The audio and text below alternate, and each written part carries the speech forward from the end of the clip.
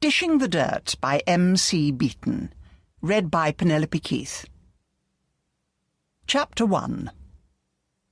After a dismal grey winter, spring came to the village of Carsley in the Cotswolds, bringing blossoms, blue skies and warm breezes. But somewhere in the heart of one private detective, Agatha Raisin, storms were brewing. When Agatha had been a member of the now defunct Ladies' Society, she had got to know all the incomers to the village.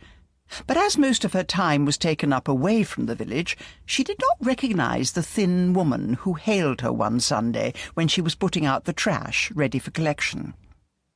"It is Mrs. Raisin, is it not?" she called out in a reedy voice. Agatha came to the fence of her thatched cottage. "I am Victoria Bannister," said the woman. "I do so admire you." Victoria was somewhere in her 80s, with a long face and a long thin nose and large pale eyes. "Oh, I just do my job," said Agatha. "But you have come such a long way from your poor beginnings," said Victoria. "What poor beginnings?" snarled Agatha. She had been brought up in a Birmingham slum, and somehow always dreaded that somewhere someone would penetrate her lacquer of sophistication and posh accent. "I heard you came from such a bad start, with drunken parents. I do so admire you," Victoria said again, her pale eyes scrutinising Agatha's face. "Piss off," said Agatha furiously, and went into her cottage and slammed the door. Victoria walked off down Lilac Lane, feeling happy. She enjoyed goading people. Inside her cottage, Agatha stared bleakly at her reflection in the hall mirror. She had glossy brown hair and small, bear-like eyes, a generous mouth, and although quite small in stature, had long, well-shaped legs. Over the years, she had laminated herself with the right clothes and the right accent. But deep down she felt vulnerable. She was in her early 50s, which she reminded herself daily was now considered today's 40s. She knew her ex-husband, James Lacey, a travel writer, had just returned from abroad. He was aware of her background, as was her friend Sir Charles Frayth. Surely neither of them would have gossiped. She had challenged James before, and he had denied it. But she had to be sure. That therapist, Jill Davant, who had moved to the village, had somehow known of her background. James had sworn then he had never told her anything. But how else would the woman have known? Agatha had visited Jill, prompted by jealousy because James had been seen squiring her around. She had told Jill a highly romanticised story of her youth, but Agatha had left in a fury when Jill accused her of lying. "Any odd and sod can call themselves a therapist these days," she said to her cats. "Charlatans, the lot of them." She went next door to his cottage and rang the bell. James answered and smiled in welcome. "Come in, Agatha. I've got coffee ready. If you must smoke, we'll have it in the garden." Agatha agreed to go into the garden, not because she particularly wanted to smoke, but because the inside of James's cottage, with its bachelor surroundings, always reminded her how little impact she had made on his life when they were married. Blackbirds pecked at the shabby lawn. A magnolia tree at the bottom of the garden was about to burst into bloom, raising pink buds up to the pale blue sky. James came out with 2 mugs of coffee and an ashtray. "Someone's been gossiping about me," said Agatha. "It must be Jill Davant. Someone's found out about my background." "I could never understand why you were so ashamed of your upbringing," said James. "What does it matter?" "It matters to me," said Agatha. "The Gloucestershire middle classes are very snobby." "Only the ones not worth knowing," said James. "Like some of your friends? Did you tell anyone?" "Of course not. I told you before, I do not discuss you with anyone." But Agatha saw a little flash of uneasiness in his blue eyes. "You did say something about me, and recently too."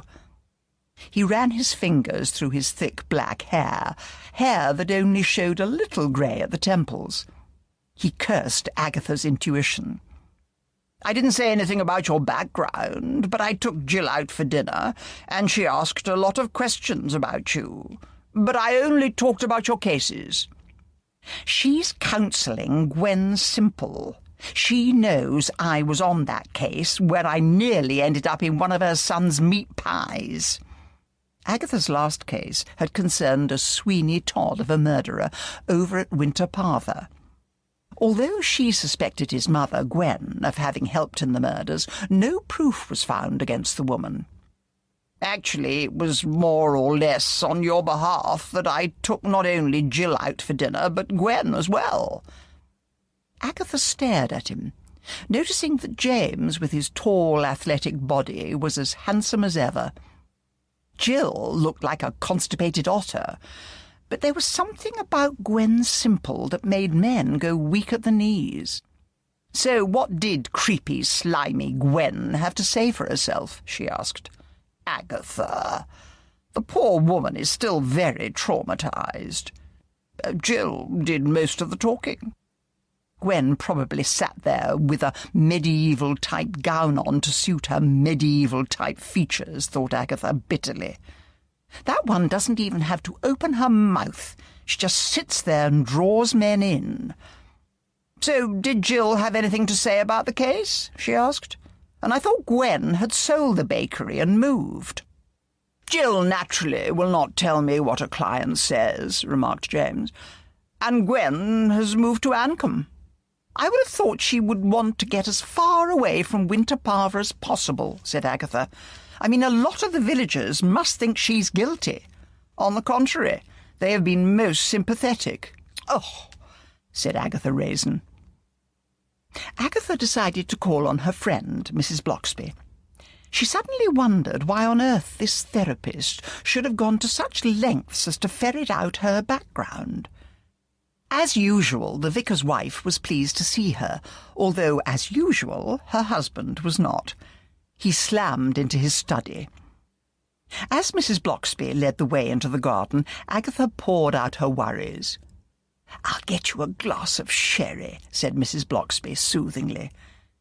As she waited for her friend to come back, Agatha felt herself beginning to relax. Over in the churchyard, daffodils were swaying in the breeze amongst the old gravestones. In front of her, a blackbird pecked for worms on the lawn. Mrs. Bloxby returned with a decanter of sherry and 2 glasses. After she had finished pouring out the drinks, she said, "I find it most odd that Miss Davant should obviously have gone to such lengths to dig up your background. She must see you as a threat.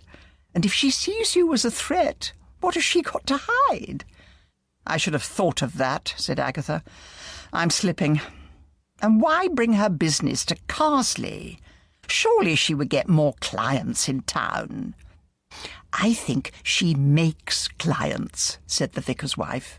"What do you mean?" "For example, she called on me.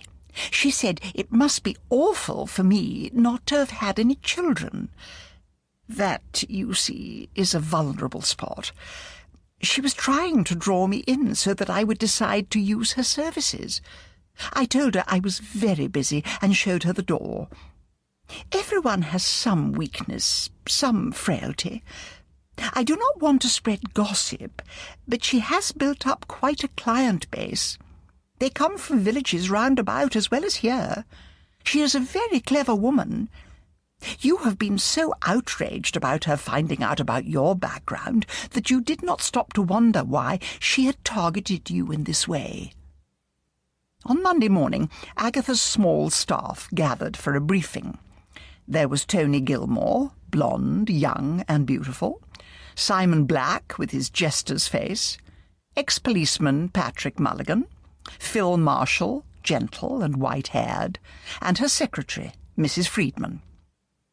Agatha had decided she had given up caring about her lousy background, and so she told them that somehow Jill had gone out to target her, and she wondered why.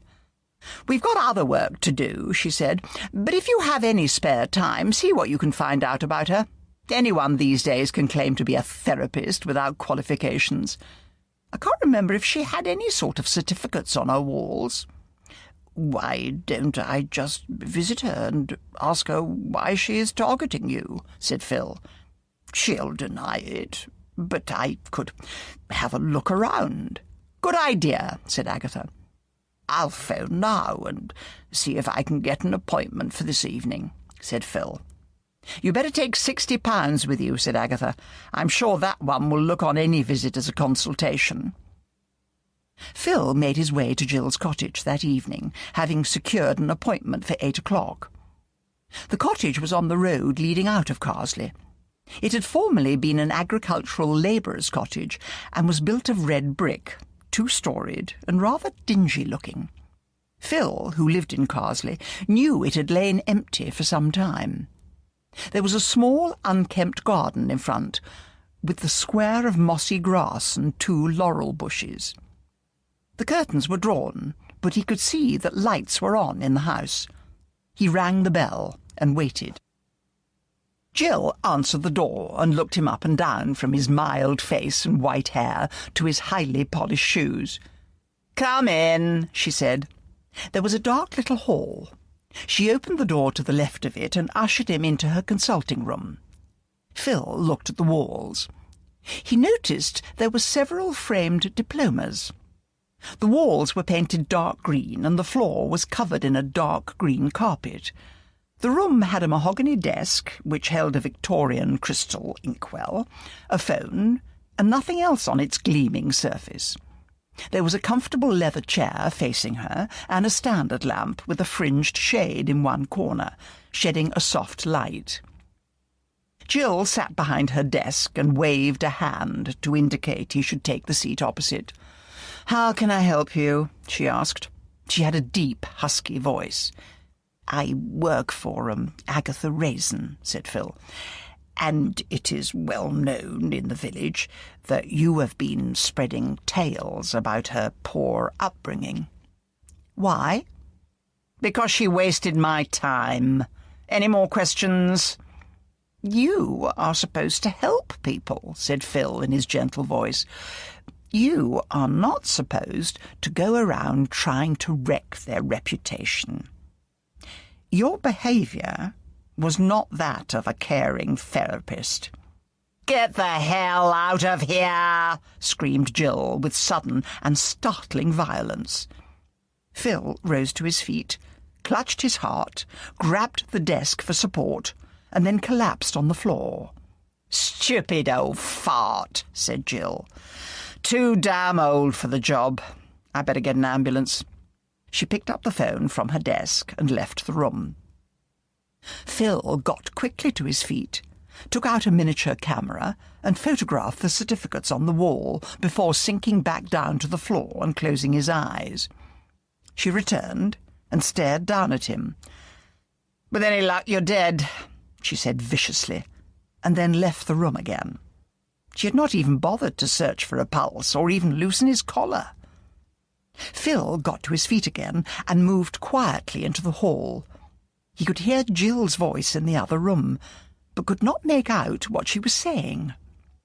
He opened the front door and walked back down the hill. He would print the photos and email them to Agatha's computer. Later that evening, Agatha decided to walk up to the local pub for a drink. As she left, she saw James welcoming Jill and felt a sour stab of jealousy. In a corner of the pub were 3 blonde women the locals had dubbed the trophy wives. They were each married to rich men and were rumoured to be 3rd or even 4th wives. They were left in the country during the week, each looking as if she were pining for London. They were remarkably alike, with their trout-pout mouths, salon tans, expensive clothes, and figures maintained by strict diet and personal trainers. "Do women have trophy husbands?" wondered Agatha. Perhaps, she thought ruefully, that now she had no longings for James. She wanted him to be kept single, so that she could bask in his handsome company, a sort of see-what-I've-got type of thing. The pub door opened, and Sir Charles Frayth strolled in, tailored and barbered and almost cat-like with his smooth blonde hair and neat features. He saw Agatha, got a drink from the bar, and went to join her. "How's things?" he asked. "Awful." Agatha told him all about Jill Davant. "So she sees you as a threat," said Charles. "What's she got to be scared of?" "That's what I'm trying to find out," said Agatha. "I'm furious. Phil went there this evening and got some pics of her certificates. He's sending them over." "I bet you've been playing into her hands by raging all over the place," said Charles. "You're an old-fashioned snob, Aggie. This is an age when people who have risen from unfortunate beginnings brag about it all over the place." "I am not a snob," howled Agatha, and the trophy wives giggled.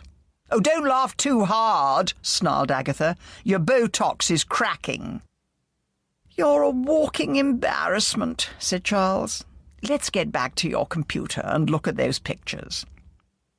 Agatha saw Charles's travel bag parked in her hall and scowled.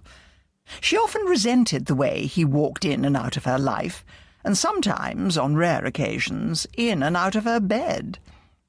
They both sat in front of the computer. "Here we are," said Agatha. "Good old Phil. Let's see. An M.A. from the University of Maliamba? Where's that?" "Africa. You can pay up and get a degree in anything. It was on the internet at one time. A diploma in aromatherapy from Alternative Health in Bristol. A diploma in Tai Chi? Where's that from? Taiwan. The woman's a phony, Agatha. Forget her." "I can't, Charles. She's counselling Gwen Simple, and I swear that woman helped in those murders. I'd like to see her records." "Oh, let's forget the dratted woman," said Charles, stifling a yawn. "I'm going to bed." "Coming." "Later, and to my own bed." Agatha would not admit that she was sometimes lonely, but she felt a little pang when Charles announced breezily at breakfast that he was going home. For the rest of the week, she and her staff were very busy and had to forget about Jill. But by the weekend, what the locals called Blackthorn winter arrived, bringing squally showers of rain and sleet. Agatha decided to motor to Oxford and treat herself to a decent lunch.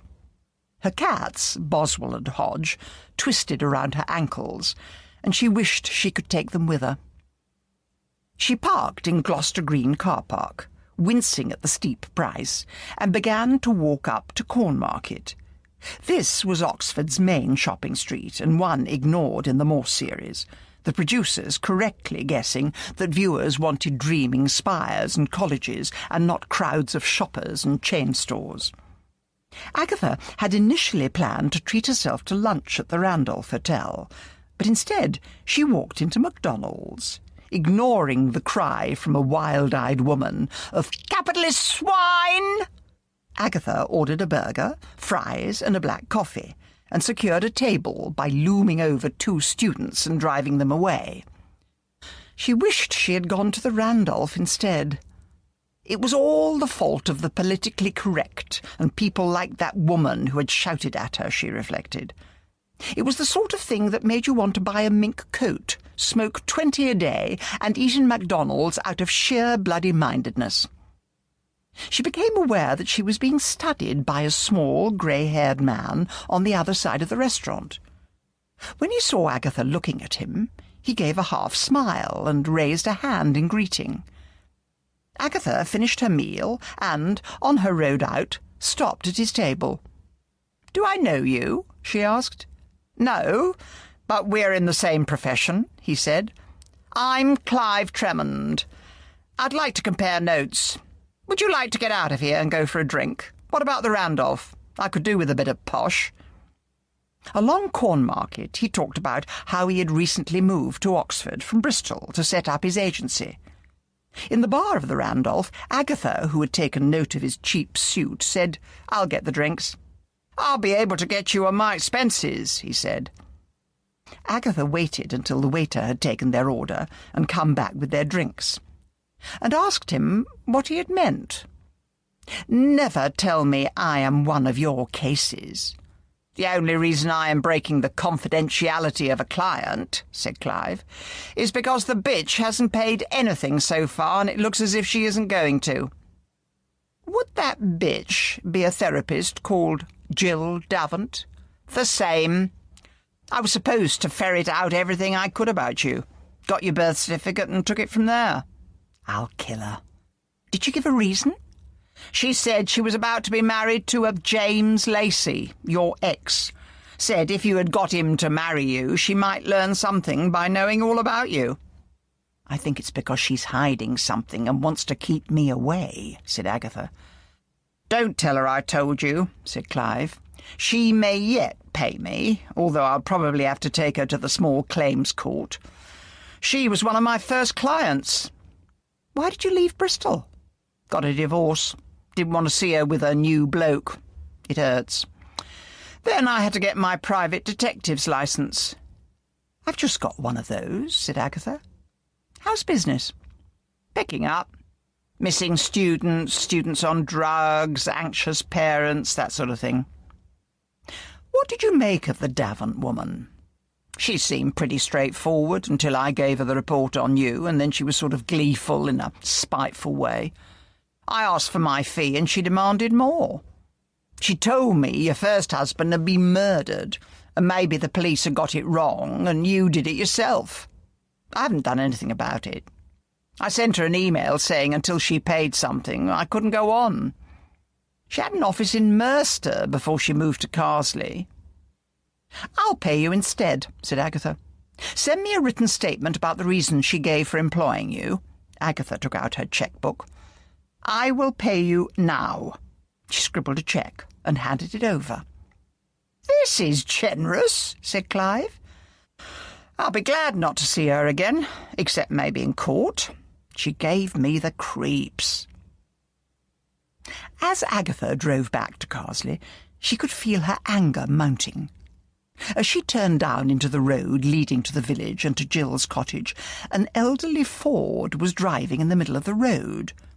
She honked her horn furiously, but the car in front continued on in the middle of the road at 20 miles an hour. Victoria Bannister was the driver. She finally saw Agatha pull up outside Jill's cottage, and stopped as well, a little way down the road. Her long nose twitching with curiosity, Victoria decided to see if she could hear what Agatha was up to. The window of Jill's consulting room was open, and Agatha's voice sounded out loud and clear. "How dare you hire a detective to probe into my life? Leave me alone or I'll kill you. But before I murder you, you useless piece of garbage, I am going to sue you for intrusion of privacy," said Jill. "And that will be a joke, coming from a woman who earns her money doing just that." Agatha stormed out as Victoria scampered down the road to her car, and this time drove off at 60 miles an hour.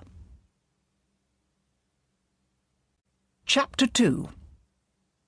Mrs. Bloxby had been worried ever since Agatha had told her all about Jill, having paid a private detective to look into her background. The vicar's wife felt that Mrs. Raisin should simply have asked Miss Davant why she had gone to such lengths. 2 days after Agatha's confrontation with the therapist was clear and quite cold. The waxy blossoms of the magnolia tree in the vicarage garden shone against the night sky, where that peculiar blue moon was rising. A blue moon, everyone had been told, was because of a forest fire in Canada. Mrs. Bloxby came to a sudden decision. She would visit the therapist and ask her herself.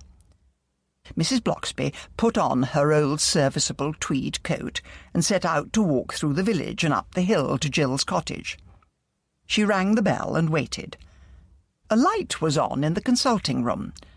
Perhaps, thought Mrs. Bloxby, a consultation was in progress, and the therapist had decided not to answer the door. But having come this far, she was reluctant to leave. She banged on the door and shouted, "Anyone there?" Silence. Mrs. Bloxby walked to the window of the consulting room and peered through a gap in the curtains. She let out a startled gasp. She could see a pair of feet on the floor, but the rest was masked by a desk. She went back to the door and tried the handle. The door was unlocked. Mrs. Bloxby went straight to the consulting room and walked around the desk. The ghastly, distorted face of Jill Davant stared up at her. A coloured scarf had been wound tightly round her neck. The vicar's wife backed slowly away, as if before royalty. Her legs felt weak, and she was beginning to tremble. She made it outside and, fishing in her old battered leather handbag, took out her mobile phone and dialed 999. It seemed to take ages for the police to arrive, and as she stood there, the pitiless blue moon rose higher in the sky. Mrs. Bloxby let out a gulp of relief when she at last heard the approaching sirens. It was only when she was back at the vicarage, having given her preliminary statement and been hugged by her worried husband, that she realised she should really phone Agatha Raisin. Agatha was on her road home when Mrs. Bloxby phoned.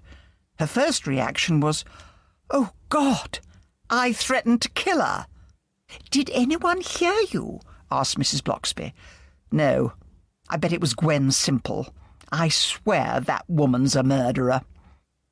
As Agatha drove down into the village, she could see the police cars and ambulance and a little knot of villagers standing behind the police tape. Her friend, Detective Sergeant Bill Wong, and Inspector Wilkes could be seen waiting outside the cottage for the forensic team to do their work. Agatha parked her car up the road and walked forward to join the crowd. Victoria Bannister saw her approach and called out loudly, "There's the murderer! I heard her threatening to kill her!"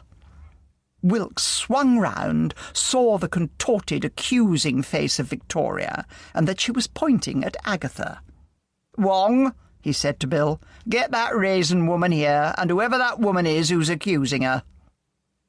How many weary hours have I spent in this interviewing room, having questions fired at me, thought Agatha dismally. She had been taken to police headquarters, and Wilkes was interrogating her. Over and over again, Agatha explained that she had found out that Jill had hired a private detective to ferret into her background, and that had enraged her. "I like my unfortunate upbringing to be kept quiet," she explained. "You're a snob," said Wilkes nastily. "My father was a porter on the railroad, and my mother worked in a factory. I'm proud of them." "I am sure they were sterling people," said Agatha wearily. "But did they force you to work in a factory and then take your wages to buy booze? And did it ever cross your mind that she wanted to get me off her case? She was counselling Gwen Simple for a start. And why did she leave Merster?" "That's for us to find out and for you to keep your nose out of police business," snapped Wilkes. Agatha explained she had not left the office until 8 o'clock in the evening. She had stopped for petrol outside Merster. Yes, she had the receipt. Agatha looked to Bill for sympathy, but his face was blank. By the time she was allowed to go and told not to leave the country, Agatha was in a rage. Mrs. Bloxby, who had driven her to police headquarters, got the full blast of Agatha's tirade on the road back to Carsley. At last, when Agatha had paused for breath, Mrs. Bloxby said mildly, "But what a great incentive to find out who murdered her. I am sure it would be a wonderful idea to get revenge on Mr. Wilkes." "Yes," said Agatha slowly, "there must be something fishy in Jill's background. I've asked that private detective of hers to detect for me." Mrs. Bloxby looked surprised. "Why did you do that? You have detectives of your own." "True," said Agatha. I did it on the spur of the minute, but I will need all the help I can get. You see, there suddenly seems to be a great amount of adultery going on, and much as I hate divorce cases, they pay well, and we're all stretched to the limit. Now, I know you don't like to gossip, but I have to start somewhere. Who in Carsley has been consulting Jill? I suppose there's no harm in telling you. There is your cleaner, Mrs. Simpson. What, Doris? She's the sanest person I know. Anyone else? I believe Miss Bannister went to see her. That old cow, I could murder her. Mrs. Raisin? Well, she's the reason I have been stuck in the police station half the night. Who else? Old Mrs. Tweedy. You mean the old girl who lives round the corner from the vicarage? What's up with her? Nothing more than loneliness, I should think, said Mrs. Bloxby. Then she added reluctantly, Mr. Lacey spent a great deal of time with Miss Davant. Of course, there were women from the other villages, but I don't know who they are. As Mrs. Bloxby turned the corner into Lilac Lane, where Agatha lived, they saw a car parked outside James's cottage.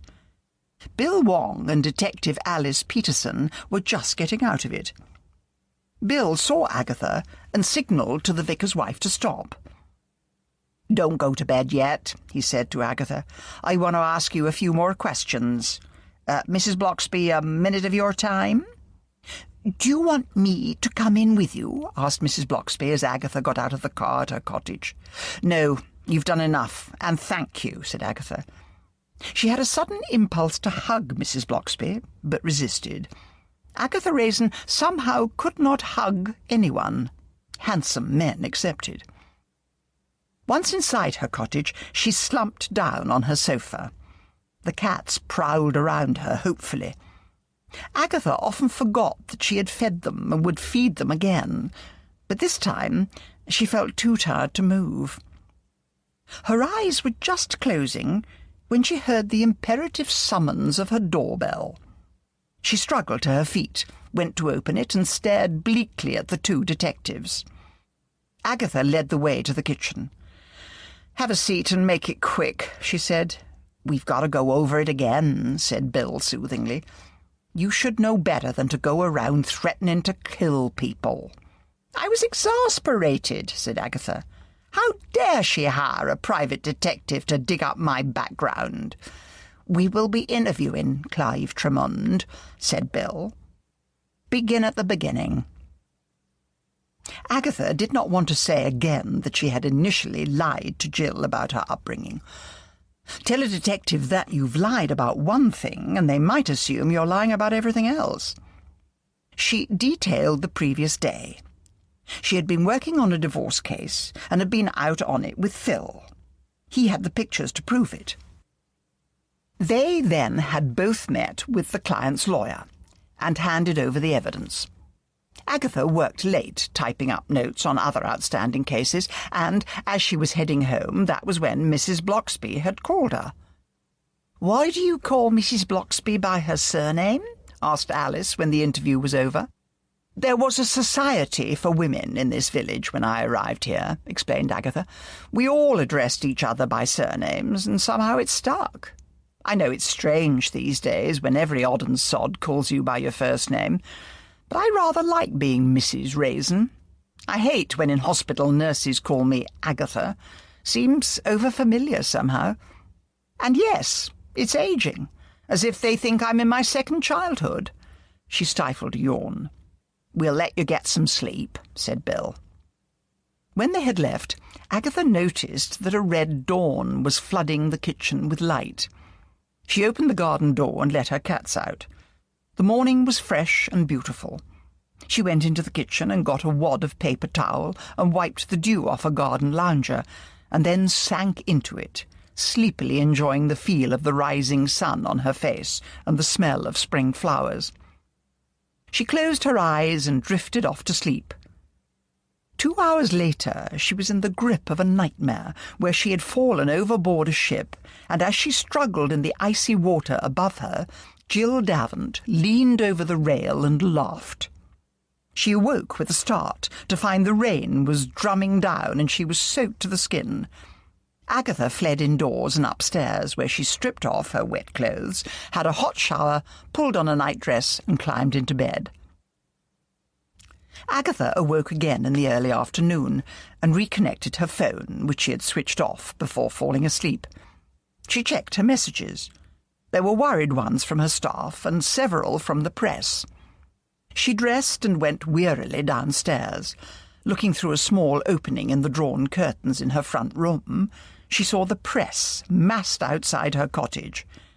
Agatha went upstairs and changed into an old T-shirt, jacket, loose trousers and running shoes. Down again and out into the back garden, where she seized a ladder and propped it against the fence. She had somehow planned to heave the ladder up when she was straddled on the top of the fence, but could not manage it. She was just about to give up and retreat when James appeared below in the narrow path which separated her cottage from his. "I'll get my ladder," he called up to her. If this were a film, thought Agatha grumpily, I would leap down into his strong arms. A watery sunlight was gilding the new leaves of the large lilac tree at the front of her cottage, which mercifully screened her off from the press, which might otherwise have spotted her at the end of the passage. James came through a side gate from his garden, carrying a ladder which he propped against the fence. Agatha climbed down. She smiled up at James and then ducked her head as she realised she wasn't wearing any makeup. "Come in and have a coffee," said James. "But I really think you should have a word with the press, even if it's no comment, or they'll be here all day." "In these clothes? Agatha." "Oh, all right. We'll climb back over, sort yourself out, and then go out to face them." James waited impatiently in Agatha's kitchen for half an hour until she descended the stairs, fully made up and teetering on a pair of high heels. Agatha went out to face the press. She competently fielded questions while television cameras whirred and flashes went off in her face. Yes, she had spent a long time at police headquarters. Why? Because she was a private detective who lived in the village where the woman was murdered. And then, to her horror, Victoria Bannister pushed her way to the front. "You threatened to kill her!" she shrieked. "Jill Davant hired a private detective to find out all about me," said Agatha. "I was annoyed with her. That is all. The question that arises is, why was she afraid of me? What had she got to hide?" "You're a murderer!" shouted Victoria. "And you," said Agatha, "will be hearing from my lawyers. I am going to sue you for slander." Victoria's wrinkled face showed shock and alarm. I'm sorry," she babbled. I made a mistake." She turned to escape, shouting at the press to let her through. Agatha's voice followed her. "There's one in every village." And in that moment, Victoria could have killed Agatha. As she fled up to her cottage, she vowed to find out the identity of the murderer herself.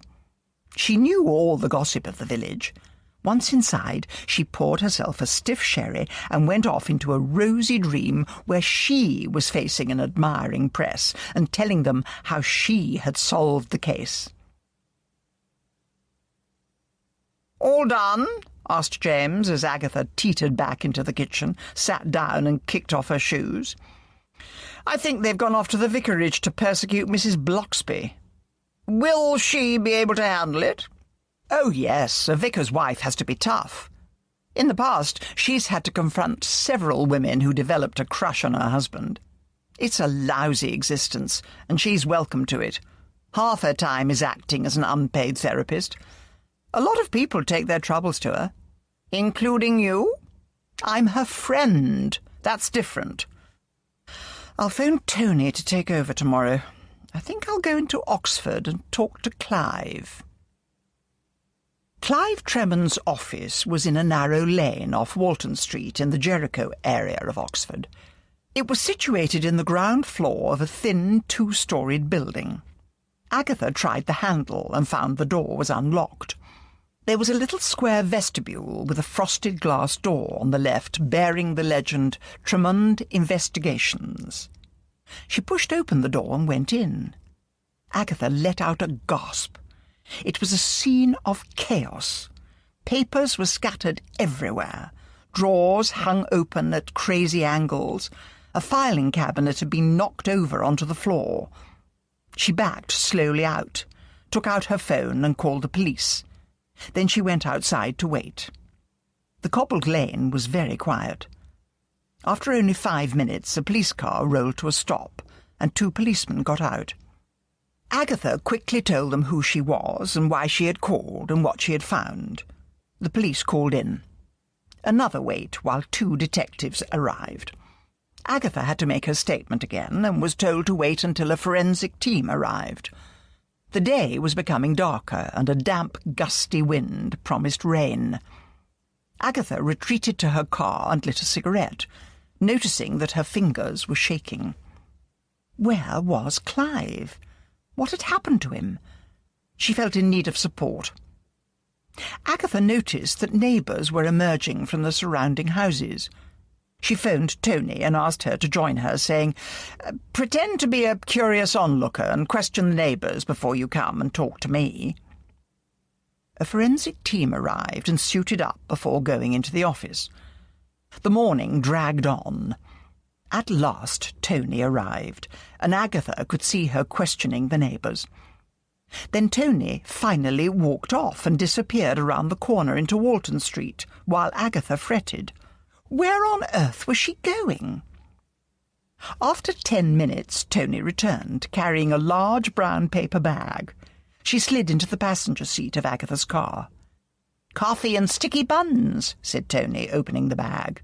"You're an angel. What did you get from the neighbours?" "Not much. He lived upstairs." "Oh, snakes and bastards," howled Agatha. "I didn't even think to have a look. He could be lying dead up there." "Don't think so. No ambulance."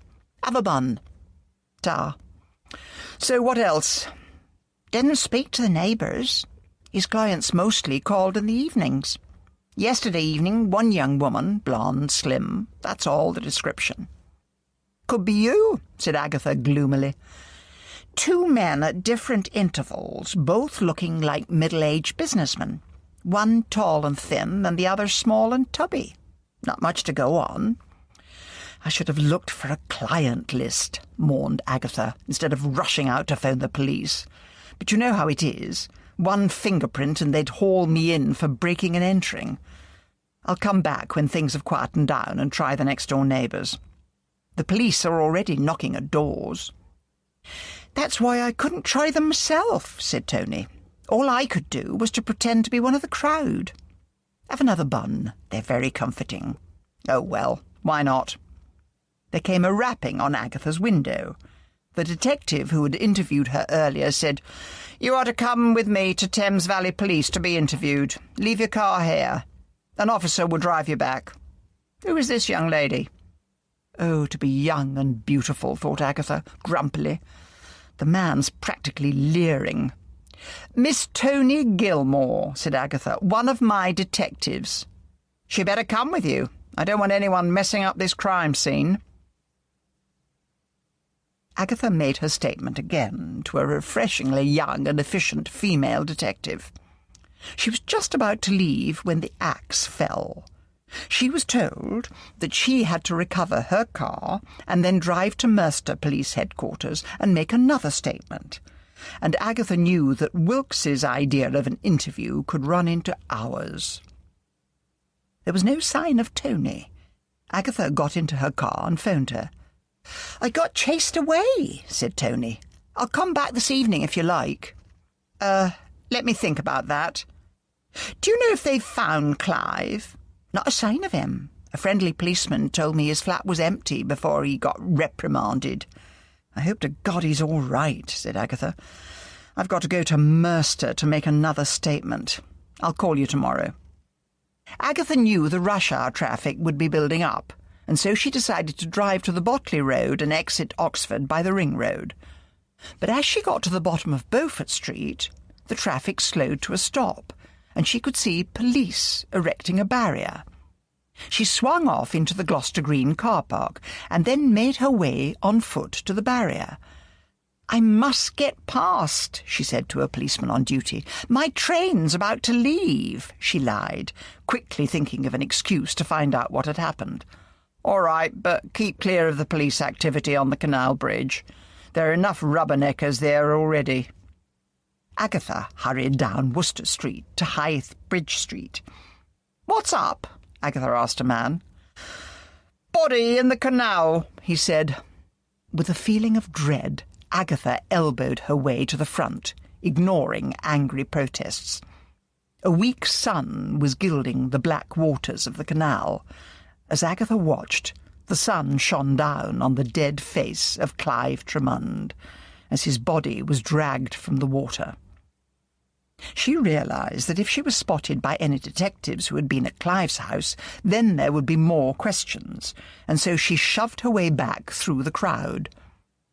Agatha felt miserable as she drove to Merster. Clive had been her one hope of getting a break in the case. Once she got to Merster, and before she went into police headquarters, she phoned Patrick Mulligan and briefed him on what had been happening. "See if your old police contacts can tell you anything," said Agatha. As the long interview progressed, Agatha realised to her horror that Wilkes was beginning to regard her as the #1 suspect.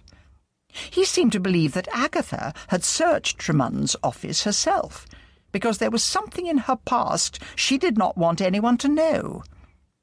After 15 minutes, Agatha lost her temper. "I want a lawyer!" she shouted. She was escorted to a waiting room where she phoned criminal lawyer Sir David Herith. She had met David at a party on one of her brief visits to London the year before. Agatha had found him very attractive, so she thought, why not kill 2 birds with 1 stone? She knew he commuted to London from Oxford. He listened patiently to her furious tirade, and then, to her relief, he said he was actually in Oxford and would be right over.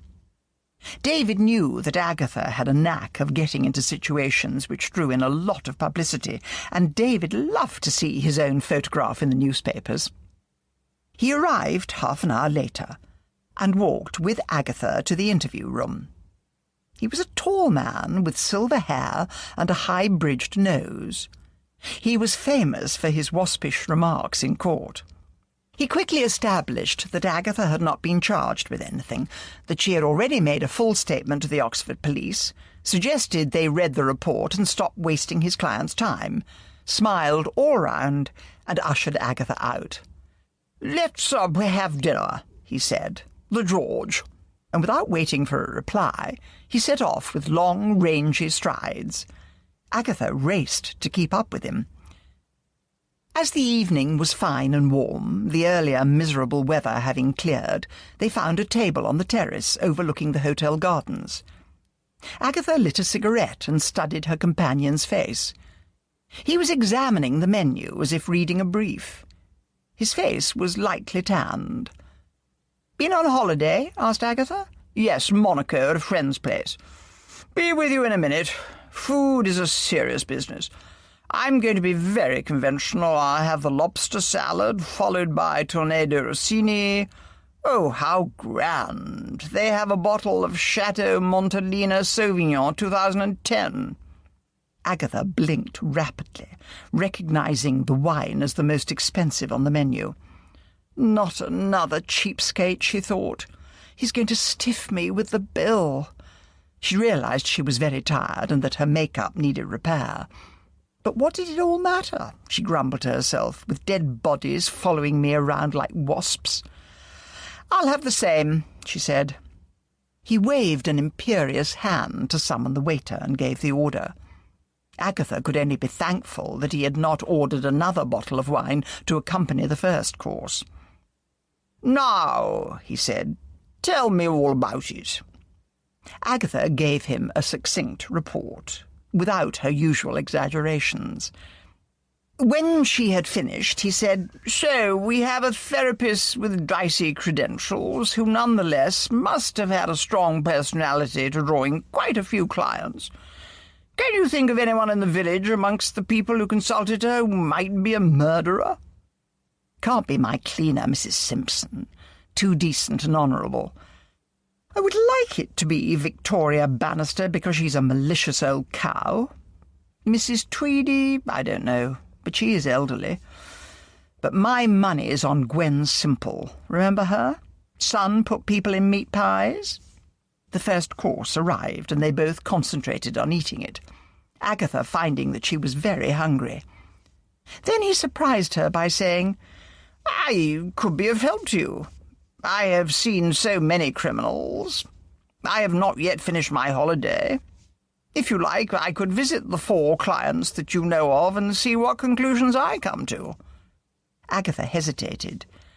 "I would not charge you a fee," he said. "It would be a sort of busman's holiday." Looking at him with new eyes, Agatha realized he was an attractive man. Was he married? When the main course arrived, he turned all his attention to the food and wine, leaving Agatha to eat her dinner automatically and dream of being married to him. And wouldn't that put Charles's nose out of joint? By the end of the meal, he had taken a note of the names and addresses of the 3 women who had consulted Jill. He had a good contact in the police in Oxford and felt sure he could find out a lot about Clive Tremond. More than that, he paid the bill. He escorted Agatha back to her car in the square and said he would call on her in her office on the following afternoon. When she arrived home, Agatha patted her cats, fed them, and then rushed to her computer to look up Sir David Hereth. He had been married to a glamorous model, but the marriage had ended in an amicable divorce. Rats, thought Agatha, dismally looking at a photograph of the ex-wife. She was blonde and beautiful. If his taste ran to arm candy, there wasn't much hope for one middle-aged detective. Mind you, there weren't any children, and that... "How's it going?" asked Charles from behind her. Agatha leapt up in alarm.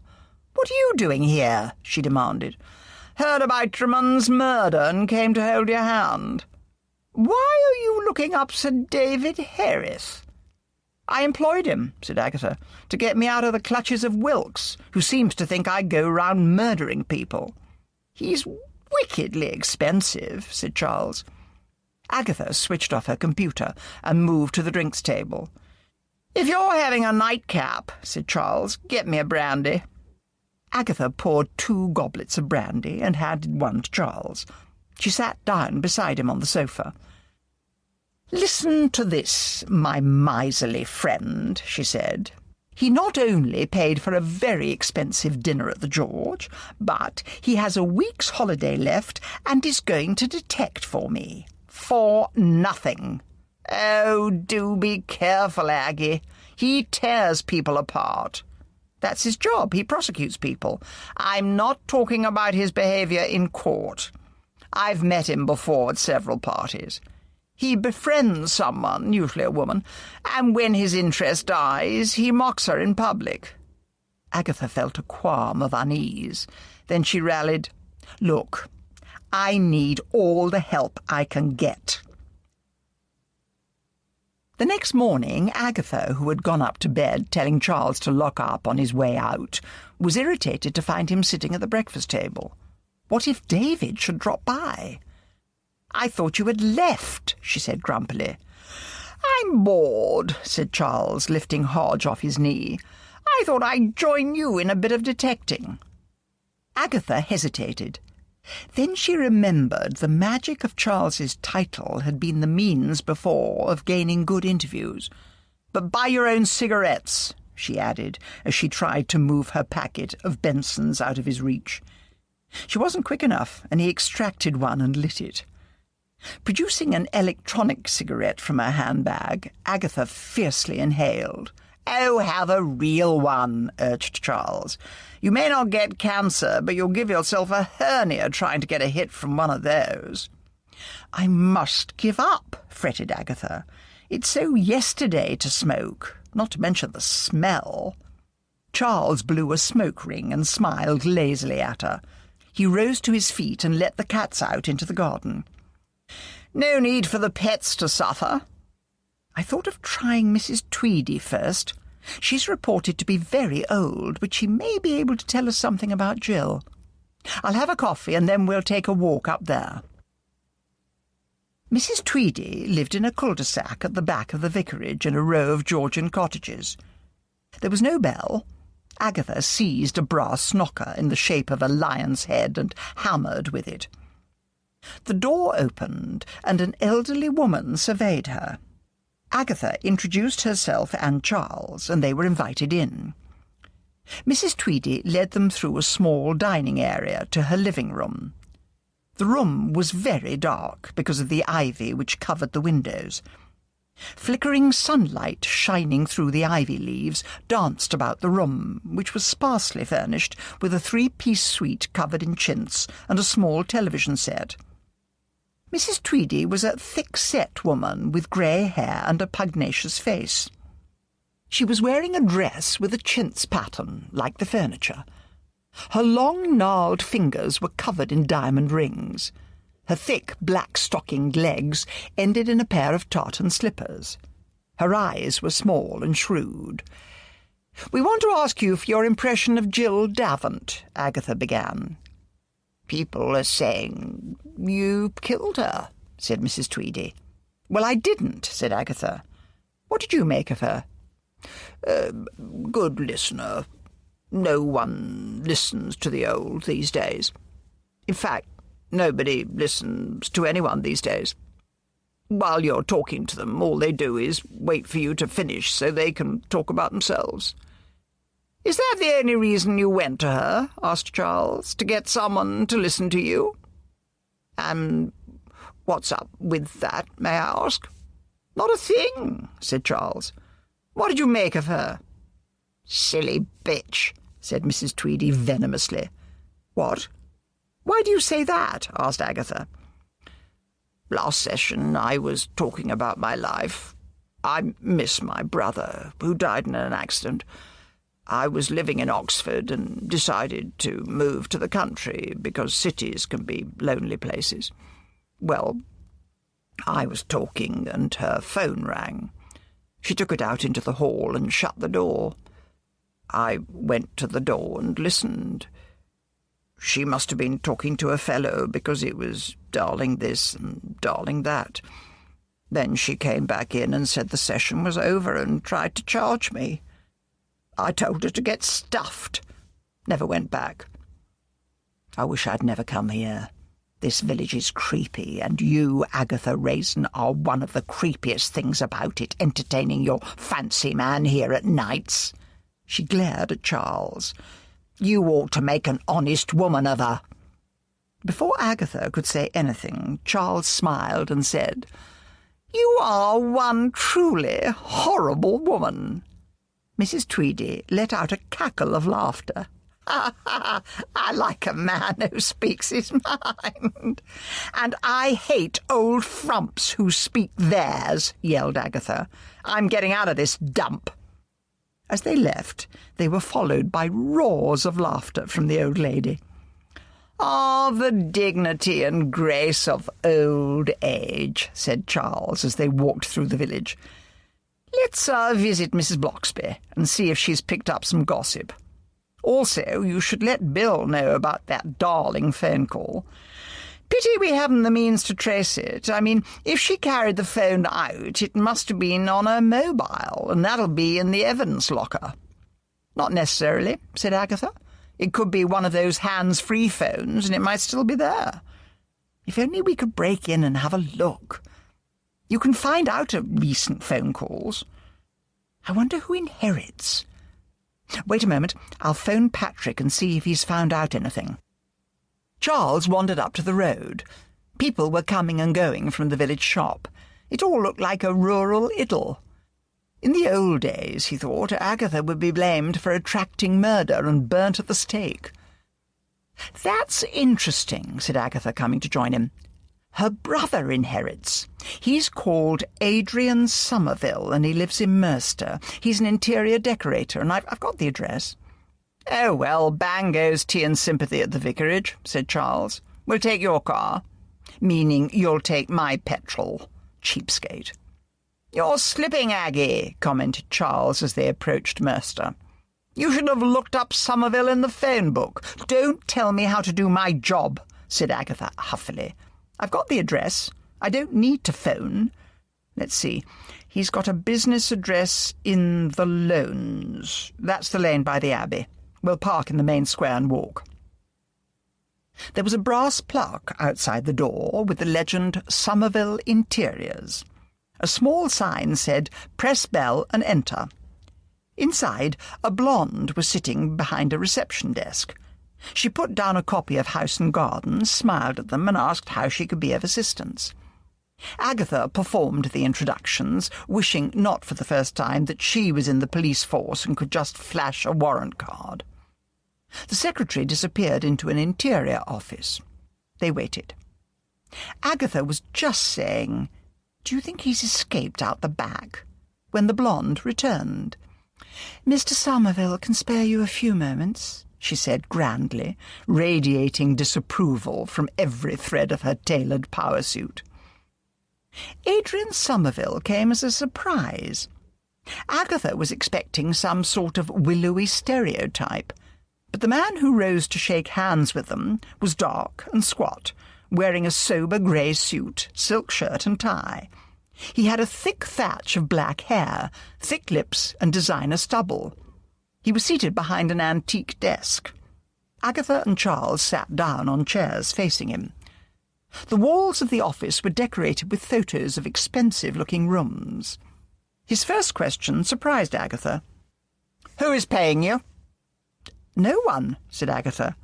"The murder took place in my village, and I want to know who did it." "I hear the police suspect you." "Well, I didn't murder anyone," retorted Agatha crossly. "I wouldn't be wasting my time otherwise, unless to throw them off the scent." Agatha half rose to her feet, but Charles pulled her down. "Stop being so aggressive," he said. "Don't you want to find out who murdered your Jill?" "Of course I do, but it's better to leave it to the police." "We are sorry for your loss," said Charles, "but it's a loss you don't seem to be grieving over. What do you plan to do with her house? Sell it? Why?" "I might like to buy it," said Charles. "I collect properties, hobby of mine. How much?" 500,000 or so." "Rubbish," said Charles. "A nasty little cottage where a murder has taken place. 300,000. It's not on the market yet." Adrian's eyes held a mercenary gleam. "I might like to have a look at it," said Charles. "You own that big place in Warwickshire, don't you?" "Yes." "Give me your card. I'll phone you when the police have finished with it. Don't want to bother with blood-sucking estate agents now, do we?" "Oh, of course not. So goodbye." Charles could feel the volcano that was Agatha simmering beside him. He handed Adrian his card and heaved Agatha out of her chair. "Let's go, darling." Chapter 3. Outside, Agatha raged. "Horrible man!" "Oh, calm down," said Charles. "We want to look inside her cottage, don't we? You nearly spoiled things." "Oh, I'm sorry," said Agatha, in a suddenly mild voice. Charles looked at her suspiciously. Agatha had just remembered that David Herith was due to call at her office, and she didn't want Charles around. "Why don't we split up? I can't interview Victoria because she'll just curse me. But you could, and we could meet up later." "All right," said Charles reluctantly. "What are you going to do?" "I've got to get to the office and see how the others are getting on. I do have a business to run, Charles, and no one is paying me for all this effort." "But we came in your car, or have you forgotten? How am I to get to Carsley?" Agatha whipped out her mobile phone. "Tony," she said, "could you be an angel and run Charles back to Carsley?" "Great. We'll meet you in the car park." Now, why doesn't Agatha want me in her office, wondered Charles. We haven't had anything to eat, he said. Why don't we all go for a late lunch? He asked as Tony came hurrying towards them. I'm not hungry, lied Agatha. Why don't you and Tony go for a bite first? I've already had lunch, said Tony. You can watch me eat, said Charles. They were about to walk off when Tony called, "Oh, my wits are wandering. Hereth is waiting for you in the office, Agatha." Charles gave a malicious smile. I haven't seen David in ages. Must say hello. And to Agatha's horror, he set off for her office without waiting for her. Tony and Agatha hurried after him. To Agatha's further irritation, when she got to the office, it was to find David Hereth seated behind her desk and going through the contents of her computer. "Charles Fraith," cried David, "what are you doing here?" While Charles explained that he was a close friend of Agatha's, and the conversation turned to the sort of do-you-know-about-people Agatha had never met, she leaned over and switched off her computer. Still talking, David vacated her desk and walked round to join Charles. "Why don't we go for a drink?" said Charles. "Great idea." Both men headed for the door. "Stop!" shouted Agatha. They both turned around. Charles smiled at her sweetly, and David raised his eyebrows. "I mean," said Agatha desperately, "you were supposed to find out something for me, David." "Oh, that. I've got as far as finding out how Tremont was murdered. He wasn't strangled. He was struck on the head with some blunt instrument. A bag of stones was slung round his neck, and he was tipped into the canal. The divers found him when they brought him up." "How did they know he was in the canal?" asked Agatha. "And when was he shoved in?" "They haven't done the pathology thoroughly yet, but some students have finally come forward. They said it was about 3 a.m, and they were coming back from a party when they heard a splash from the canal. One girl said she thought she saw a man's head above the water, and then it disappeared." "Why didn't they come forward sooner?" asked Agatha. "The police guessed they'd been on drugs and didn't want to get involved. But one of them, a girl called Haley Martin, got a fit of conscience and called into the police station and reported what they had seen." "Did she see anyone else around?" asked Tony. "She saw a dark figure on the towpath, but couldn't see if it was a man or a woman. Her friends told her to forget it, that it was just someone fly-tipping. I went to see this Haley Martin. I told her that anything she told me would not be reported to the police. She said the others were drunk and had been smoking pot. She said she didn't take drugs and hadn't had all that much to drink. I could see why the police took her story seriously. She's a very pretty girl, and very honest. Now to Tremont's office. His computer has been taken, and as you saw, Agatha, papers and correspondence were scattered all over the place." "Did the police say whether Jill Davant kept tapes of her sessions?" "Evidently she didn't. That's all I've got. Come along, Charles. All this talking has given me a thirst. I'll be in touch, Agatha." Over drinks in the George, David said, "Are you in a relationship with that Raisin woman?" "We are very close friends." "Didn't think it could be anything else," said David. "Why?" "Men like us can have a pick of the young ones," said David. "Though I must admit Agatha is sexy. Might have a fling there." Charles rose to his feet. His light voice carried around the bar. "Don't you dare!" "Why?" "Because I'll kill you," said Charles, and strode out of the hotel bar. David Hereth was furious. People treated him with respect. He would bed Agatha and make sure Fraith heard about it. He finished his drink and decided to return to his home in Summertown in Oxford. He lived in a Victorian villa, one of the ones that had been built for the Oxford dons in the 19th century when the decision was made to allow them to live out of the college and marry. It is the most expensive part of Oxford. He also had an apartment in the Inner Temple in London, one of the Inns of Court. He parked his car in the short drive under a laburnum tree and got out, savouring the peace of the evening. He let himself in, reset the burglar alarm, went to the kitchen and poured himself a glass of Chardonnay, and carried it through to his desk in the office. He started to make out a bill for his services at police headquarters to send to Agatha. That being done, he opened the window wide, for the evening was warm, listening to the blackbirds singing and the hiss of traffic going down the Banbury Road. His phone rang. A gruff, sexless voice said, "If you want to know who done those murders, meet me at the Hythe Bridge Canal in half an hour." Then whoever it was rang off. Now, this is either some nutter or the real murderer, thought David. He phoned the police and told them about the call. They said they would send plainclothes detectives to keep watch.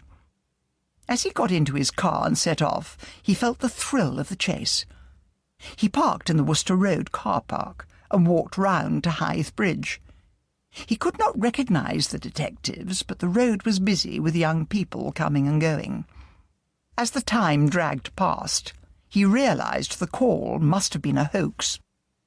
He phoned the police and said he had been the victim of a silly trick and he was going home. As he parked, he noticed, to his irritation, that he had left his office window open in his excitement. He let himself in, reset the burglar alarm, and decided to make himself an omelette before going to bed. After he had eaten, he undressed, showered, and went to bed. But he felt restless, tossing and turning, until he decided to take 2 of his prescribed sleeping pills, the ones he had been trying so hard to do without. With a sigh of relief, he settled back against the pillows. Soon his eyes closed, and he was fast asleep. He slept naked.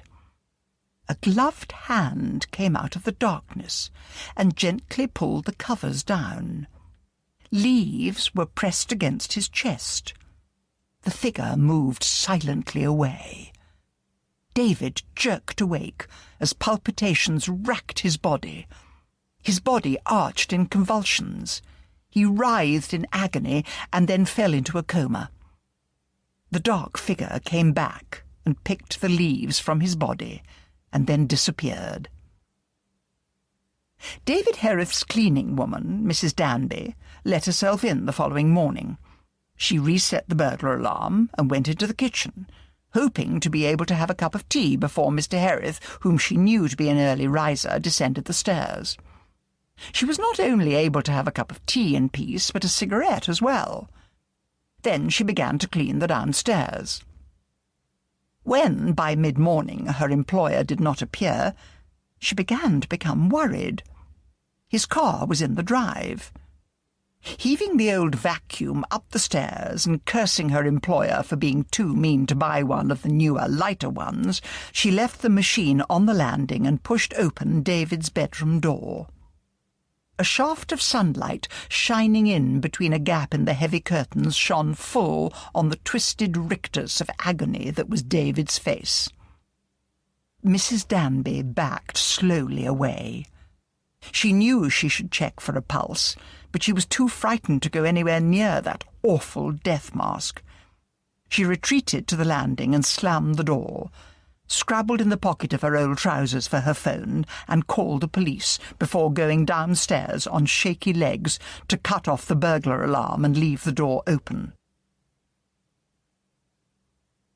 2 police cars arrived, then 3 detectives, and then the pathologist, followed closely by a forensic team, whose job it was to go over the whole house, while Mrs. Danby sat on a kitchen chair in the front garden, shivering despite the warmth of the day.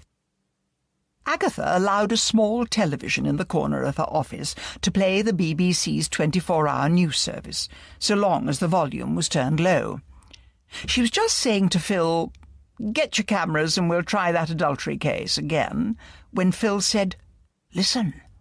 He went over and turned up the sound on the television. David Herriff's face came up on the screen, dressed in wig and gown. His body was found at his home in Oxford by his cleaner, Mrs. Danby, the announcer was saying. But the police do not suspect foul play. Preliminary reports suggest that the eminent barrister died of a massive heart attack. "Don't believe it," said Agatha. "Where's Patrick?" "At the supermarket, checking out the staff to see who's been nicking the electric goods." Agatha phoned him and told him about Hereth. "Have you any contacts in the Thames Valley Police?" she asked. "I've got one. I'll see what I can find out." Agatha rang off and turned to Simon. "Find out this Mrs. Danby's address and get over there. It must be murder." It was evening before Simon was able to track down the cleaner, who lived in a tower block on the Blackbird Lees council estate. The door was opened by a young woman with an improbable colour of aubergine hair, 2 nose rings, and holding a screaming baby. "Mrs. Danby?" asked Simon. "Nah, she ain't speaking to no press, so get lost." "I'm not press. I'm a detective," said Simon. "Oh, well, that's different. Hey, Beryl!" she called. "Another of them police!" Simon knew he should reveal his proper identity, but he decided to do that as he was leaving. He was ushered into a filthy living room, showing that some cleaners can't be bothered with their own homes after they've finished cleaning someone else's. Empty pizza boxes littered the floor, empty beer cans spilled over out of a plastic bin in the corner, and old newspapers and magazines were piled up everywhere. The woman with the baby said, "I'm off home, Mum, to get Frank's tea. I'll be round in the morning." When she had gone, Simon said, "Just a few questions, Mrs. Danby." "Could you give me a minute to change?" said Mrs. Danby. She raised one powerful freckled arm and sniffed her armpit. "I stink something awful." "Go ahead," said Simon. When she had gone, he opened a window wide, because it wasn't only Mrs. Danby's armpits that stank. Mrs. Danby went into her bedroom and stripped off her blouse and trousers. Her trousers were too long for her, and she had rolled up the bottoms.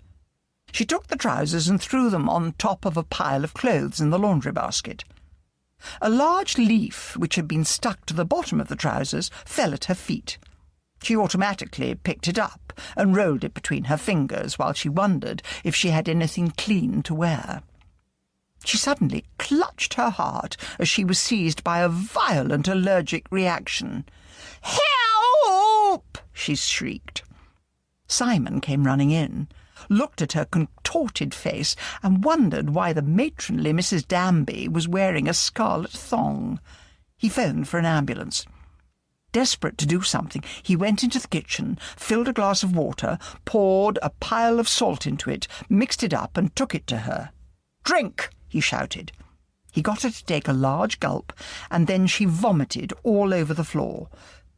"Did you eat or drink something bad?" he asked. "Leaf," she said weakly. "That there leaf." Simon heard the wail of a siren. He took out a little plastic bag and put on gloves. He lifted the leaf carefully into the bag. "What's your daughter's phone number?" he asked. "On the wall, above the kitchen phone. Josie Maller." The ambulance men arrived, closely followed by 2 policemen and a detective. The woman was Detective Sergeant Ruby Carson. She had blonde hair and deep blue eyes. Simon forgot all about Tony and fell in love on the spot. He rapidly told Ruby and the paramedics about the leaf. She said she would take his statement while waiting for the pathologist and a forensic team to arrive, while they sat in her car. Said Ruby, after Simon had reverently handed her the little plastic bag with the leaf inside, "I'll phone the hospital in a few minutes to make sure she's still alive. I'll give this leaf to the forensic lab." She took his statement down, printed it off on her mobile printer, and got him to sign it. "It all seems to have started in that village where your boss lives," said Ruby. "What's the connection?"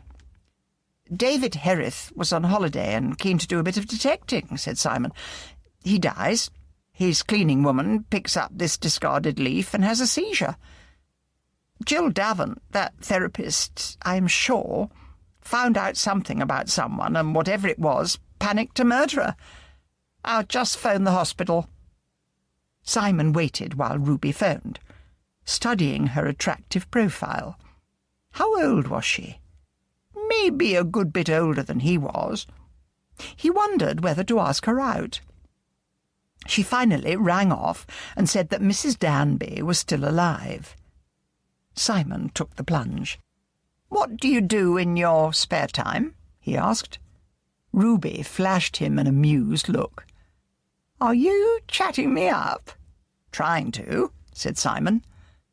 There was a rap at the car window. "Detective Inspector Briggs, Mr. Black," said a man leaning in the passenger window. "Have you made a statement?" "Yes." "Well, you are to go directly to Mercer Police Headquarters and tell them what you've been up to. Off with you." When he had left, Simon groaned.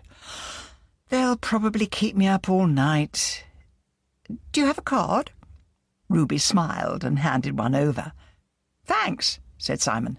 "I'll be in touch."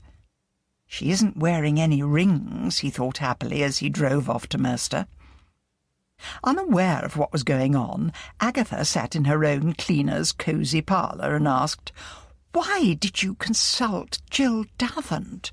I would have thought you were the last person to need a therapist." "I met her in the village shop," said Doris Simpson. Her cat, Scrabble, jumped on her capacious lap and settled down to sleep. "I had been suffering with pains in my shoulders. She said it was tension and she could take the pain away. Well, the doctor couldn't find nothing wrong, so I thought I'd give it a try. She massaged my shoulders and said she was taking all my tension away.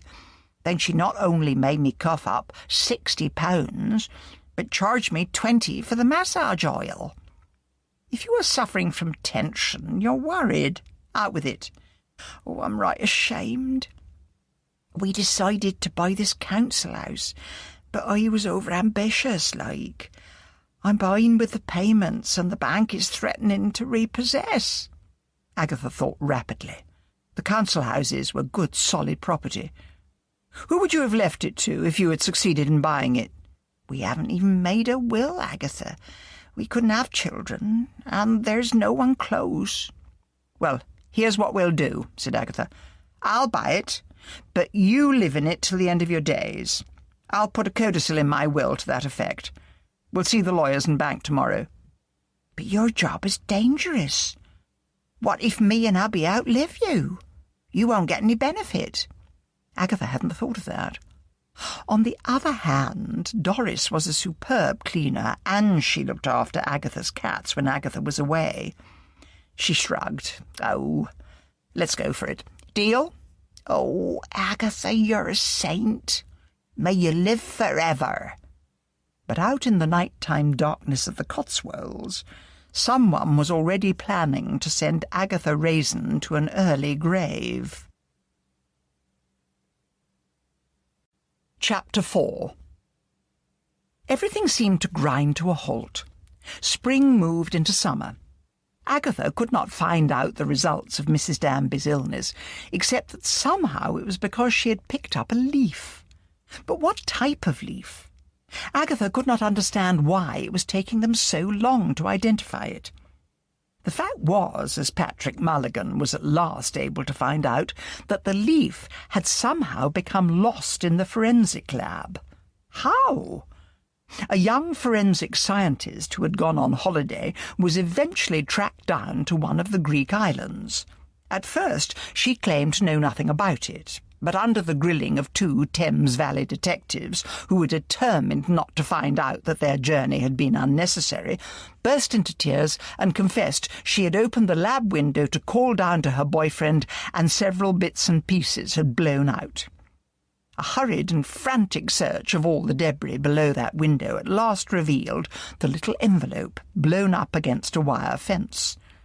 This Simon was also able to tell Agatha, because he was in constant touch with Ruby, although so far he had not persuaded her to come out on a date with him. The leaf was at last identified as coming from monkshood, a deadly killer of a plant. It was once used to kill wolves and mad dogs, and was then called wolfsbane. All parts of the plant are poisonous, and it doesn't even need to be taken by mouth. The poison can be absorbed through the skin. It looks like a delphinium, and the most common colour is purple. "So are they going to exhume Hereth's body?" asked Agatha one morning as the staff were gathered in the office. "No point," said Patrick. "It's the perfect killer, and the poison doesn't stay in the body. But the police are regarding it as murder, and Charles has been pulled in for questioning." "Why, Charles, of all people?" "Someone tipped off the police that he was heard threatening to kill Hereth in the bar of the George." "I'd better get round there and see if there's anything I can do," said Agatha. She was about to leave when there came a tentative knock on the door. Agatha opened it and found herself faced with a small boy carrying a bouquet of flowers. "Are you Miss Raisin?" he asked. "That's me." "There's a few." Agatha was just reaching for the bouquet when Tony shrieked, "Don't touch it! You boy, drop it on the floor!" Startled, the boy did as he was told. "Look at the flowers," said Tony. "That looks like monkshood." "Who gave you those flowers?" asked Agatha. The boy was small and fair-haired. "It was a big chap. He gave me £10 to deliver them." The flowers were wrapped in gold paper. "Did you touch the flowers anywhere?" Patrick asked the boy. "No."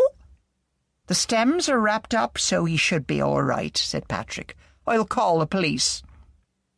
"What's your name?" Agatha asked the boy. "Jimmy Martin, miss."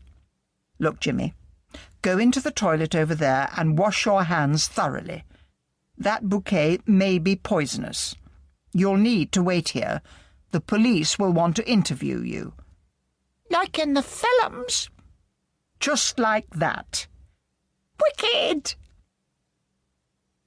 There was a long delay waiting for the boy's mother to arrive before he could be interviewed. His description of the big man who had given him the flowers was vague, but it had taken place at the corner of Market Square, which was covered by a video camera. Not for the first time, Agatha fretted at not having the powers of the police. She would dearly have loved to have a look at the videotape. When it was all over and the boy had been taken home by his mother, Charles strolled in. Agatha told him about the latest development. The usually urbane and unflappable Charles looked worried. "So, you're the killer's new target. You'd better take a holiday, Agatha." "Not me." "Patrick, take money out of the petty cash and stand drinks for your old police buddies and find out what's on that video." "Too soon," said Patrick. "Give it a few hours. I'll get on with that divorce case, and then I'll let you know if I find out anything." "So, Charles," said Agatha, "how did you get on?" "Wilkes was really nasty," said Charles. "The press are breathing down his neck. He all but accused me outright.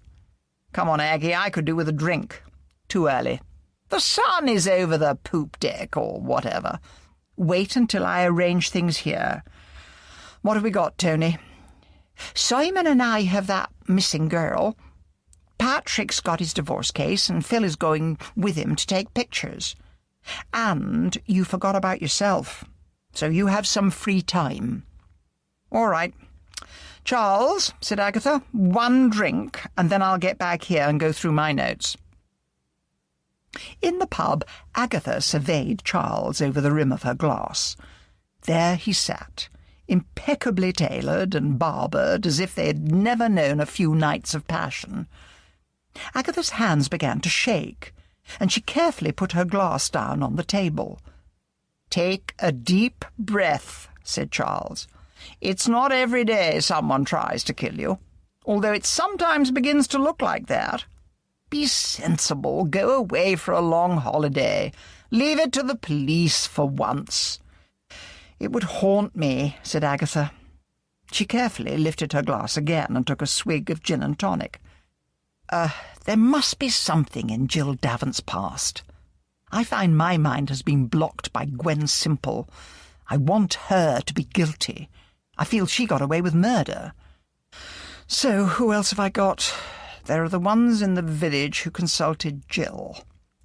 Bannister's a vicious old bitch, but I can't see her as a murderer. Doris wouldn't harm a fly, and Mrs. Tweedy's too old. I took a note of Jill's old address in Merster. I think I'll go there and ferret around. There must be some reason she moved to Carsley. Why leave a big town where she could have found many more clients? She paused. Why were the police questioning you? I threatened to kill Hereth and was overheard. Why? Charles didn't want to tell her that he had lost his temper when Hereth had threatened to seduce her. Oh, he got on my nerves. I'd forgotten how waspish he could be. Take someone with you to Merster, urged Charles. I've got to go home, got a meeting with the land agent. I'll be all right, said Agatha. I think I'll be safe now. But for how long? Asked Charles. What about your cats? What about them? You get your milk delivered, don't you? Little bit of poison injected into the bottle? Oh, all right. I'll take them to Doris. I swear they like her better than me. I forgot to ask you, how did you get on with the Bannister woman? Nothing but spite and malice. 2 sandwiches short of a picnic. Outside the pub, Charles paused for a moment and watched Agatha as she walked to her car. She was wearing a short linen skirt, which showed her excellent legs to advantage. He had begged Wilkes to give her police protection, but Wilkes had said brutally that he had no intention of wasting manpower on a woman who had chosen a dangerous job. Charles decided to call on her that evening, although he rationed his visits to Agatha. It was, he told himself, no use becoming over-fond of a woman who was a walking obsession, constantly searching for a host. Agatha's habit of falling in love with highly unsuitable men had irritated him in the past. He wondered gloomily who the next one would be. What had once been Jill's consulting rooms was now a handbag shop. A man with a thick moustache and an even thicker Eastern European accent approached her and asked if she would like to see any of the bags. No, said Agatha. She handed over her card. I'm interested in the therapist who used to have an office here. Did you buy the premises from her? No, I rent see. Don't know no therapist. Who do you rent from? A cotton gentle. Where can I find them? In the shopping arcade. Merster's shopping arcade was an uninspiring place, half full of closed shops. The other half boasted chain stores and the estate agent. Agatha pushed open the door and went in. A tall woman was sitting at a desk. She had grey hair and was wearing old-fashioned harlequin glasses. Agatha thought she looked remarkably like Dame Edna Everage. "Take a seat, dear," said the woman. "You can call me Jenny. What can I do you for?" "That's my little joke. We like to put our customers at ease. Some poor souls are forced to downsize, and Jenny's here to hold their poor hands. Why, I remember just the other day—" "Stop," commanded Agatha. "I am a private detective and would like some information about one of your previous clients." "Naughty, naughty. Jenny does not give out information about clients." And Agatha would like to point out to Jenny that this client was brutally murdered. "Oh, Jill Davant, such a tragedy! I wept buckets. I'm ever so sensitive." The door opened, and a tubby, balding man bustled in. "It's all right, Mother," he said. "Thanks for minding the shop. You can go home now. Ah, here's your nurse." A muscular woman came in and led Jenny away. "I'm James Harcourt," said the man sitting down in the chair his mother had vacated. "I don't know how Mother got the key to this place or how she got out of the home. I locked up and went out for only 10 minutes. Which home is your mother in?" asked Agatha. Sunnydale. So what are you looking for?" Agatha handed over her card and explained the reason for her visit. "I really can't tell you anything," he said. "She took a short lease for only 6 months." "Where was she before that?" Some address in Evesham." "Would you please let me have it?" "I gave all the documents to the police. You'll need to ask them." "Snakes and bastards," muttered Agatha outside the estate agent's. "Fat chance of the police letting me see anything." A mother walking past pulled her child away. "I've told you don't stare at crazy people." "That's it," thought Agatha. "I'm sure Jenny Harcourt is only eccentric. Sunnydale. I'll give it a try." She checked on her iPad. Sunnydale was situated a few miles outside Merster. Agatha got into her car and drove there. As she stopped in the car park, she wondered how to introduce herself. She doubted very much whether they would let a detective interview a mentally disabled patient. At the reception desk, she said she was Mrs. Harcourt's cousin. A male nurse behind the desk looked at her doubtfully. "Mrs. Harcourt went wandering off today. She has her good days and bad days. Wait here." Agatha took a seat and looked sadly around. "We all live so long these days," she thought, "that unless you're very lucky you can lose all your marbles. What would I do? Would I even know I was dotty?" The nurse came back. "I think it's all right. Mrs. Harcourt will be pleased to see you." This is not bad, thought Agatha. Mrs. Harcourt had a sunny room with a view of lawns and trees. There were a few pieces of antique furniture she had been allowed to bring with her. "How nice to see you again so soon," said Jenny Harcourt. Jenny was talking about Jill Davant. "Why are you not allowed to leave the home?" asked Agatha. "I have a little problem, but we won't talk about it." "Oh, poor Jill. She came here, you know. My son sent her. We had lovely chats. She wanted me to leave her that little desk over there in my will. But it's George II, and I told her she couldn't have it because I am leaving everything to my son, and she never came back. Oh, sad." "Did she tell you anything about herself?" asked Agatha. "Oh, yes. She was married when she was living in Evesham. But she said he was a brute and threatened to kill her." "Have you told the police this?" "They didn't ask Jenny." Agatha leaned forward.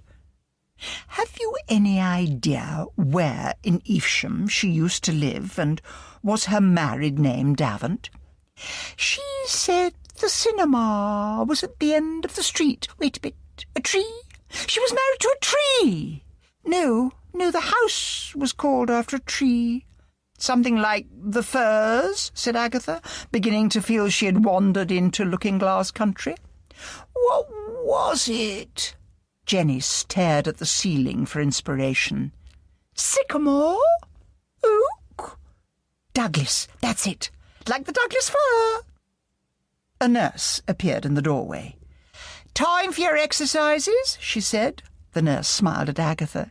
"We like to keep our clients mobile." "Will you come again?" asked Jenny. "Certainly," said Agatha. As they moved together out of the room, the nurse whispered to Agatha, "Check your belongings and make sure she hasn't taken anything." Agatha looked in her handbag. "My wallet's missing." "Wait there. I know where she hides things." The nurse returned with Agatha's wallet. Jenny was walking ahead down the corridor. "I've got to catch her," said the nurse. "If I don't, she'll be back to the shops in Merster pinching things. See yourself out." Agatha stopped at the reception desk. "I gather that Mrs. Harcourt is a kleptomaniac," she said to the male nurse. "Fortunately not all the time," he said. "She can go months until something excites her, and then she raids the shops. But you're a relative. You must have known that." "It's been kept very quiet," said Agatha. She was heading for the door when she stopped still. What if Jenny had stolen something from Jill and it was still in her room? She turned around. The nurse had left the reception desk and was hurrying into the back regions. Agatha ran lightly up the stairs and located Jenny's room. When that nurse had gone back to get her wallet, she had gone to the desk. In the drawers of the desk were old photographs, scarves, and cheap jewellery. Grateful for all the programmes on antiques on television, which showed where secret drawers were located in old desks, Agatha found one. Inside was a small black book. She snatched it up as she heard footsteps in the corridor outside. The footsteps went on past the door. Agatha ran down the stairs and out to her car and drove away as quickly as possible. She stopped a little way from Sunnydale, parking in a space by a farm gate. Agatha opened the book. Jill's name was on the inside front page. It was a sort of small ledger with lists of payments. The entries ranged from £20 to £500. Beside each sum of money was only one initial and the dates of the payments. Agatha sighed. If, by a very long shot, this book belonged to Jill and was evidence of blackmail, then it followed that she should turn it over to the police so that they could match it with any files they had taken from Jill's office or with anything on her computer. But she could imagine the questions. "You stole this book, Mrs. Raisin. Did you inform Sunnydale you had taken it without a patient's knowledge?" And on it would go. It must be Jill's, surely. It had her name on it. The payments stopped one day before her murder. Were these single initials from first or last names? The £20 payment was marked with the initial V. Could that be Victoria Bannister? Agatha thirsted for revenge on Victoria. She decided to go to Carsley and confront the woman. Then she would decide what to do about the book. Victoria was weeding in her front garden when Agatha opened the gate. "What do you want?" Victoria demanded harshly. "I wondered why you were paying Jill Davant blackmail to the sum of £20 a month," said Agatha. Victoria's face turned a muddy colour. "Nonsense!" Agatha shrugged and held up the little book. "Just thought I'd give you a chance to explain before I turn this record over to the police." Victoria slumped down onto the grass and buried her face in her hands. "If you tell me, and it's nothing really awful, I won't tell the police," said Agatha. Victoria slowly got to her feet. "Do you mean that?" "Depends what you did." "Come inside. Someone might hear us." The kitchen into which Victoria led Agatha was surprisingly welcoming and cheerful to belong to such an acidulous woman. There was a handsome Welsh dresser with Crown Derby plates and geraniums in tubs at the open window. They both sat down at an oak table. "It's like this," said Victoria. "Do you remember Mrs. Cooper's dog? The nasty little thing that yapped all the time? She lives next door. I couldn't bear the noise any more. I crushed up a lot of my sleeping pills and put them in a bowl of chopped steak. When the beast fell unconscious, I put it in a sack and drowned it in the rain barrel. Then I buried it." "And how did Jill find out?" "She seemed ever such a good listener, and no one ever listens to me. So I paid for a consultation. The death of that dog was on my conscience, so I told her. The next thing I know, she was demanding regular payments for my silence. I had to pay up." "You've confirmed for me that this was Jill," said Agatha. "I won't tell the police. But why did Jill tell you about my background?" "That was before I actually consulted her. We were having a drink and she told me. So why spread it around?" She hung her head. "I don't know. I told the police about you threatening to kill her because I didn't want them to start looking at me." "Just keep clear of me in the future," said Agatha. "You are a sickening woman." As Agatha was about to enter her cottage, she was hailed by James Lacey, who hurried to join her. "Tony's just called me," he said. "She told me to look out for you. Someone just tried to kill you. Come in and I'll tell you all about it. I haven't had lunch and I must eat something." Agatha told him, between bites of a cheese sandwich, everything that had happened, ending up with, "So I think I'll have to throw myself on Bill's mercy. But first I'd like to track down the husband. I better come with you." Agatha looked at him. There he was, as handsome as ever, from his lightly tanned face and bright blue eyes to his tall, muscular figure. Why did she no longer feel a thing? "Right," said Agatha. "Let's go. I'll drive." As they turned into the road that led up the side of the Regal Cinema, Agatha said, "I'm glad they restored that old cinema. Must go one day. Now, I'll put the car in the parking place and we can start knocking on doors." When Agatha parked the car and got a parking ticket, she returned to find James searching his iPad. "I'm just checking if there are any Davants in this street. Did she keep her married name?" "Oh, Lord, I don't know," said Agatha crossly. Cross because she had been caught out at missing a basic piece of detection.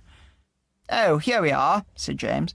"There's a T. Davant at number 905A. That must be right along at the end. The A probably means it's a basement flat, or what the estate agents call a garden flat. So it's not called Douglas. I wonder what she was talking about. Who? Tell you later." They started to walk. The day had turned hot and humid. Agatha felt uneasily that her makeup was melting and running down her neck. "Don't take such long strides," she complained. "You shouldn't wear such high heels the whole time," commented James, but he slowed his pace. He looked down at the top of Agatha's glossy hair and felt an odd pang of loss. But surely it was Agatha's fault that their marriage had not worked out. She would go on smoking and insisted on carrying on working. But what he missed was her old, unquestioning adoration of him. "Here we are at last," said Agatha. "Of course, with my bloody luck, he'll be out working. Let's try the basement. Yes, the name on the door is Davant." She rang the bell. The door was opened by a small blonde woman with a discontented face. Agatha guessed she was in her late 30s. "I don't want encyclopedias. I've got double glazing and I don't believe in God," she said harshly. Agatha rapidly introduced herself. "I was hoping to talk to Mr. Davant. I'm his sister Frida. If you want to ask him about the bitch from hell, you'll find him at his shop, Computing Plus, on the Four Pools estate." "Did you know Jill Davant?" asked James. "I don't want to talk about that cow. The day I heard about her murder was like Christmas. Now shove off." The door slammed.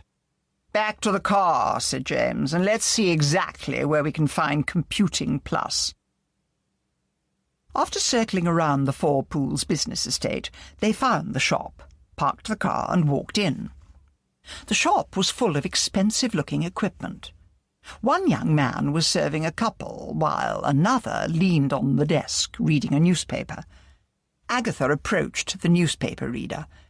"Is Mr. Davant available?"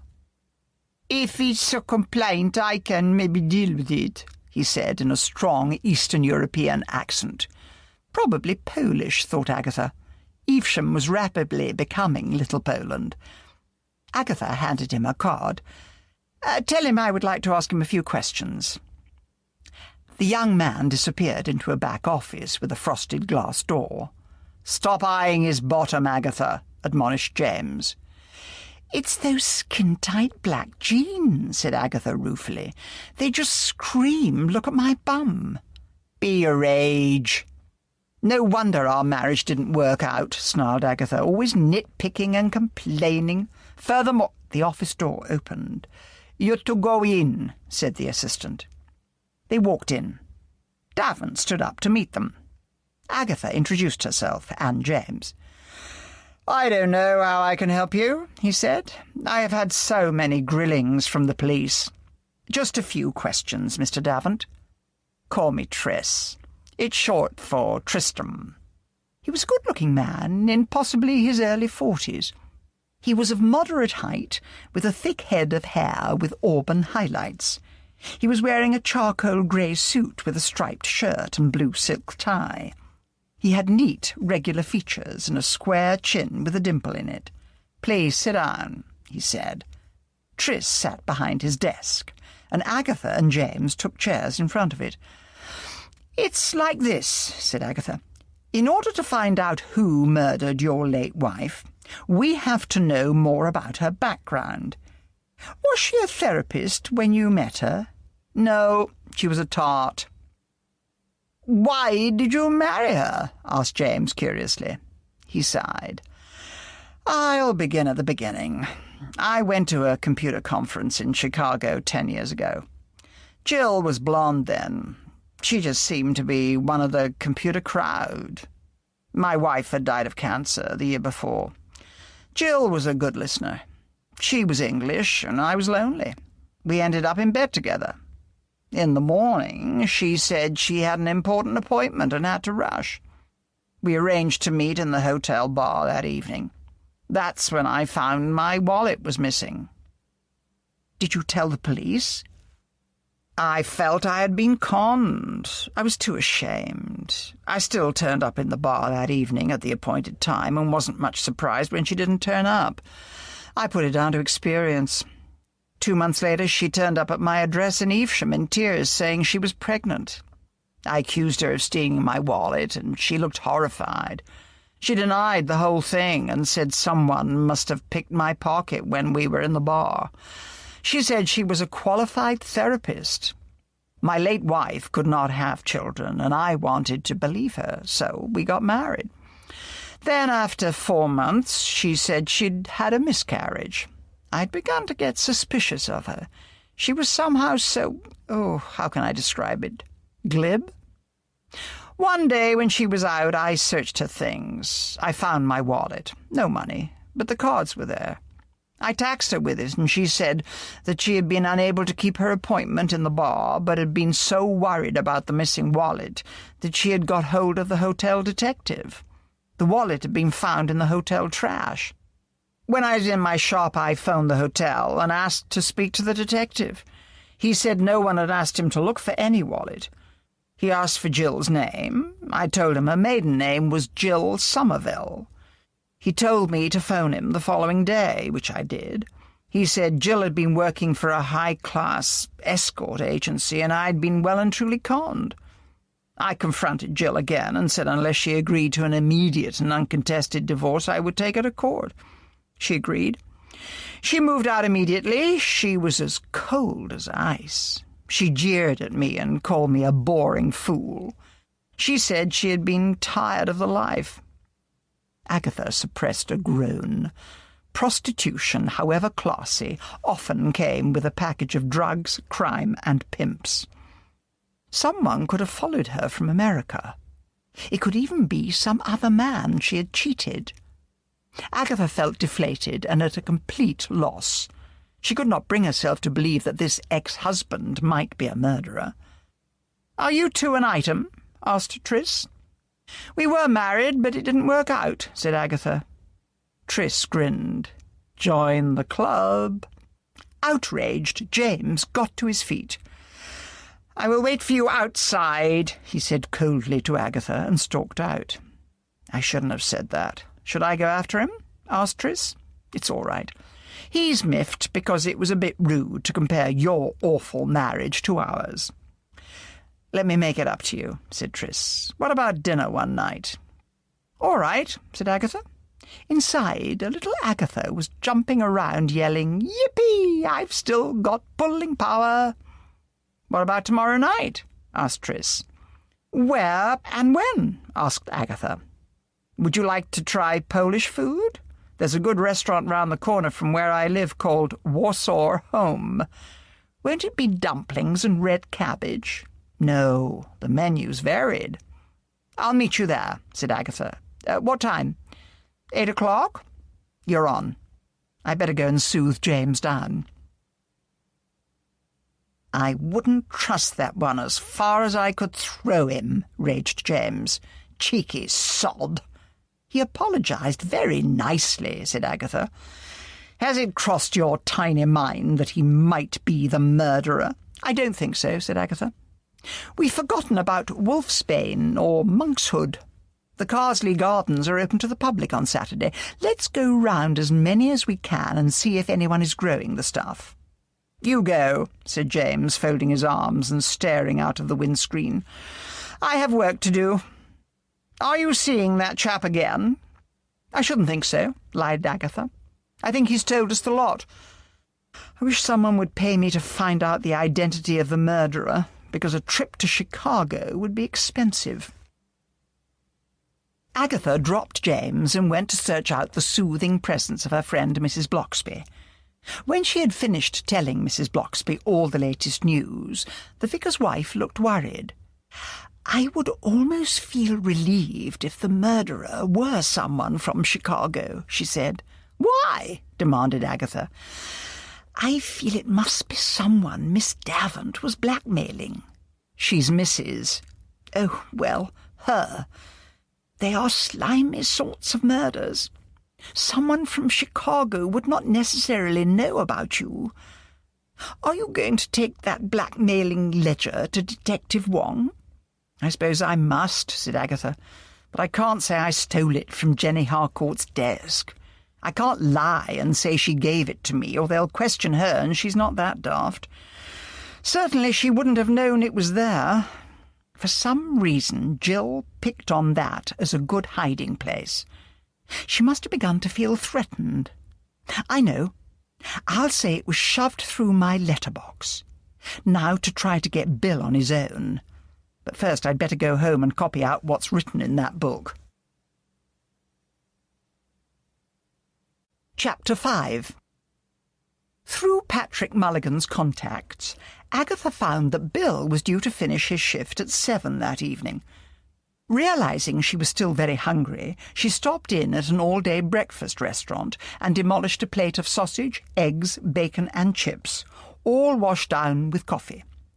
Then she managed to secure an appointment for a facial at a beauty parlour, and feeling refreshed and newly made up, she called in at the George Hotel bar for a double gin and tonic, before finally taking up a position in the car park, opposite police headquarters, where she could watch for Bill coming out. At last she saw him emerging and called to him. "Get in the car," ordered Agatha. "I've got something to show you." "What have you been up to now?" asked Bill. "This came through my letterbox," said Agatha. She had carefully wiped the book free of prints other than her own, because she thought that they might have Jenny Harcourt's fingerprints on file, as the woman was a kleptomaniac. Agatha suddenly wondered if Jill had hidden the book in that desk, or if Jenny had stolen it. "What do you think it is?" asked Bill. "It looks to me of a record of blackmailing payments," said Agatha. "There is only one initial at each payment." Bill had that sixth sense that a few good detectives are blessed with, and he was suddenly sure that Agatha had not just received the book through her letterbox. "You better come back to the station with me and make a statement," he said. "Are you telling me the truth? This really did come through your letterbox?" "Would I lie to you?" "Yes." "Oh, Bill, Wilkes will get in on the act and he'll bully me. He's off duty. Come along." As Bill carefully took down Agatha's statement, he seemed to turn from friend to efficient detective. When exactly had she found the book? Why had she taken so long to contact the police? She should have phoned right away. Exasperated, Agatha complained. "I wanted to tell you, right? I did not want Wilkes accusing me of murder or interfering in a police investigation." At last, the ledger was bagged up and she was free to leave. "Coming for a drink?" she asked. "No," said Bill. "I'll need to get on to this right away.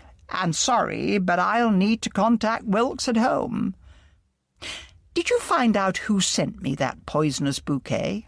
"Yes, one of the market traders said he found the flowers on his stall with a letter and a £50 note asking him to deliver it to you. He didn't want to leave his stall, so he gave that little boy the bouquet to take to your office.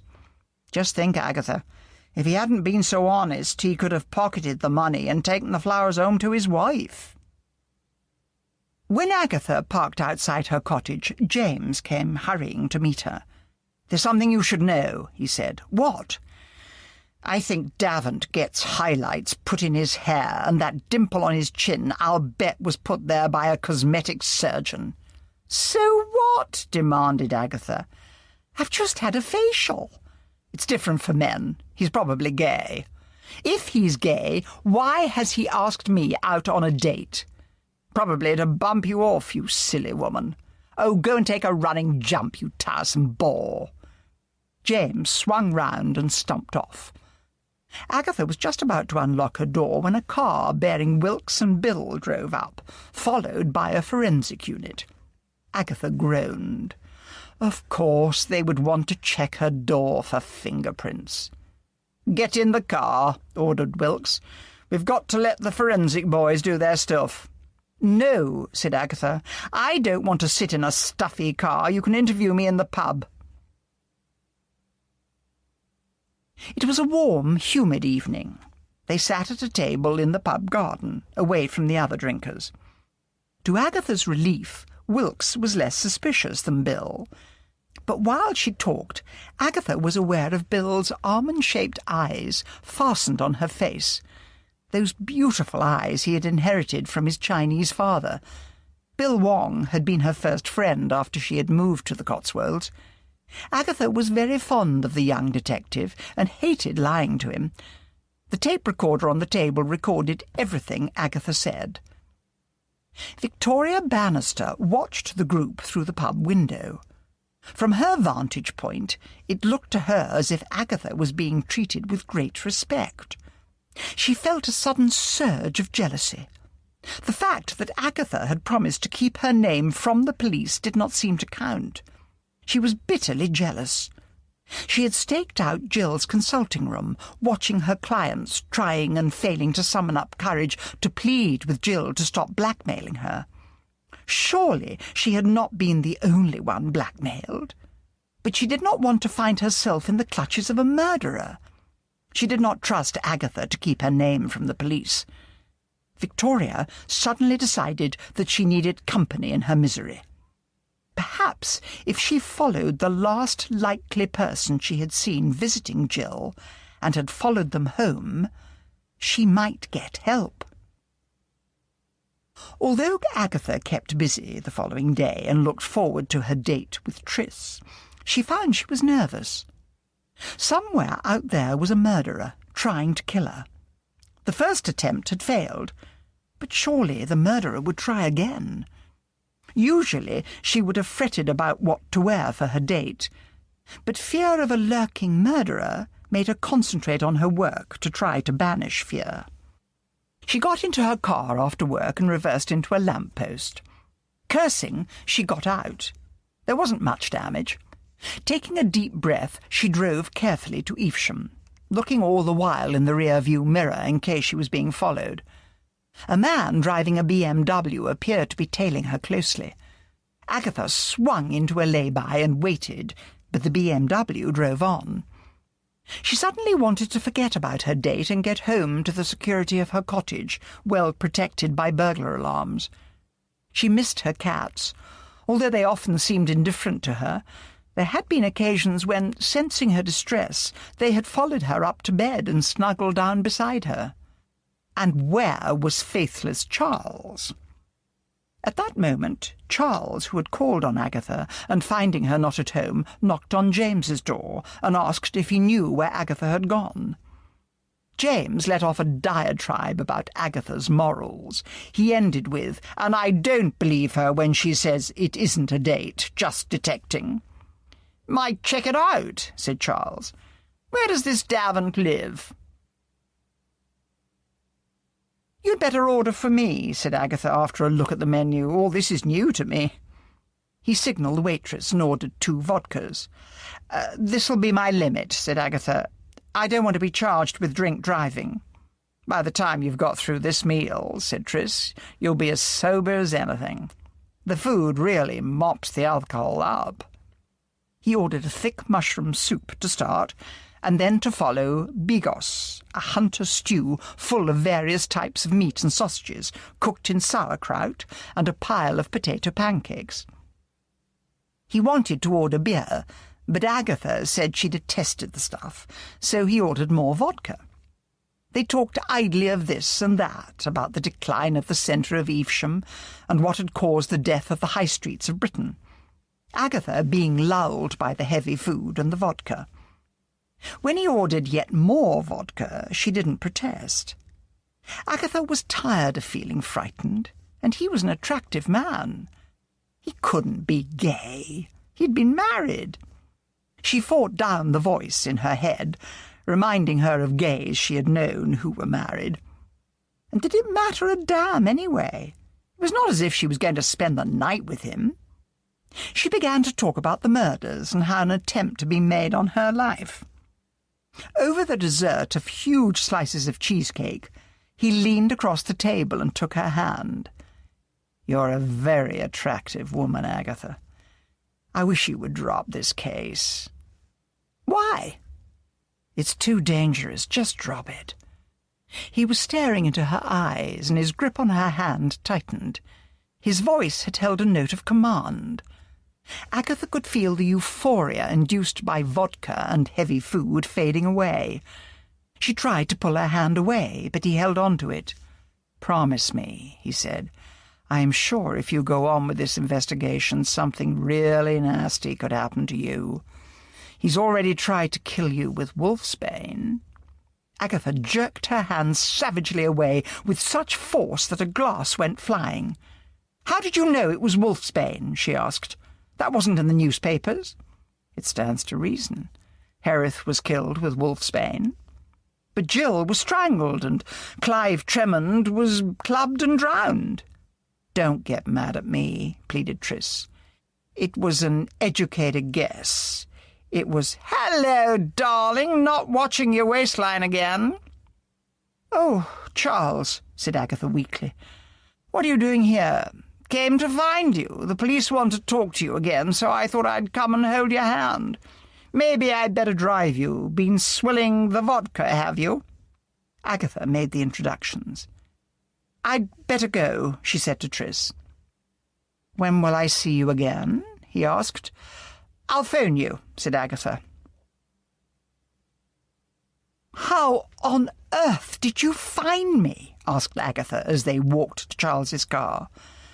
"James told me about your interviewing Tristram Davant, and knowing your predilection for unsuitable men, I went to the address James gave me, and his sister told me where you were. Leave your car. I'll take you to pick it up in the morning." When Agatha was seated in the passenger seat, Charles turned to her and asked curiously, "Why aren't you livid with me for breaking up your date with Fancy Pants back there? Drive on. He has to pass the car park to get to his home. I don't want to see him again." "OK." Charles left the car park and swung round into Port Street. "It's like this," said Agatha. She told him what had happened in the restaurant. "It wasn't just what he said," she explained. "I've been a bag of nerves since the attempt on my life, and he actually scared me."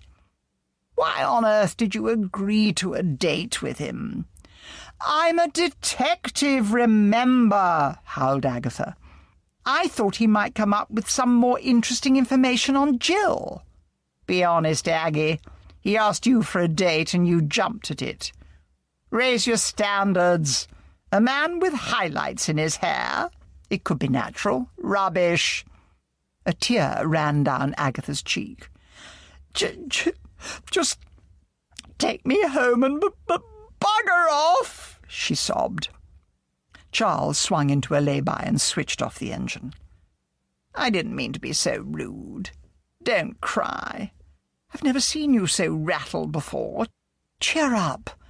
We'll go to your cottage, have a drink, and watch something silly on television. I know you won't give up, so what's your next move?" Agatha dried her eyes and sniffed loudly. "I'm going round the Carsley Gardens tomorrow. They're open to the public. I want to see if anyone's got wolfsbane. If they had the stuff, they've probably uprooted it by now. Don't worry, I'll come with you." Do you know how to recognise it?" "I've Googled lots of photos. It's sometimes called monkshood, and the poison is aconite. Right, we're on for tomorrow. But I do think you should tell Bill about your dinner. I mean, the man was threatening." Maybe," said Agatha, but feeling she could not bear another questioning as to why she had agreed to have dinner with Davant. She was only in her early 50s, but had she fallen so low, she wondered, that she would consider any man who asked her out attractive? The following day, when they set out to tour the gardens, was sunny. Great fleecy clouds were tugged like galleons across a large blue Cotswold sky by a light breeze. "Not all the gardens are open to the public, surely," said Charles. "We'll pretend we don't know. I hope this isn't a complete waste of time. Someone Jill got on the wrong side of in America could have followed her over." "Then," said Charles, "one would think that person, having murdered her, would clear off back to the States. OK, there's Tremond, but whoever our murderer is, he might have thought Tremond had dug up something. But what about Harris and the attempt on your life? That suggests someone closer to home." "Let's try Victoria Bannister first," said Agatha. "Now, she is deranged." "Is her garden open?" "Don't know. We'll pretend it is." They made their way along the cobbled streets of the village, up past the vicarage, to where Victoria lived. "Not many people about," commented Charles. "Is it always this quiet when it is open gardens day?" "Probably," said Agatha. "Mrs. Bloxby once said that they are so jealous in the village that at the beginning of the day they often don't want to visit anyone else's garden. Then they all turn out." "Aren't you worried that Victoria will start screaming insults at you?" asked Charles. "No. She got a shock when I threatened to sue her for libel." "She hasn't got a gardens open sign up on her gate," Charles pointed out. "So what?" demanded Agatha, pushing the gate open. The little front garden of the thatched cottage was crammed with flowers. Tall hollyhocks raised their blossoms to the summer sky. White rambling roses tumbled round the low front door. Agatha stopped suddenly on the path, and Charles bumped into her. "Look," whispered Agatha. "Wolfsbane." "You need to study those photos," said Charles. "That's a delphinium." "Rats! I should have known it would be too easy." Agatha rang the bell. "She must be out," she said, after they had waited a few minutes. "I know. Let's go round to the garden at the back. If she comes home and catches us, we can lie and say we thought hers was one of the open gardens." But when they arrived in the back garden, it showed that the flower display was all at the front. There was a shaggy lawn dominated by a clothesline. At the end of the garden was a shed. Along the back fence were 2 crabapple trees. "Let's have a look in the shed," said Agatha. "She might catch us. Don't be a wimp. Come on." "No," said Charles firmly. "You see that garden chair up by the house? I'm going to sit on that until you are finished. If I hear her coming, I'm running away. Boneless creep." Agatha made her way down the garden. 3 large crows that had been pecking at something flew up at her approach. Outside the shed, what at first looked like a bundle of clothes lay on the ground. Curious, Agatha moved forward. Then she let out a high-pitched scream that brought Charles running to her side. The dead, eyeless face of Victoria Bannister stared up at them. "The crows!" babbled Agatha. "They've pecked her eyes out!" Charles put an arm round her. "Come away. We'll call the police. Come on, Aggie. Back away carefully, or we'll be charged with mucking up the crime scene." The police arrived. Agatha and Charles were taken outside the house to wait in a police car while the pathologist and scenes of crime operatives got to work. Wilkes turned up and rapped on the window of the car in which Agatha and Charles were sitting. "We'll move down to your cottage, Mrs. Raisin," he said, "and take your statements there." "Why is it so sunny?" wondered Agatha bleakly. "It ought to be dark and gloomy. The village looks so normal. Unaware yet of the drama, some villagers had started to trot in and out of the gardens. At her cottage, Agatha insisted they move into the garden where she could smoke. Wilkes was accompanied by Bill Wong, Alice Peterson, and a policewoman. "I'm amazed you are still indulging in that filthy habit," commented Wilkes. "A woman has been found dead with her eyes pecked out by crows, and all you can do is bitch about my smoking," said Agatha. "Get on with it." They crowded round Agatha's garden table, and the questioning began. When the grilling came to an end, Agatha told them about her dinner with Tris Davant, saying, "He scared me. I'll bet he did it." "Wait a minute," said Wilkes. "I've got to make a phone call." He moved off into the kitchen. "Are you all right, Agatha?" asked Bill. "You look quite white." "I'm shaky," said Agatha. "It was really nasty." Wilkes came back. "The first estimate of the time of death from the liver temperature is yesterday evening, maybe between 7 and midnight. The coroner will have a better idea when he checks the contents of her stomach. It can't be Davant. You're his alibi, Mrs. Raisin." "Not necessarily," said Agatha stubbornly. "I left the restaurant at 9:30. He would have had time to get to Carsley and bump her off." "Highly unlikely," said Wilkes sourly.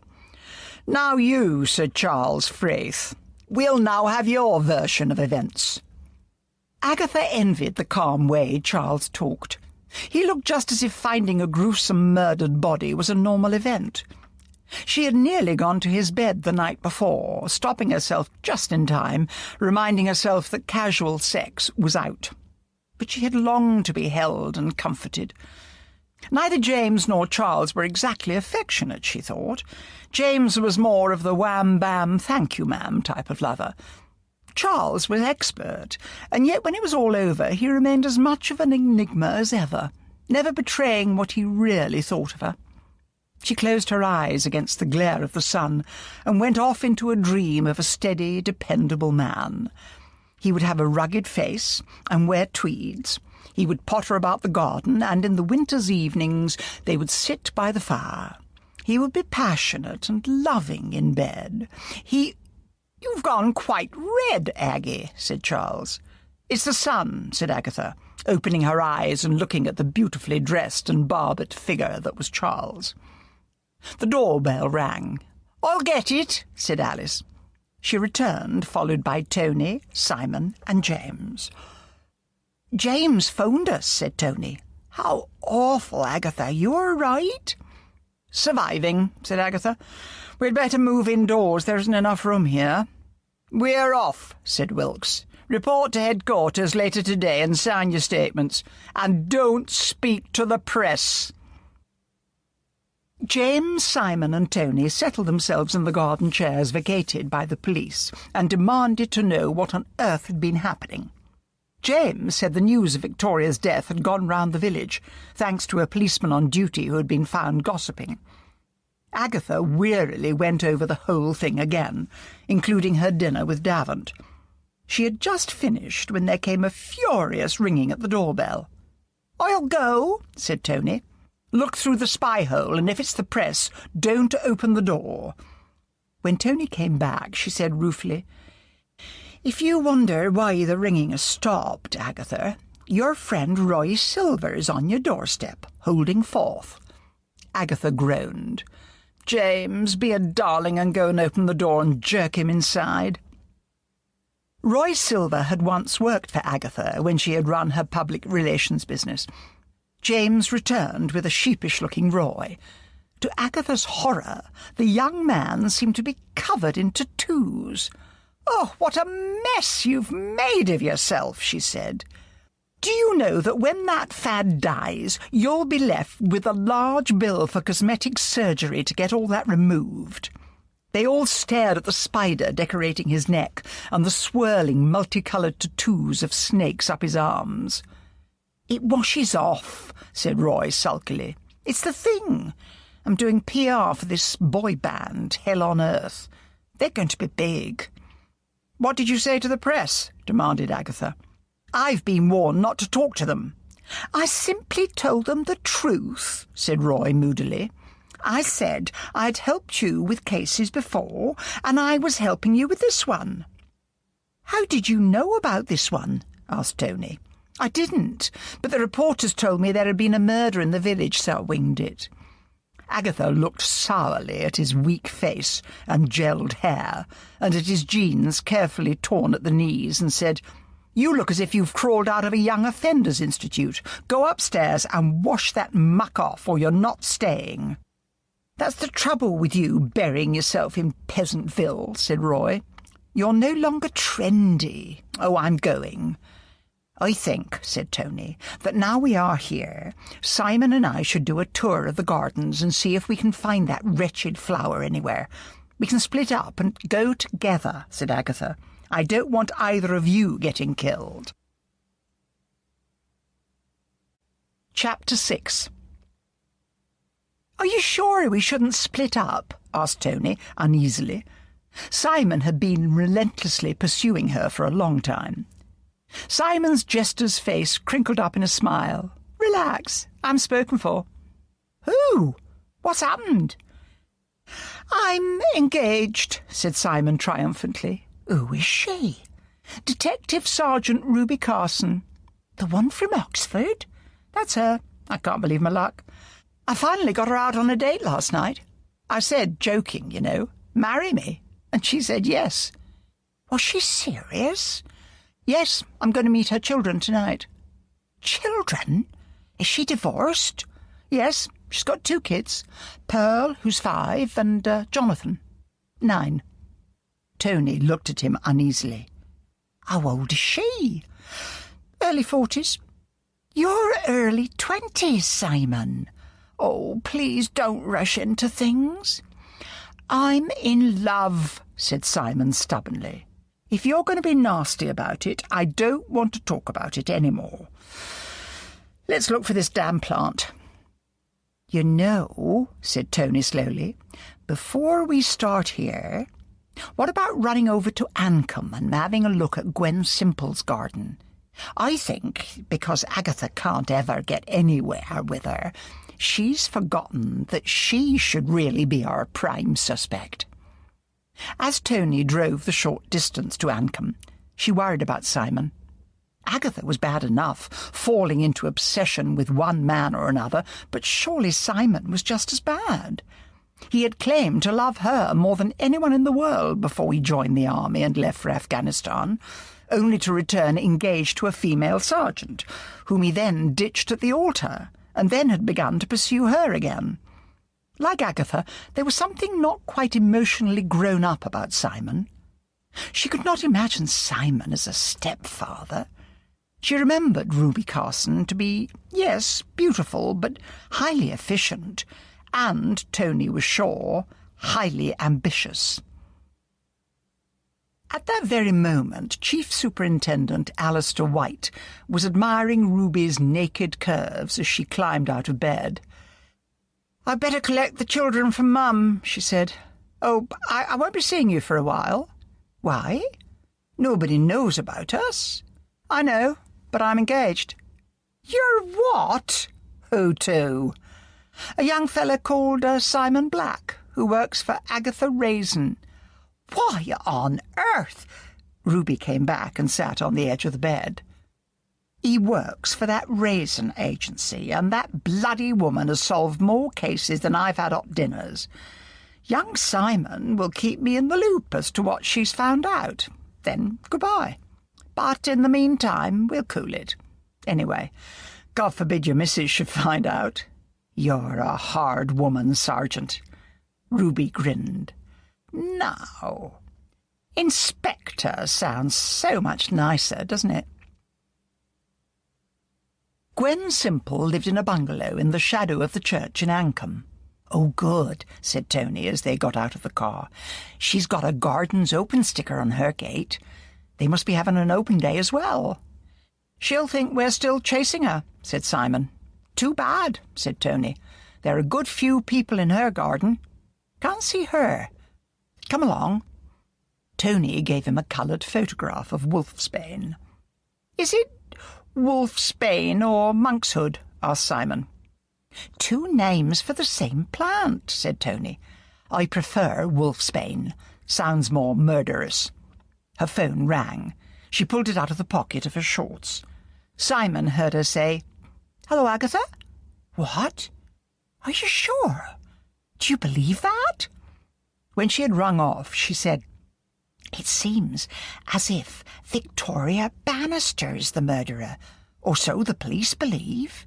"Why on earth do they think that?" "When they pried open her dead hands, she was clutching wolfsbane, and she left a note saying the death had been on her conscience. They found 2 plants in her shed with a lot of the leaves torn off." "I don't believe it," said Simon. "It's a nasty death." "Agatha says she confessed to killing her neighbour's dog. What if someone knew about that?" said Tony. "A village lady such as Victoria would not be able to face the shame. And she said murder, not murders. Can you imagine Victoria even killing Tremond and dumping him in the river? It's ridiculous. But believe me, the police have been under a lot of pressure from the media. They won't want any other solution. Oh, there's Gwen in the doorway. Let's look at her garden anyway." Gwen still looked as if she had stepped down from a medieval painting, from her dead white face, long nose, and thick eyelids shielding brown eyes. She was wearing a long silk summer gown in a swirling pattern of green and gold. She stood very still, watching them as they entered the garden and made their way from plant, to bush, to flower. "Gwen gives me the creeps," whispered Simon. "But she wouldn't have the strength, say, to murder Tremond." "That one could charm a man into doing it for her," said Tony. Gwen had moved into the garden and was speaking to a large, muscular man. He approached Tony and Simon and growled, "Get lost. Mrs. Simple has had enough of you detectives making her life a misery. Get out, or I'll throw you out." "See what I mean?" said Tony when they had beaten a retreat. As Roy Silver sat in Agatha's living room that evening, desperately switching from news channel to news channel in the hope of seeing himself talking to the press and failing to find anything, Simon was arriving at Ruby's house in Oxford. He had an engagement ring in his pocket and was clutching a large bouquet of roses. Ruby answered the door, but turned her face away to avoid a kiss. "I've heard the news," she said curtly. "Case solved. This is not a good evening, Simon. I've had a hard day and I'm pretty tired. Can we take a rain check?" "The case isn't solved by a long shot," said Simon, looking hurt and disappointed. 2 children appeared behind Ruby and stared at him with flat eyes. "What? Oh, come in and sit down," said Ruby, suddenly smiling. "What do you mean, it's not solved?" She led him into the kitchen. Simon, although she had originally invited him for dinner, noticed gloomily that there were no signs of cooking. The boy, Jonathan, said, "Have you brought us presents?" "Sorry," said Simon. "Go and watch television," ordered Ruby. "You can have half an hour before bed." They trailed off. "Now," said Ruby eagerly, "what's all this?" Simon told her about Victoria killing the neighbour's dog and said that Agatha was sure someone had threatened to expose her, left her the wolfsbane, and Victoria had committed suicide, or that she had been forced into leaving the note. Ruby rose from the kitchen table and came back with a notebook and began to write busily.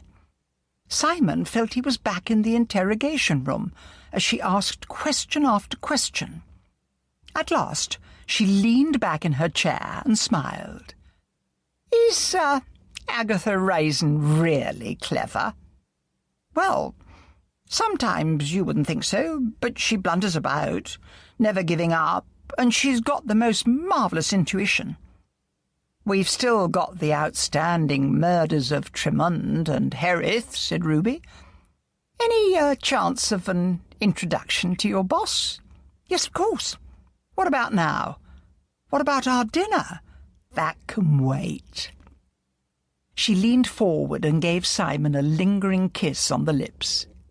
Phone her. Agatha said she would like to meet Ruby. Charles had left, and Roy was moaning about his lack of publicity. Ruby took her children round to her mother's, but before they set off in Ruby's car, Simon said awkwardly, "I wouldn't mention anything to Agatha about us being an item. She can be controlling." "Don't worry. Won't say a word." "We met before," said Agatha to Ruby. "Simon tells me you are still interested in the murders. Come in. This is a friend of mine, Roy Silver. Roy, Detective Sergeant Ruby Carson." "Any press in the village?" asked Roy. "Couldn't see any," said Ruby. "If there are any, they'll be hanging around the Bannister woman's cottage." "I think I'll get some fresh air," said Roy, heading for the door. After he had gone, Agatha suggested they should sit in the garden because the evening was fine. Over drinks, Ruby began to question Agatha, and when Agatha answered her questions, her curious bear-like eyes moved from Ruby's face to Simon's adoring one. "Oh dear," thought Agatha, "I do believe she's using him, and now me as well. Still, information works both ways. She could come in handy. But what's with young Simon? He looks well and truly smitten." "There is the matter of Gwen Simple," said Agatha. "I could never believe she was innocent of the murders her son committed. For some reason, men go weak at the knees when they come across her.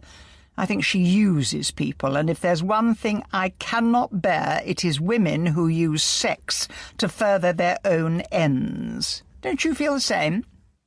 "Of course," said Ruby, suddenly taking an intense dislike to Agatha. "Are you married?" asked Agatha. "Divorced? Children?" "2. Look, thank you for a most interesting talk, but I'd better be getting back. Come along, Simon." Simon was silent on the road back to Oxford. He was also hungry and bewildered. Agatha and Ruby had somehow made him feel like a small boy caught between two domineering aunts. The ring was in his pocket, but he was damned if he would give it to Ruby until there was a more romantic time. Outside her house, Ruby looked at his worried face and said, "My darling, I am treating you horribly. Let Ruby make it up to you." Simon could only be glad that because of the humidity of the evening and the sexual athletics in the front seat, the windows soon became steamed up. After it was over and Ruby gave him a final kiss goodnight, he got into his own car, wondering why he felt like a small boy who had failed his exams and had been given an apple by a sympathetic teacher. Agatha sleepily answered the door, after peering through the spy-hole to survey a miserable-looking Simon. In the light of the lamp over the door, her sharp eyes took in his rumpled hair, swollen lips, and love-bitten neck. "Need a drink?" she asked, leading the way to the kitchen. "I need food," said Simon.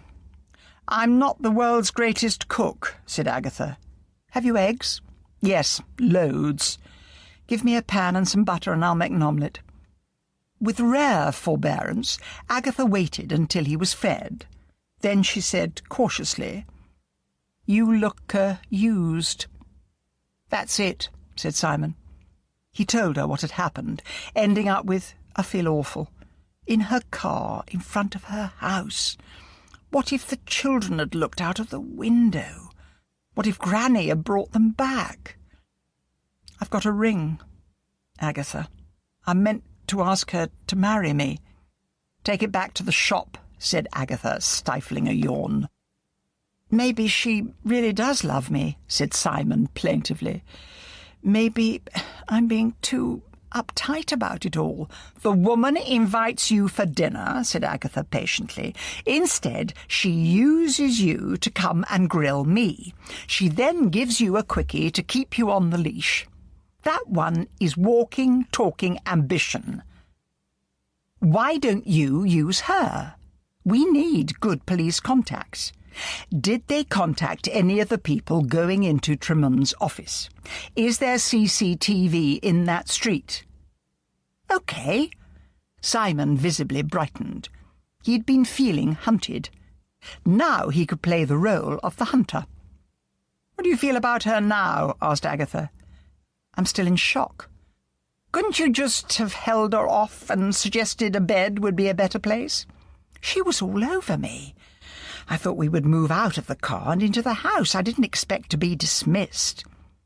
"Did you use any protection?" Ruby had it with her. "Cheer up," said Agatha.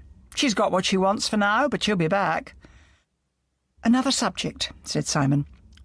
"Tony and I went over to Gwen's. We felt you had forgotten about her for the moment. We tried to look round her garden, but a man chased us off." The doorbell rang. "That'll be Roy, back from a publicity hunt," said Agatha.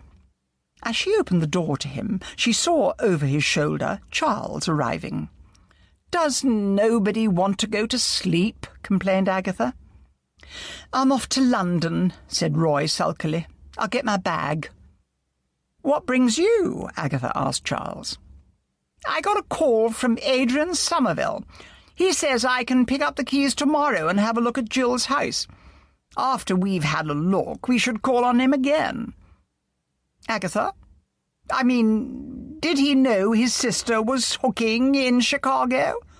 What's her background? What does he think of her ex?" "Oh, I'm tired," said Agatha. "I'll see you in the morning." The day was humid and overcast. They collected the keys from an estate agent in Merster, saying they did not need anyone to show them over, and then went back to Jill's cottage in Carsley.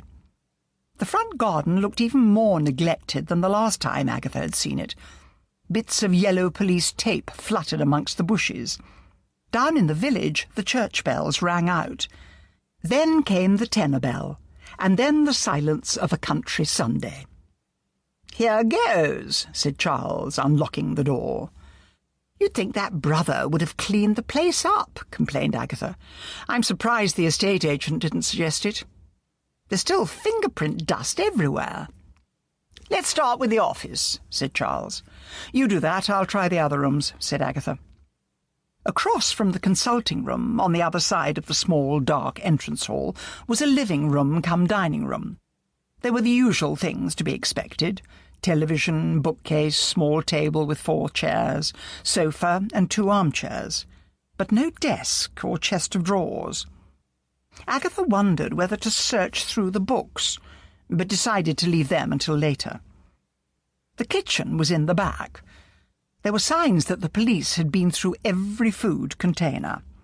Agatha then made her way up the narrow wooden staircase. On the left of the landing was a bathroom. The cupboard over the hand basin was empty. No doubt the police had taken everything away. In the middle was a bedroom. There were no clothes or underwear. No doubt her brother had got rid of them, so no hope of finding anything in pockets. There was one room left, with a massage table and anatomical charts on the wall. Agatha began to feel wearily that it was all a waste of time. The police would have been thorough in their search. There were 3 sockets in the house for hands-free phones, but the phones were missing. She trailed back down to the office. "Anything?" she asked Charles. "Not a thing, not even a phone," said Charles. "It's only in books where the detective finds something taped to the bottom of a drawer." "Let's try the back garden," said Agatha. With all her blackmailing carry-on, she must have needed places to hide things. I wonder if she hid that book in Jenny's desk, or if kleptomaniac Jenny pinched it. They walked through the kitchen to the back door. Charles tried several keys and then unlocked the door. "She was no gardener," he said. The back garden was nothing but a square of weeds with a shed at the end. The day had turned very dark, and as they made their way to the shed, lightning split the sky, followed by a massive crack of thunder. Then the heavens opened, and the rain came pouring down. The shed was unlocked. They dived into it out of the rain. Wasn't it Charles II who said that the English summer consisted of 2 days' heat followed by a thunderstorm? Asked Charles. Agatha scowled at him. She hated quotations. They made her feel more badly educated than she actually was. She looked around. Rusty garden implements were propped against the walls. "I don't like this shed," said Agatha. "There's something wrong here." "What?" "I don't know." "It's the storm," said Charles. "There's nothing here but us." "Would she have buried things?" asked Agatha. "I mean, she thieved Triss's wallet and kept it. Perhaps she kept souvenirs of all the people she had conned. Maybe there's a loose plank or something." "The floor looks untouched," said Charles. "There's nothing here." "The police didn't dig up the garden," said Agatha, looking out of the grimy shed window.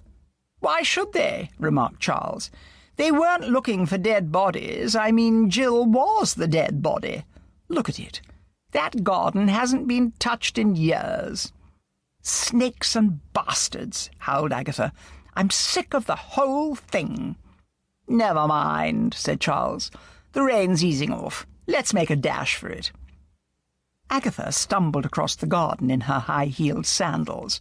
One foot caught in the now muddy earth in front of shallow wooden steps leading up to the kitchen, and she fell heavily.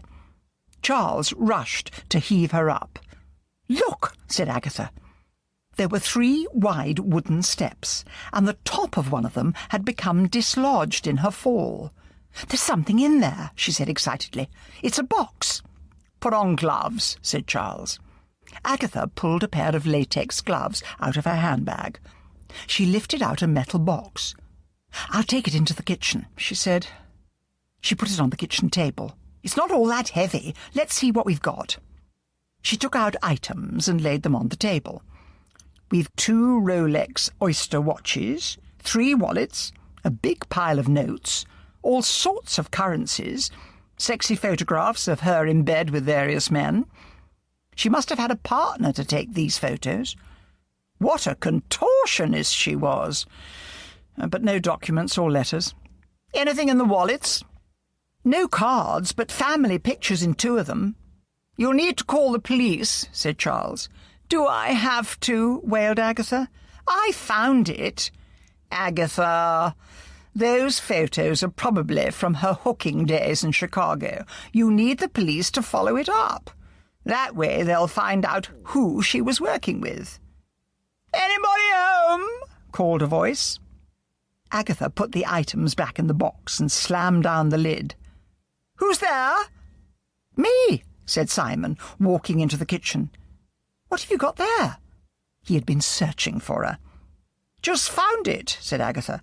"I stumbled over a box of Jill's stuff. I'll need to call the police. There are photos she probably used to blackmail her clients in America." "May I have a look?" asked Simon. Agatha took the lid off the box again. "Hurry up. I'll phone Bill." Simon carefully examined the items, his thoughts always on Ruby. He wanted the old Ruby back, the one he had been in love with.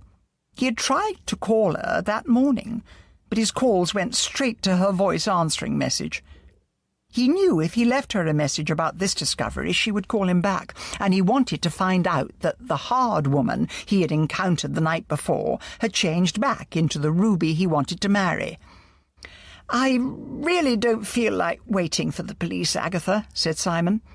"I'm still upset about Ruby. Do you mind if I clear off?" Chapter 7. Simon walked down through the village to where he had left his car outside Agatha's cottage. He took out his mobile phone and dialed Ruby's number. It went straight to voicemail. "We've made a big discovery at Jill's cottage," said Simon. "If you want to hear about it, call me back." He leaned against his car and waited. A sudden brisk breeze rustled through the leaves of the lilac tree outside Agatha's garden. Simon felt a sudden frisson of fear. It was as if the leaves were whispering a warning. He looked along the lane. Nothing and nobody, except a discarded sweet wrapper that skittered along and stuck to his trousers. His phone rang, making him jump. "Hello, darling boy," cooed Ruby. "What have you got for me?" "It's a terrific find," said Simon. "I'd rather see you in person." "Come over. It's my day off," said Ruby. When she rang off, she turned to her children. "I'm taking you to Granny." "Wicked!" cried her son Jonathan. And Pearl said, "We love Granny more than you." Ruby shrugged and phoned her mother, who lived a few streets away. She fought down a small twinge of guilt. Her children spent more time with their grandmother than they ever did with her. Simon drove to Oxford, praying that his dream of a warm and loving Ruby could be restored. He was about to ring the doorbell when he heard a man's voice through the open window of the living room saying, "Don't you think I should stay? We're desperate for a break in this case." "No, run along," came Ruby's voice. "The little sap is spoony about me, and he might get jealous if he saw you and clam up." "I might get jealous," said the man with a laugh. "Don't be an idiot. He's just a rather boring little boy." Simon backed off and crouched down behind a bush. The door opened and a thick-set man came out. He kissed Ruby and walked off down the path. The door closed, and there was only the sound of the strengthening wind rustling through the leaves. Simon suddenly felt immeasurably tired, silly, and depressed. He crept out from behind the bush, making sure he was not observed from the windows of Ruby's house, and made his way to his car and drove off. By the time he got back to Merster, his phone had rung several times. Each time he recognised Ruby's number, and finally switched his phone off. Ruby paced angrily up and down her living room, wondering what to do. She tried to remind herself that if there was anything pertaining to the murder of Tremond, it would surely come through to Thames Valley Police, and all she had to do was wait. But she was ambitious and impatient. Simon had given her his address. She decided to drive to Merster and challenge him. The night was very dark. The air was sticky and humid, and from far away came a rumble of thunder.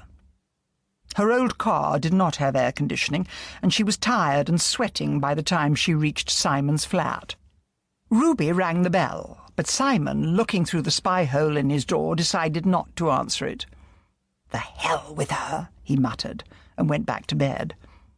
Frustrated and angry, Ruby decided to drive on to Carsley and confront Agatha Raisin. Simon's flat was in a pedestrian area, and so Ruby had left her car in the main square. Before she reached it, the heavens opened, and the rain came pouring down. A flash of lightning lit up the square, and she saw to her dismay that the back window of her car had been smashed. She slid into the front seat and tried to dry her sopping hair with some tissues. Police headquarters were beside the square, but she decided against going in to report the window. They would consider that she was poaching on their territory. She noticed the street lights were out. The storm must have caused a power cut. Wearily, Ruby decided to forget about the whole thing and go home. She was just about to switch on the engine when a wire was slid around her neck and viciously pulled tight. Ruby was a strong woman and tried to get her fingers under the wire without success. With one dying hand, she punched the hazard warning lights before everything turned black.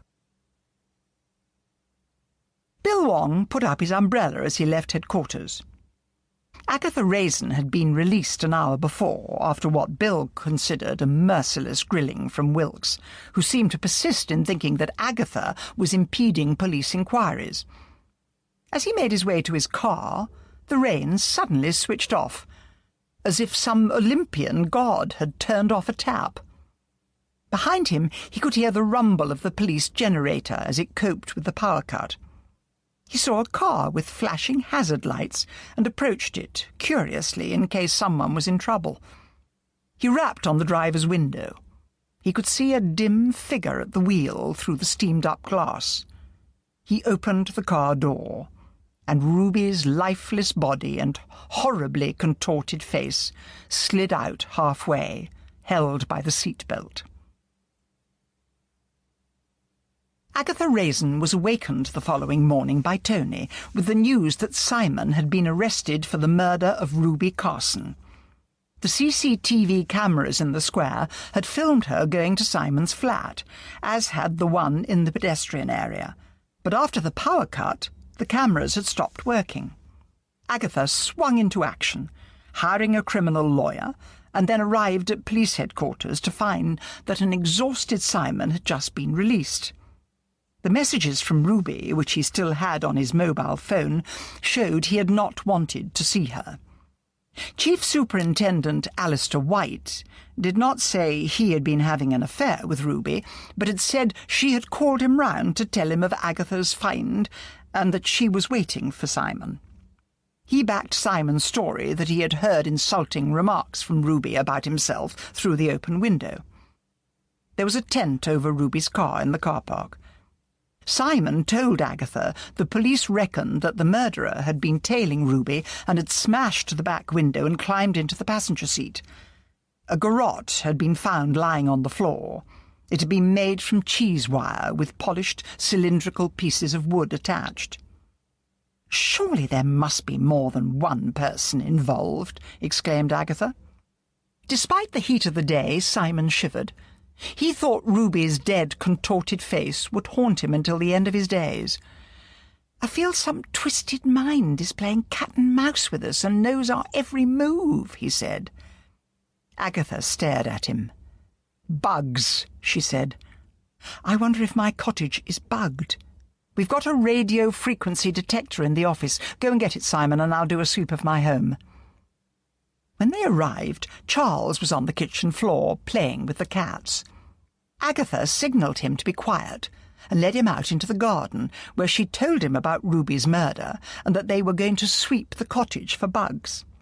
"And what are my cats doing back here?" she asked. "Doris is working upstairs," said Charles. "What? This isn't cleaning day." "She thought the Moggies might like to see their home again. I asked her to change the sheets in the spare room. I'd better get her, and we can ask her if anyone could have got into the house while you were away." Charles came back after a few minutes and led Doris to the bottom of the garden, where Simon and Agatha were waiting. Asked if anyone could possibly have got into, bug the house, Doris wrinkled her brow and then said, "Oh, there was only the telephone man. Some time ago it was. He said there was a fault on some of the village phones and they were checking them all. Oh dear, I went upstairs and left him to it. Big, heavy-set man with a grey beard and glasses. One of them foreign accents. Could have been Polish. Anyone else?" "Don't call anyone to mind." "Oh, I'm right sorry, Agatha. Didn't cross my mind there would be anything up with him." Agatha turned to Simon. "You better start sweeping for bugs. Start with the garden table and chairs." They waited anxiously. Having finished with the garden furniture, Simon moved into the house. "Does he know what he's doing?" asked Charles. "Yes, I get him to sweep the office from time to time," said Agatha. "What puzzles me," said Charles, "is why you haven't been bumped off. You've forgotten I was sent a poisonous bouquet. Maybe our murderer was sure you would recognize Wolfsbane. If this place is bugged, then he would know you knew what the plant looked like. I think some psycho is playing with you, Agatha." "That pseudo-telephone man," said Agatha. "It sounds like someone in disguise. What about Tris Davant? He's got technical knowledge. You better tell the police about this, Aggie." "What? And have to sit in that ghastly interview room again?" "Just phone Bill. The police may have more sophisticated equipment. Still, with any luck, Simon won't find anything." The sky above was turning darker. "I hope he finishes before it rains," said Doris. "I'll phone Bill if Simon finds anything," said Agatha. "And how many times have I got to tell you not to call me Aggie?" "Jill's brother is pretty stocky. Add a false grey beard and glasses, and he could be our bugger. An East European accent is easy to fake. "Bugger being a good word to describe the horrible man, whoever he is," said Charles. A warm drop of rain fell on Agatha's nose. "Oh, this is all we need," she said. "Let's get into the house and not say a word." But when they entered, Simon was arranging 4 tiny bugs on the kitchen table. "All done, I hope," he said. "One in the phone, one under the computer desk, one behind the bookshelves, and one behind your headboard upstairs, Agatha." "Oh, you'll make us all a nice cup of tea," said Doris. "Forget it. I'd like a gin and tonic," said Agatha. "Get it for me, Charles, and I'll phone Bill. He slipped me his mobile number, so I won't need to be trapped by Wilkes." Bill said to wait, and he would be right over to make another sweep of the cottage. Charles returned with Agatha's gin and tonic. She raised her hand to take the glass, and Charles noticed that her hand shook. He put the glass down on the table and said gently, "Not getting the shakes, are you? Maybe not a good idea to start on the booze." "It's not that," said Agatha. "This whole case is creeping me out. Some madman is out there laughing at me, treating me like an amateur fool. But you're right, Charles. I'm not going to start hitting the bottle. Pour it down the sink and make me a coffee instead." "Are you all right, Simon?" "That's why Ruby was murdered," he said wretchedly. "Someone listened in to everything I told you about her." "My copies of that ledger." Agatha jumped to her feet and raced through to her desk and rummaged frantically around. She came back and announced, "It's gone." "So," said Charles, "the murderer must have got back inside somehow. Let's ask Doris." Doris had gone back upstairs. "I'll get her." When Doris returned, Agatha asked, "Where do you leave the keys to this cottage?" "At the foot of the stairs in my handbag," said Doris. "Oh, Agatha, dear, I've got a slip of paper in there with the burglar alarm code." "So the bastard has been walking in and out when he felt like it," said Charles. "He is playing with you because he could have let himself in at night and murdered you." Agatha phoned the security firm which had installed the burglar alarm and left a message to come as soon as possible and change the code. She then phoned a locksmith and asked him to change the locks. The police arrived, headed by Bill and Alice, who introduced 2 technicians. While the men got to work, they all moved back out to the garden, sheltering under the garden umbrella. Agatha told Bill about how the murderer had gained access to her cottage. "You should find yourself another cleaner," said Alice. "Never!" cried Agatha. "It was an easy mistake. No one is more honest or hard-working than Doris." The only thing Asian about Bill were his beautiful almond-shaped eyes, now crinkled up in distress. "Agatha," he said, "go away somewhere until all this is over. It's not safe here for you." "What would be the point of that?" said Agatha. "You may never find this murderer who is turning out to be the serial killer of the Cotswolds. I can't leave my staff. They're in danger too." Agatha's phone rang. It was Phil Marshall. "I just dropped into the office to get another camera, and there is a young man here anxious to retain your services. He says he is Justin Nichols, and Ruby was his stepmother during a previous marriage." "I'd like to see him," said Agatha, "but I can't leave here just now." She told Phil what they had discovered and then said, "Give him directions and tell him to get over here." When she rang off, she told Bill about Justin and then turned to Simon. "Did she say anything about being married before?" "She said she was divorced," said Simon, "but there may have been another marriage before the last one. I think she kept her married name, Carson, which follows that before that marriage she could have been married to someone called Nichols." The technicians came out to the garden to say they had finished their work, and it seemed as if Simon had found all the bugs. Bill turned to Simon. "I hope you wore gloves." "Yes," said Simon, "but if you plan on fingerprinting them, I bet our murderer wore gloves as well. We might be able to trace where they were bought. If you don't mind, Agatha, we'll stay on until this young man arrives. I'd like to hear what he has to say about Ruby." Mrs. Blocksby arrived after the technicians had gone, saying she had been worried about village reports of police cars outside Agatha's cottage. Agatha told her everything that had happened. Her gentle face creased with worry. "It's as if someone is playing cat and mouse with you, Mrs. Raisin, but it does eliminate some suspects." "Like who?" asked Agatha. "I don't see Gwen Simple being able to do anything so sophisticated as planting bugs," said the vicar's wife. "Miss Bannister is dead. Mrs. Simpson was never a suspect. Mrs. Tweedy is too old and would not have the energy or the technical know-how." "My money is still on Gwen Simple," said Agatha. "She could have hired someone. I cannot believe for a moment she did not know what her murdering son was up to." "We've had a watch on Gwen Simple for some time," said Bill. "She's had no strange callers, only people from the village of Ancombe. She helps out in the church and does a lot of good works." "Huh!" snorted Agatha. "Could well be a smoke-screen." "You're forgetting her ex," said Charles. "Davant runs a computer shop." "How are you getting on with that ledger of accounts?" asked Agatha. She did not want to say her copy was missing, knowing that the police would not appreciate her actions. "Don't seem to lead anywhere," said Bill.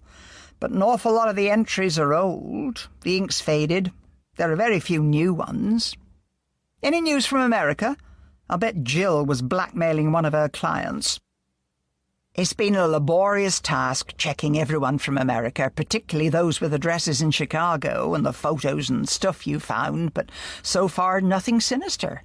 Not one of the men the Chicago police contacted would claim they were being blackmailed, and they're the ones with the wallets say they had had their pocket picked in some bar, anywhere but at the hotel.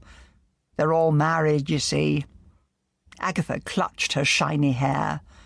"It could be anyone, and we don't have a clue," she wailed. "I'm going to freshen up." "I'm losing it," said Agatha to her bathroom mirror. "It's never affected me like this before. Get a grip." The day was humid and close. She showered and changed into a cool linen sheath and sandals, and repaired her makeup. The doorbell rang as she was descending the stairs. "I'll get it," she called. "No, you won't," said Bill, rushing to her side. "You don't know who is out there." Agatha stood back while he opened the door. She blinked. A young Adonis stood there with the watery sunlight gilding his blonde hair. "I'm Justin Nichols," he said. "Come in," said Bill. "This is Agatha Raisin. I am Detective Sergeant Bill Wong." "Where's Phil Marshall?" asked Agatha. "He dropped me off and went back to the office," said Justin. Justin followed them into the kitchen, where the others were sitting around the table. Agatha made the introductions, urged him to sit down, took a chair herself, and stared at him. His hair was naturally wavy. His skin was white and his eyes an intense blue with thick lashes. He was wearing an open-necked shirt, as blue as his eyes. He was slim but athletic-looking. "How old are you?" asked Agatha. 25. "But Ruby Carson was in her early 40s. Was your father much older than Ruby when he married her?" "Yes, he was 55. I'm his only child. Mother had only been dead, she died of cancer, for 2 years when he met Ruby. She was only 19 then. He was so much in love with her, but she upped and divorced him 2 years later. He was devastated. He still obsesses about her and has commissioned me to employ you, Mrs. Raisin." "What do you do, Mr. Nichols?" asked Alice Peterson. "I'm a computer programmer. I'm freelance, and I am taking a break between contracts." "Why are you all staring at me like that?" "Someone bugged my cottage," said Agatha, ignoring a warning signal from Bill. "Would you have the know-how?" "No," he said innocently. "But I'm sure if I studied how to do it I could manage. But why would I?" "Did you like Mrs. Carson?" asked Bill. "I thought she was a selfish, ambitious woman," he said. "But I'd do anything for my father. I resisted at first, asking why I should employ some village detective woman, but he persisted. Mind you, I did not expect to find you so attractive, Mrs. Raisin. Please call me Agatha." Her eyes were shining. "Surely not," thought Charles. "He's much too young." Maybe it's just Agatha's maternal instinct. "When was the divorce?" asked Bill. "Years ago. Ruby was in sales and marketing, and she suddenly announced she was going to join the police force. That was when she became insanely ambitious. All she would talk about was how she was going to be police commissioner one day. Dad hardly ever saw her. But the divorce hit him hard." "What does your father do?" "He's the managing director of Superfoods. That's how he met Ruby. She was doing the marketing for them." Agatha suddenly wished they would all leave. "If you follow me into the office," she said, "I'll draw up the contracts." "Your secretary's already done that," said Justin. "Look here," said Bill severely. "You are putting yourself in danger, young man. It is not only Mrs. Carson who has been murdered, but other people as well. Whoever the murderer is, he seems to delight in getting rid of anyone who might help find out who he is. I strongly advise you to tear up the contracts and tell your father it is much too dangerous." "I don't see why," said Justin. "I mean, I gather you've removed the bugs, so no one will know Agatha is detecting on my behalf." "Well, I've warned you," said Bill. "We'll be in touch, Agatha." "I'd better go too," said Mrs. Bloxby. "My husband will be wondering what has happened to me." Agatha looked hopefully at Charles. "I'd better be off as well," he said. He had planned to stay, but after all, the beautiful young man would certainly not be romantically interested in Agatha, and his presence might take Agatha's mind off her fears. "Simon," said Agatha, "you'd better get on with that missing teenager case." After Charles and Simon had gone, Agatha said reluctantly, "Leave it with me, Justin. Let me have your phone numbers and address. I'd better talk to your father as well." She had planned to invite him to lunch, but remembered in time that she had to wait at home for the locksmith and to have the code on the burglar alarm changed. "It's lovely here," said Justin with a smile. "I've always wanted to see the inside of one of these old thatched cottages. Look, the rain has stopped." "I'll be going now," called Doris from the hall. Agatha rose to her feet and went to say goodbye. When she returned, the kitchen was empty. She found Justin sitting at the table in the garden with the cats on his lap. "It's so quiet here," he said. "I'm hungry," said Agatha. "Would you like to stay for lunch?" "That would be lovely." "Italian food, okay?" "Marvellous." Agatha went in and phoned a local Italian restaurant that did deliveries and ordered 2 portions of escalope Milanese, with salads and a bottle of Valpolicella. She was just about to join him in the garden when the doorbell rang. Agatha peered through the peephole and saw Tony's pretty face looking back at her. No, she thought, one look at Tony and he'll forget I even exist. She returned to the garden. Agatha had never been attracted to younger men before. She guiltily remembered having a crush on that beautiful schoolteacher in Winter Parva, the one murdered by Gwen's son. Before, she had always considered women who fell for men, just because of their looks, slightly, well, common. Yes, James was handsome, but the same age as she was herself. Maybe Justin was gay. That was the trouble with beautiful men. They usually were. A shadow fell across her. She swung round. Justin was looking at her quizzically. "Who was that at the door?" "I didn't open it," said Agatha. "Some salesman. I've ordered lunch. Should be here soon. Let's enjoy the garden." Tony phoned Simon on his mobile. "Agatha's not answering the door. Is she all right?" "That beautiful young man I phoned you about, I think our Agatha's smitten, so she won't want you around." "That's ridiculous," said Tony. "That's our Agatha," said Simon. As Agatha talked about her previous cases, she decided that the attraction she felt for Justin was maternal. Sometimes, infrequently, she thought it would have been nice to have children. She had felt strong maternal feelings for Tony, but that had unfortunately left her trying to manipulate the girl's life until she had backed off. So, feeling much more comfortable, she chatted until the food arrived and they moved back into the kitchen. Halfway through the meal, she remembered she was supposed to be detecting, and asked Justin if his father had ever been in Chicago. "I don't know if he's been in Chicago," said Justin. "I know he went to a couple of conferences in America, but that was when Mother was still alive." "I think I had better meet your father," said Agatha. "Would this evening be convenient?" "I should think so. I'll phone him when we've finished eating and set something up." When Justin left, he kissed Agatha on the cheek. He had phoned his father, and he would expect them at 6 o'clock. Justin said he would collect Agatha from her office. After he had left, Agatha's hand involuntarily fluttered up to the cheek he had kissed. She felt suddenly lonely and old. Reminding herself fiercely that any feelings she had for Justin were maternal, she forced herself not to change into something more glamorous. She called on Doris and gave her a new set of keys and the new code supplied by the locksmith, and set out for the office. It was only when she arrived at the office that she realized the murderer could be someone in the crowds outside, watching to see who came and went. She phoned Justin and explained it would be safer if he just gave her directions to his home. Then she sadly opened a cupboard and took out a large box of disguises. The frumpier the better, she thought. I must look like a worried client. Before she changed, she took the precaution of phoning a car rental company and asked them to leave the car in the square and bring the keys and contract up to the office. After she had paid for the car rental, she changed into a drab dress and flat shoes.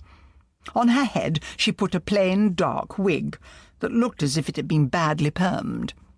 She stuffed pads in her cheeks and put on a pair of glasses. Leaning heavily on a stick, she eventually left the office, watched by a worried Mrs. Friedman. The car was a new, anonymous-looking black Ford. After studying the directions, she set off, with many nervous looks in the rear-view mirror in case she was being followed. The Nichols house turned out to be a large mansion on the edge of the town.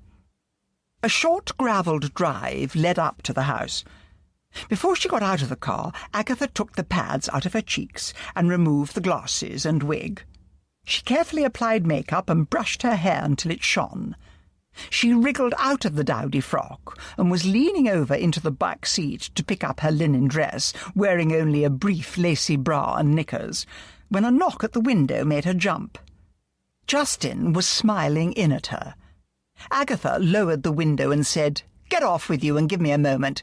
I'm just getting out of this disguise." Justin grinned. "I was just admiring the view." Cursing, Agatha slipped on her linen dress and a pair of high-heeled sandals, sprayed herself with La Vie est Belle, and walked up to the front door, where Justin was waiting. He kissed her warmly on the cheek. "You smell nice. Do come in, we're in the garden." Although Agatha guessed the house had been built at the beginning of the 20th century, the entrance hall looked dark and baronial. There were 2 suits of armour, and beside them 2 antique-looking carved chests. The floor was highly polished parquet, with fine oriental rugs placed like coloured islands across its expanse.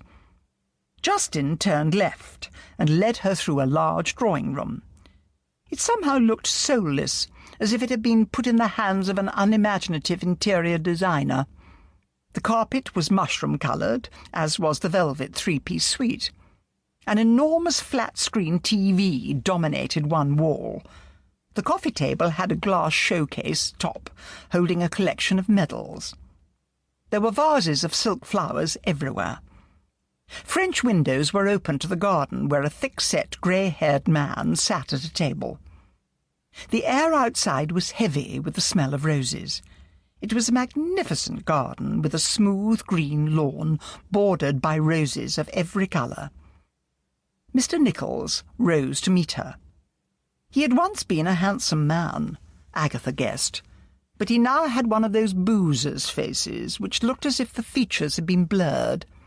His nose was thick and open-pored, his eyes a faded blue criss-crossed with red veins. He had a large drink on the table in front of him, which smelled of vodka.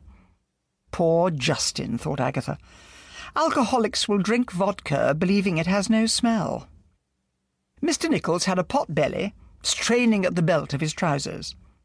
He stood up and shook Agatha's hand. "Can Justin get you a drink?" "It's all right, I'm driving," said Agatha, "but I wouldn't mind a black coffee." "Justin," he ordered, "tell Mrs. Flint to make a pot of coffee and bring some biscuits as well. Now, I must find out who murdered poor Ruby. I still think about her a lot. I always hoped she would come back to me." "You mean even after she walked out on you, you still have strong feelings for her?" "I love her," he said. "First, I must warn you, Mr. Nicholls, that there is a dangerous murderer out there. By employing me, you may put yourself in danger.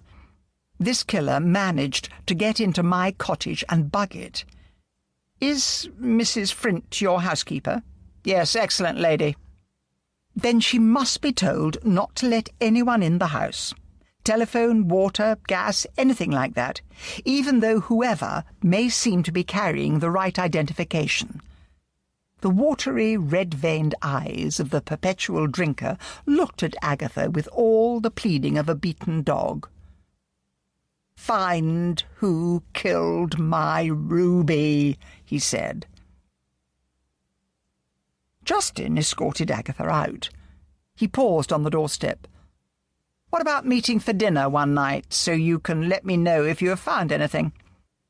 Agatha looked into those blue eyes and felt herself weaken. "We'd better meet somewhere pretty out of the way," she said cautiously. "I don't want the murderer coming after you." "What about tomorrow night? There's the Black Bear in Morton. Safe, lots of people around. I could meet you there at 8 o'clock. Agatha's longing to have dinner with Justin fought with a dark image of murdered Herith. Her longing won. "All right," she said cautiously. "I'll make sure I'm not followed." Chapter 8. Agatha left the office early the following day, planning to spend time getting ready for the dinner with Justin. Of course he was too young to fancy her, and surely she was too old to develop feelings for such a young man. And yet, when she let herself into her cottage and found Charles in the kitchen, she was furious. "How did you get in?" she raged. "Doris lent me her keys. She's worried about you being alone, and so am I." "Well, that's good of you," said Agatha, mollified. "But I'm going out this evening, and I don't want you around when I get back." "Who are you meeting?" "None of your business. Push off, Charles. He's too young for you." "I don't know what you are talking about," Agatha made for the stairs. "I am going to change, and I don't want you here when I get back." But her plan for a leisurely hour and a half had been ruined. All the while she listened, but could not hear any sign of him leaving. When she eventually went downstairs, it was to find the cottage empty and Doris's keys lying on the kitchen table. Agatha fretted. Charles was really a good friend and had saved her so many times from sticky situations. Well, she would get him a set of keys, but after she saw how things progressed with Justin. The evening was calm and serene, with a huge yellow moon floating above the village rooftops. Agatha remembered that blue moon. How odd it had looked.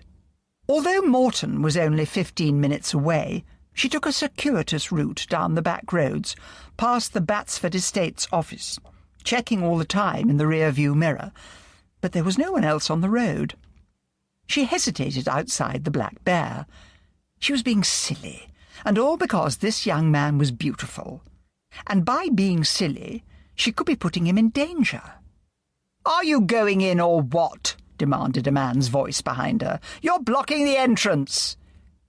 "Sorry," mumbled Agatha. She pushed open the door of the dining room and went in. Justin was seated at a corner table. He rose to meet her. "You look pretty," he said, kissing her on both cheeks. No one had ever called Agatha Raisin pretty before. She gave him a radiant smile as she sat down opposite him. Agatha had forgotten what huge servings they gave at this restaurant.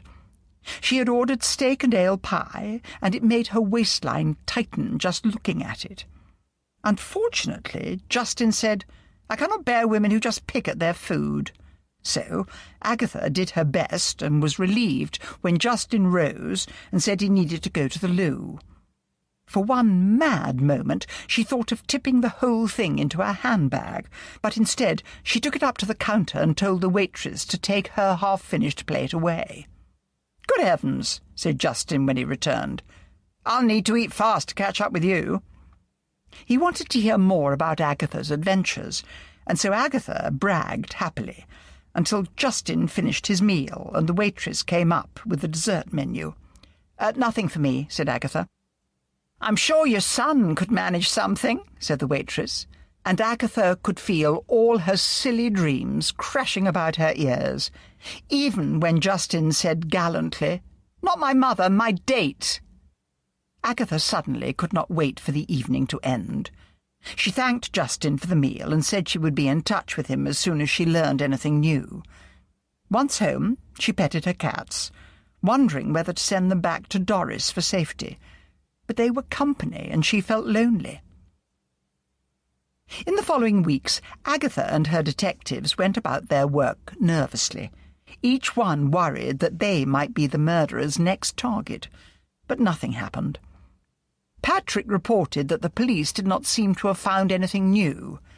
Justin phoned a couple of times, inviting Agatha out, but each time she said it was not safe. The agency seemed to be drawing in a lot of work. Missing teenagers, divorces, firms who thought a member of the staff was stealing, a supermarket that claimed that liquor was disappearing, and so the list went on. And while she worked, Agatha found her thoughts kept turning to Gwen Simple. She could not imagine Gwen having the strength to strangle anyone or to throw a body in the river, but she knew that men went weak at the knees in her company and wondered if she had an accomplice. Mrs. Bloxby told Agatha that Gwen had started a business making silk flowers and would be selling them at a stall at Ancombe Crafts Fair at the weekend. The vicar's wife said she would accompany her, and they set off in Agatha's car. "Have you seen anything of Sir Charles?" asked Mrs. Bloxby. "No, he disappears from time to time," said Agatha bitterly. "I sometimes think I could be lying dead on my kitchen floor for all he cares. And that goes for James, too. He went off on his travels and didn't even call to say goodbye. Here we are, in Ancombe. Don't like the place." "It's all right," said Mrs. Bloxby. "You've just had bad luck with some of the residents in the past. Look, you can park in the field next to the fair." "They must think everyone drives a 4x4, grumbled Agatha, as her car bumped over the ruts in the field. She was directed by a Boy Scout to a remaining place at the far corner. "I didn't think it would be this busy," said Agatha. "People come from all over," said Mrs. Bloxby. "They start stocking up for Christmas because you can get a lot of things here you can't buy anywhere else, and the prices are reasonable." As they wandered amongst the stalls, Agatha could not see the attraction. Did people actually give wooden salad bowls for Christmas? And if you wanted a concrete frog for your garden, how did you get it home? "I'll find Mrs. Simple first," said Mrs. Bloxby, "and come back and let you know if she's with some man. I'll meet you in the refreshment tent." Agatha bought a cup of tea and looked around for a place to sit down. All the tables were full. There was an elderly gentleman on his own, so she went up and asked, "Is it all right if I sit here?" "Go ahead." He squinted up at her through thick glasses. "But it ain't no use chatting me up. I'm spoken for." "Never crossed my mind," said Agatha. "Why?" Agatha sighed. "You're too old for me. You ain't hardly a spring chicken yourself." Agatha looked at his ancient face. "Do you mean women still chase you?" "Like flies round a honeypot. All widows. Few of us men left down at the social club. Was married the once. Ain't what it's cracked up to be. Marriage, that's what. Nag, nag, nag, from morning to night. When my Tilly was in her coffin, I could swear I could hear her going on and on and on. Mrs. Blocksby came up to the table, and Agatha said quickly, "Let's go outside." Once outside the tent, she asked eagerly, "Anything?" "She's got a very beautiful young man helping her. I'm afraid it's young Mr. Nichols." "Surely not, it can't be," exclaimed Agatha. "I wish it weren't." "I'd better have a look to make sure. No, wait a moment. I've got his mobile number." Agatha dialed. With a sinking heart, she recognised Justin's voice. "Don't say my name," she said. "I'm outside the tea tent." She rang off and waited anxiously, jumping nervously when Justin came up behind her and said breezily, "Hello, Agatha. I remember you. It's Mrs. Blocksby, isn't it?" Agatha said, "What are you doing helping Gwen Simple?" "I'm detecting," said Justin. "Thought I'd lend a hand." "Listen, she could be a murderess. It's not safe." "I think she's all right. Mrs. Simple is very quiet and kind." "She's as quiet and kind as a cobra," hissed Agatha. "I said I would help her, so I'm going back there," said Justin stubbornly. "I'll phone you later." And with that, he darted away through the crowd. Despite the heat of the day, Agatha shivered. She had a sudden feeling of menace. But the crowds drifted back and forward. The village band played, the air was full of the smells of tea and cakes, and it looked a safe rural setting. Later, while she waited for Justin to phone, Agatha worked through her notes. What if, she wondered, the murder of Ruby Carson had nothing to do with the other murders? And yet it had happened right after Simon had told her on the phone about Jill's book being found. She sighed. Simon could hardly go detecting in Oxford, where police and detectives would be working hard to find out who had murdered Ruby.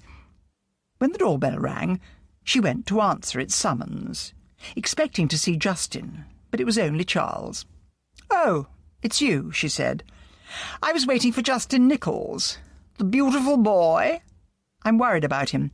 He's decided to be a detective, and to that end was helping Gwen sell silk flowers at the Ancombe Fair. She's probably wrapped her coils around him." "I tried to warn him," fretted Agatha. "Look, Charles, what do you think of this idea? What if the murder of Ruby has nothing to do with the others?" Charles sat down at the kitchen table. The cats jumped onto his lap. "Now, why do you think that?" he asked. "Often people who are murdered are what Scotland Yard calls murderees. They set up dangerous scenarios which lead to them being killed. Ruby was having an affair with the police chief superintendent. He says he was just on a visit, but Ruby screamed of ambition, and, as we know from Simon, she coldly used sex as a weapon. Is the superintendent married? What if his wife knew of the affair? What do we know of the latest ex-husband? Perhaps she slept with other men to further her career and then dropped them. There is no record of her having contacted Jill Davant. It seems to me that our murderer wants to eliminate anyone who was close enough to Jill to reveal his identity." Charles looked at her curiously. He knew from past experience that Agatha's seeming flights of fancy were based on sharp intuition. "So we should start at the beginning," he said. "Let's go now and see Mr. Nichols and find out who she might have been having an affair with when she was married to him." "I'll phone Patrick first and find out what he knows," said Agatha. Patrick said that Ruby's last husband was a detective inspector called Jimmy Carson. He had an impeccable reputation. In fact, Patrick had been to see him. He had said that Ruby was difficult and was always throwing scenes. He had been glad to agree to an amicable divorce. He only saw his children from time to time because he was always busy. "I didn't get a report from you about this," said Agatha. "Oh, he was going to get round to it," protested Patrick, "but with so many suspects it didn't seem top of the list. Also, Gwen Simple's phone has been bugged by the police for ages. Nothing there. Doesn't even get a call from her son. There are still such things as mobiles. Got that covered as well. Nothing." "Send me over what you've got," said Agatha. "All of it, even the stuff you don't think is important." When she rang off, she said crossly to Charles, "I think Patrick is beginning to behave like the Lone Ranger." She told him what Patrick had said. Charles shrugged. "Patrick's ex-police, so he probably still feels loyalty to the plot. But he should have told you about Gwen's phones being bugged. Let's see what Nichols has to say for himself." Mr. Nichols had been drinking, but was still coherent. Asked about Ruby, he went off into a paean of praise. Agatha interrupted brutally. "Was she having an affair with Carson while she was married to you?" "I didn't want to believe it," he said mournfully. "I wouldn't believe it. But Justin, poor little lad as he was then, was miserable. I said I'd prove him wrong and hired a detective. I was devastated at what he found out. I said I would forgive her, but she said it would be better for everyone if I agreed to a divorce. She said if I did that, I could keep Justin. If I didn't, she swore she would get custody. Justin pleaded to stay with me. What could I do? So I agreed to the divorce." "Wait a minute," said Agatha. "She was only his stepmother. No court would give her custody." "She said she would reveal some family secrets I didn't want exposed." "What secrets?" "They're secrets, and that's how they'll stay." "So why are you still in love with this terrible woman?" asked Charles. "Oh, she was a goddess when we were married. You don't know her. Carson seduced her. He's a wicked man. I'll bet he killed her." "Was Justin fond of his stepmother?" asked Agatha. "That's the sad bit," said Mr. Nichols. "He never forgave her." "So why did he encourage you to engage my services?" asked Agatha. "He said it was odd that we weren't getting any information from the police. He said we should try to find out something ourselves. He said it would put my mind at rest. He's a good boy, and he loves his dad." Mr. Nichols raised his glass and took a large swallow of whisky. His eyes filled with tears. "I wish I could have my Ruby back again." They took their leave. "I think you're barking up the wrong tree, Agatha," said Charles. "Look, Ruby was garroted right after that message from Simon. That drunk in there is so advanced in alcoholism that he lives in a world of fantasy. Maybe he could have thought that if he couldn't have her, he would make sure no one else could," said Agatha. "Did you have anyone else checking up on him?" "I asked Simon to look into it." Agatha phoned Simon. "Nichols is ex-Special Forces," he said. "You know, SAS, and they keep quiet about details." When Agatha told Charles, he said, "That paints a different picture. He'd certainly know how to bump her off. But he's probably been sunk in booze for so long, I can't see him moving away from the chair and whisky bottle. Justin didn't say anything, but I doubt if Mr. Nichols had that job of his for a while." When they were back in Agatha's cottage, Charles helped himself to a drink and moved out into the garden, followed by the cats. Agatha sat down at her computer and began to read everything on the murders. After an hour, the doorbell rang. "I'll get it," called Charles. "I ordered Chinese food." Agatha realized she was very hungry and followed him through to the kitchen, where he was placing containers on the kitchen table. "Dig in," he said. "I feel like beer. Got any?" "No, but there's a bottle of white wine in the fridge." They ate companionably until Agatha suddenly put down her chopsticks and stared at him.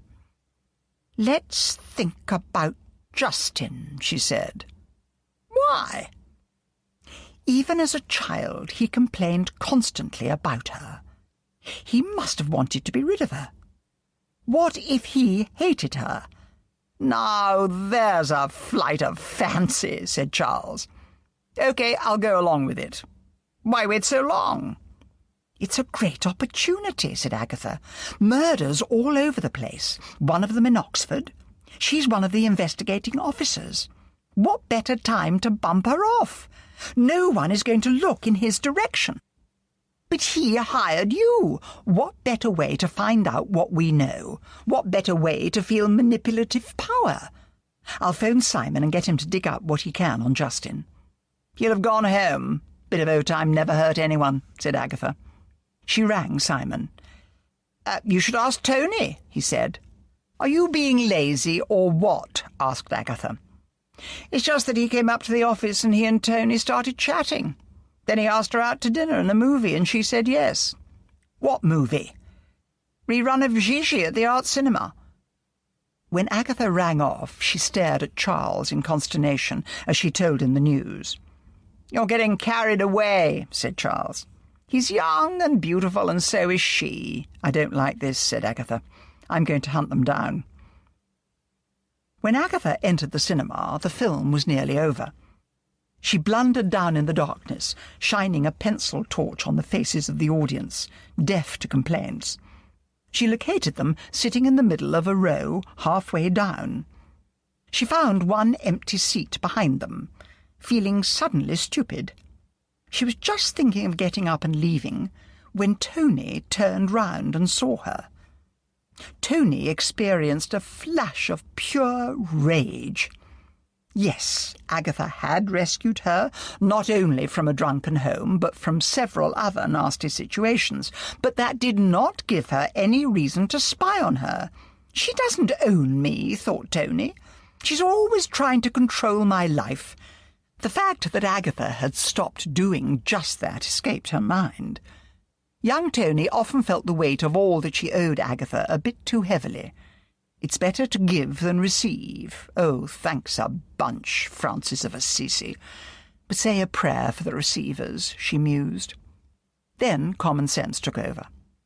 If her date with Justin was important enough for Agatha to stalk her, always supposing Agatha was not jealous and was not in the grip of one of her obsessions, then it followed that Agatha knew something sinister about her date. When the film ended and the lights went up in the cinema, there was no sign of Agatha.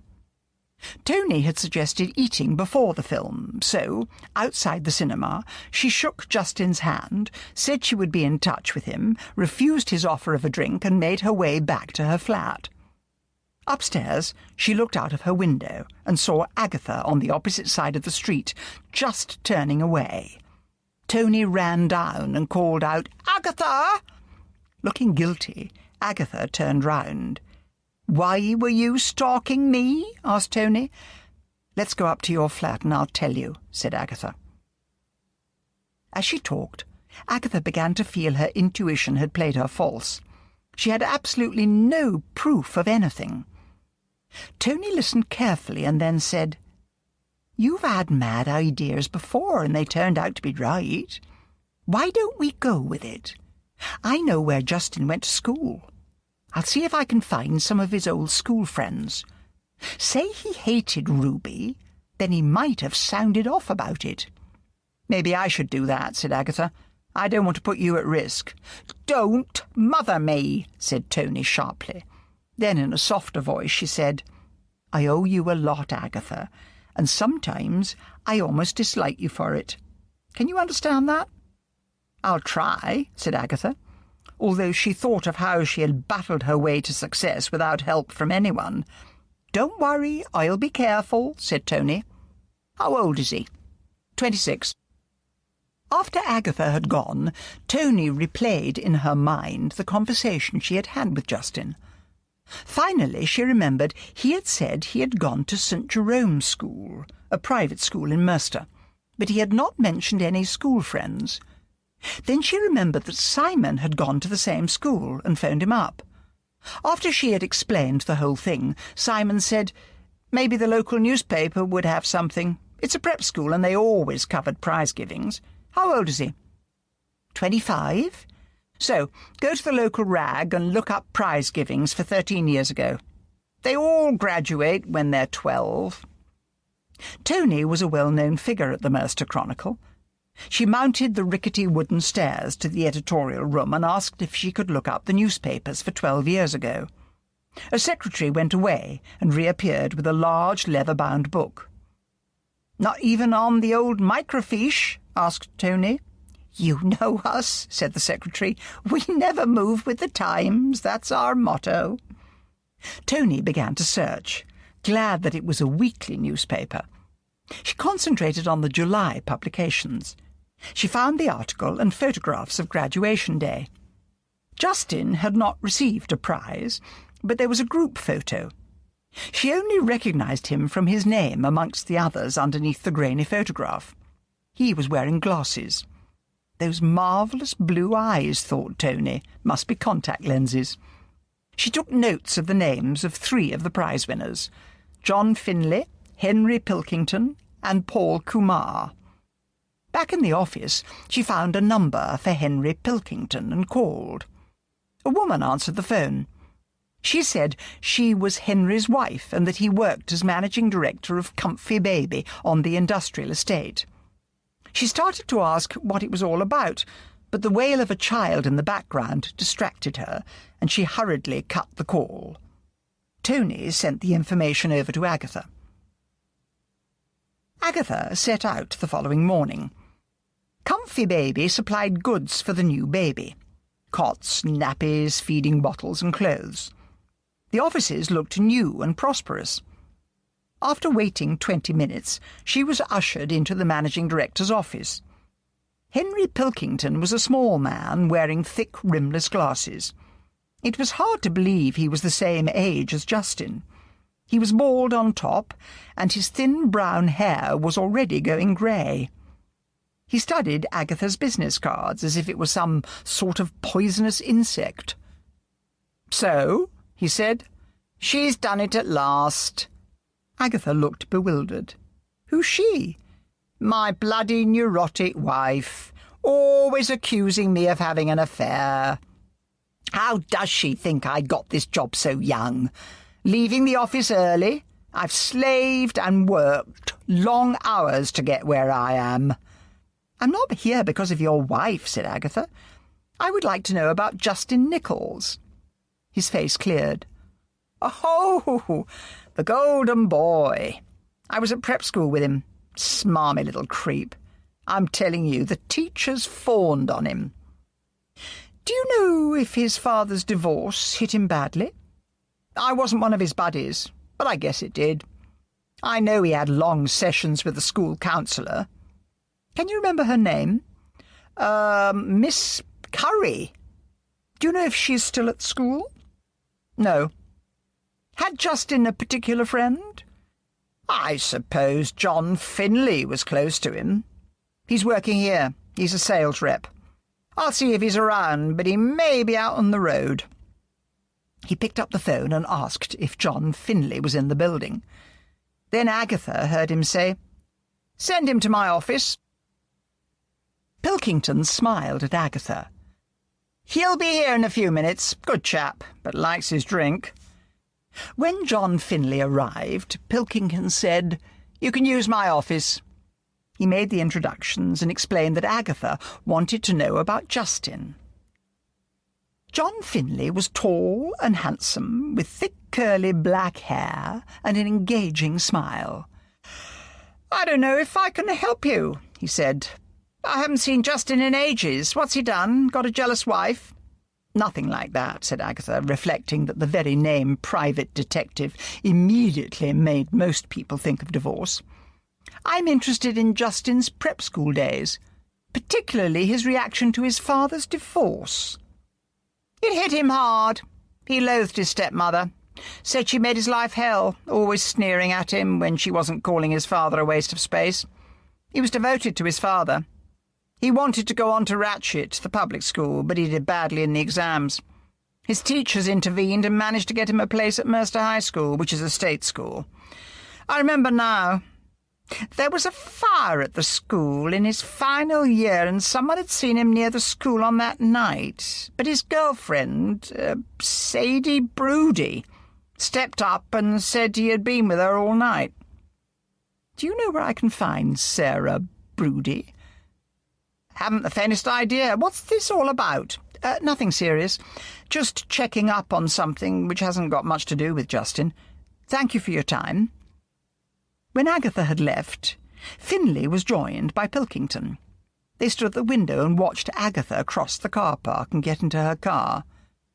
"I like Justin," said John Finlay.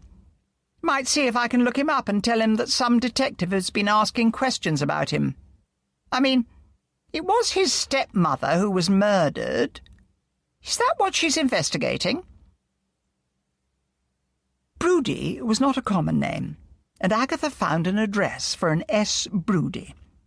Her flat was near Tony's.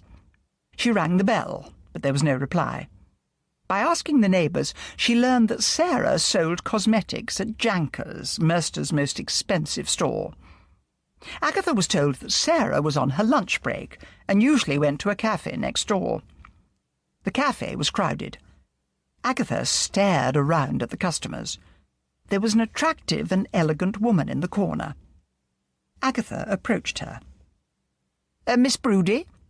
The woman looked at her blankly. A woman at the next table swung round. "That's me. What do you want?" There was an empty chair opposite her. Agatha slid into it. Sarah Broody was plain. There was no other word to describe her. She had large, pale, protruding eyes, bad skin, and lank hair. Agatha wondered why, as she was a cosmetic saleswoman, she did not wear makeup. Agatha explained who she was, and then said she was interested in the night of the fire at the school. A red, angry spot stood out on the sudden whiteness of Sarah's face. She began to gather up her things. "I have nothing to say." "I only want to know why you lied," said Agatha, her bear-like eyes boring into Sarah's face. "It's either me or the police." Sarah, who had half risen, sank back into her chair. "Bastard," she whispered. "Will I go to prison?" "No, because I won't say a word," said Agatha. "It's all to do with another matter." "He begged me. He said he would marry me if I lied for him. I would have done anything for him. I didn't sleep with him. He got hold of me the next day. I was dazzled. I said I would, and I did. But the minute the school days were over, he dropped me. I was furious. I said I would tell the police the truth, and he laughed and said I would go to prison for perverting the course of justice, and he would even swear I had helped him. He's evil." Agatha had a quick meal when she had left and went back to the office. Tony came in and asked her how she had got on and listened, alarmed. Then she said, "But why encourage his father to investigate? He was only a young boy when he was threatening her. I'm sure he's harmless." "Look," said Agatha, "he tricked that poor girl into lying for him. He burned down the school. Murderers often start being arsonists when they are children." "Do me a favour," said Tony. "If you are that sure that he is evil, phone him up and say you have come to the conclusion that because of the huge investigation by the police in Oxford, it is hopeless trying to get anywhere. And after you have done that, phone the police and report your findings about the school fire." But Agatha felt her report on the fire could wait. Right at that moment, she could not bear the idea of another interrogation at police headquarters. However, she phoned Justin on his mobile and explained her reasons for dropping the case. To her relief, he took the news without protests, only saying, "I see what you mean. I'll tell Dad. He'll understand." Agatha then turned her attention to another outstanding case and got to work. By the end of the day, she felt exhausted. The case meant she had to follow a nimble, possible adulteress on foot, accompanied by Phil with his cameras. The humid weather did not help, nor did her high-heeled sandals. The woman in question went from shop to shop, Then she dropped into a cafe for coffee before resuming her shopping, and then blamelessly returned home to her suspicious husband, carrying bags of purchases, while Agatha cursed a woman who wore trainers and never seemed to bother taking her car out. She returned to her cottage, put a microwave meal in for dinner, fed her cats, and finally settled down in front of the television. Flicking through the channels to see if she could find a bit of escapism, she finally found an episode of Morse she had not seen before, but after the first half hour her eyes drooped and she fell asleep. Charles let himself in later that evening. He saw Agatha asleep on the sofa and decided to leave her and wake her later on. He went upstairs and put his bag in the spare room. He was just about to go downstairs when he heard the doorbell ring. He stood and listened. Then he heard Agatha making her way to the door, saying, "Justin, can this wait? I'm very tired." And then Justin's voice, "It'll only take a moment." Charles wondered what to do. Agatha had seemed smitten by Justin, then suspicious of him. She might be furious to find him lurking around. He sat down at the top of the stairs and waited. In the kitchen, Agatha went over to the coffee percolator and asked, "Coffee? Not for me, thank you." "I'll have one," said Agatha. "I'm barely awake." Her eyes fell on her open handbag, lying on the counter with the electric light gleaming on the edge of her tape recorder. She poured herself a cup of coffee, and before turning around, switched on the tape recorder. Justin was already sitting at the kitchen table. Agatha sat down opposite him. "I had a call from the broody female," he said. "Broody by name, broody by nature. She was sobbing and gulping and saying she had betrayed me, but if I would only see her again, she would swear blind she had told you nothing. Then an old school friend phoned my dad and said you'd been asking odd questions of what I was like at the time of the divorce. May I remind you, sweetie, that you are being paid to investigate my stepmother's death?" "I know that," said Agatha. "Look, I'm tired. Can't this wait until tomorrow?" "No, it can't wait. You want the truth. Well, listen to this. Ruby made my life hell, and she drove my father into alcoholism. I've dreamt for years of a way to get rid of her, and you gave me that way. All those murders. Who would suspect me if another one was committed? So I watched and waited outside her house for an opportunity. That night, I followed her to Merster. I saw her park her car in the middle of that storm. I guessed the CCTV cameras wouldn't be able to pick up anything because of the power cut. And there was another crack of thunder, and I broke the glass of the back window of her car." That beautiful face seemed to Agatha the epitome of evil. She had been trying to give up smoking, but now she grabbed her packet of cigarettes and lit one up. He grinned. "Last cigarette before the execution?" Then he dodged as Agatha seized a milk bottle off the table and threw it at him. From his pocket he produced a length of wire with a piece of wood at the end. Agatha jumped to her feet and made for the garden door. He seized her and bore her down onto the floor. "Help me!" screamed Agatha, as the cruel wire went round her neck. Then suddenly he went limp. Panting, Agatha rolled out from under him and struggled to her feet. Charles was standing there with a poker in his hand. "Got anything to tie him up?" he asked. "I hope I haven't killed him." With shaking hands, Agatha jerked open a kitchen drawer and pulled out a roll of garden twine. "Phone the police," ordered Charles. "I'll tie him up after I find out if he's still breathing." While Agatha phoned, he tied Justin's hands and feet, and then checked his pulse. "He's alive. Hope I haven't given the bastard brain damage, or we won't get a confession." "I got it on tape," said Agatha. Her face was chalk white, and her legs seemed to have turned to jelly. Justin recovered consciousness. "You've got nothing," he whispered. "I'll deny the whole thing." Agatha fumbled in her handbag and took out the tape recorder. She ran the tape back and then pressed the button to play it. Appalled, Justin heard his voice coming over loud and clear. Charles and Agatha were finally left alone after a long night. Agatha wondered how Justin's father would survive the news. It transpired he had been sacked from his job months before for drunkenness.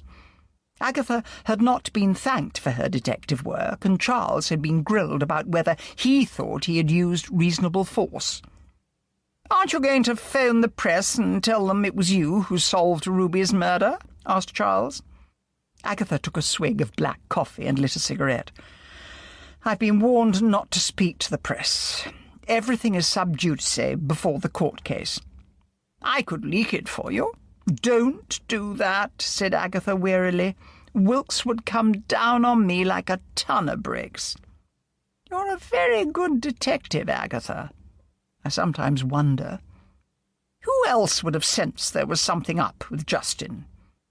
Agatha scowled into her drink. She was suddenly sure that her suspicions about Justin had been prompted by jealousy when she had seen him with Gwen Simple. She sighed. Maybe the police would have got round to it anyway. There was a ring at the doorbell. "Ignore that," said Charles. "No, I'll go." Agatha came back into the kitchen, followed by Mrs. Bloxby and James Lacey. "What's been happening?" asked James. "I've just got back and heard in the village shop about your cottage swarming with police." "I was worried too," said Mrs. Bloxby. "By the time the Chinese whispers reached the vicarage, I heard you had been arrested." "I'll make a pot of coffee," said Charles, "and Agatha can tell you all about it." "Get me another coffee," said Agatha. "I can hardly keep my eyes open."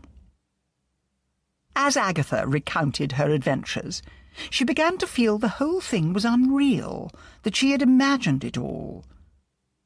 When she had finished, James said, "Now all you have to do is solve the other murders." Charles, entering with a tray of coffee, said sharply, "I think Agatha should leave that to the police." James laughed. "Oh, Agatha won't leave it alone. She's as tough as old boots." "Look," said Charles, "she's just escaped being murdered. The best thing she can do is take a few days off and chill out." Both men glared at each other. "I think they are both in love with her in their odd ways," thought Mrs. Bloxby. "Oh, why doesn't Agatha get married and settle down?" James gave a reluctant laugh and turned to Mrs. Bloxby. "You must long for the days when there weren't so many incomers." "Well, Mrs. Simple and her son had been in Winter Parva for some time. I wonder how many murders went unnoticed before all this expert technology," said the vicar's wife. "But do forget about these murders, Mrs. Raisin. Be safe." "I'll think about it," said Agatha. Chapter 9. But that night, as she tossed and turned in bed, Agatha felt she simply could not let go. The murderer was out there, and, if not stopped, would kill again. The next target might be me, thought Agatha. She had kept her bedside light on to banish the fears brought by darkness. She regretted having bought a thatched cottage because nameless creatures rustled in the thatch.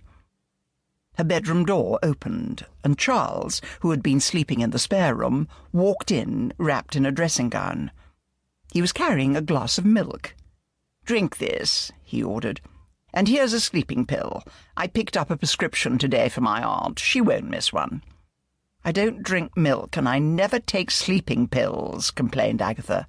"Do as you're told for once in your life," said Charles, "or I will ram this pill down your throat."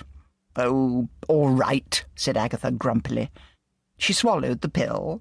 Then she said, "I never thanked you for saving my life." "All in a day's work," said Charles. "Go to sleep." After he had left, Agatha felt she would never sleep, when she suddenly plunged down into a dream where Justin was chasing her round a village fair with an axe. Agatha arose late next morning to find that Charles had left. Patrick Mulligan phoned her to tell her that Justin had taken poison on the road to the police station. He had died horribly. They thought it might be cyanide, but were waiting for the results of the autopsy. The 3 officers who had been driving him to headquarters were in trouble because they had not handcuffed him. There was worse to come. The news was broken to Mr. Nichols, who had said he would identify the body. He had asked Bill Wong and Alice Peterson to wait while he changed. When they felt he was taking too long about it, they had gone up to his bedroom to find the door locked. Bill had finally managed to break it down to find that Justin's father had hanged himself. "Where on earth does one get a cyanide pill in this day and age?" asked Agatha. "And why didn't they tell Charles that Justin had committed suicide instead of leaving him to worry that he might have caused brain damage?" "Search me," said Patrick.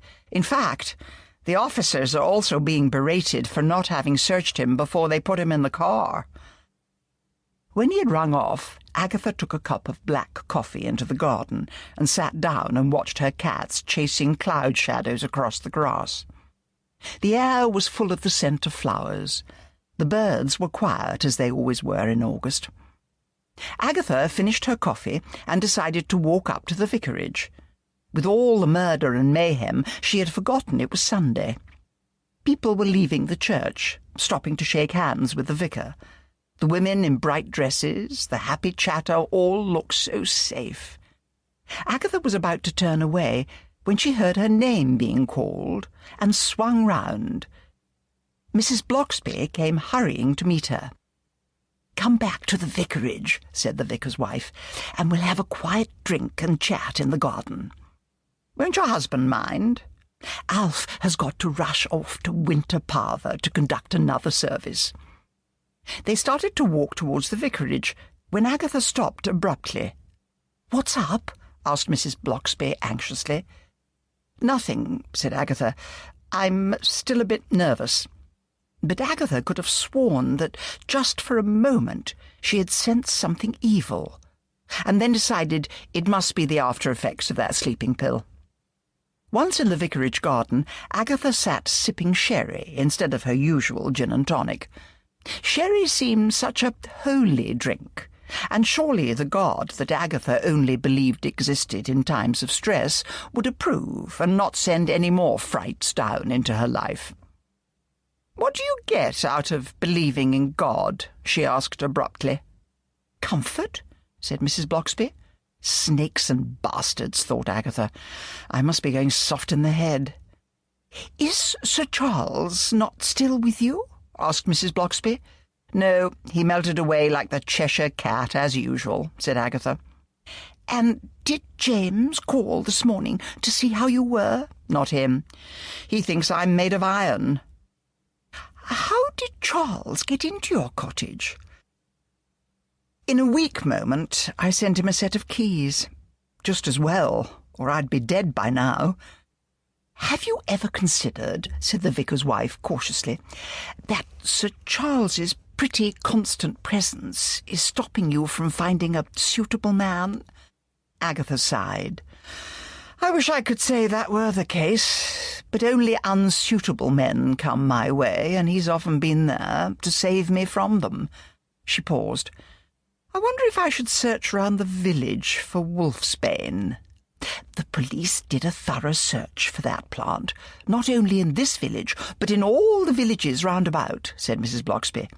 "Try to relax and leave it all to them." But when Agatha left, she felt she would never rest until she found out the identity of the murderer. Once more on her own, she realized she was hungry and headed for the Red Lion.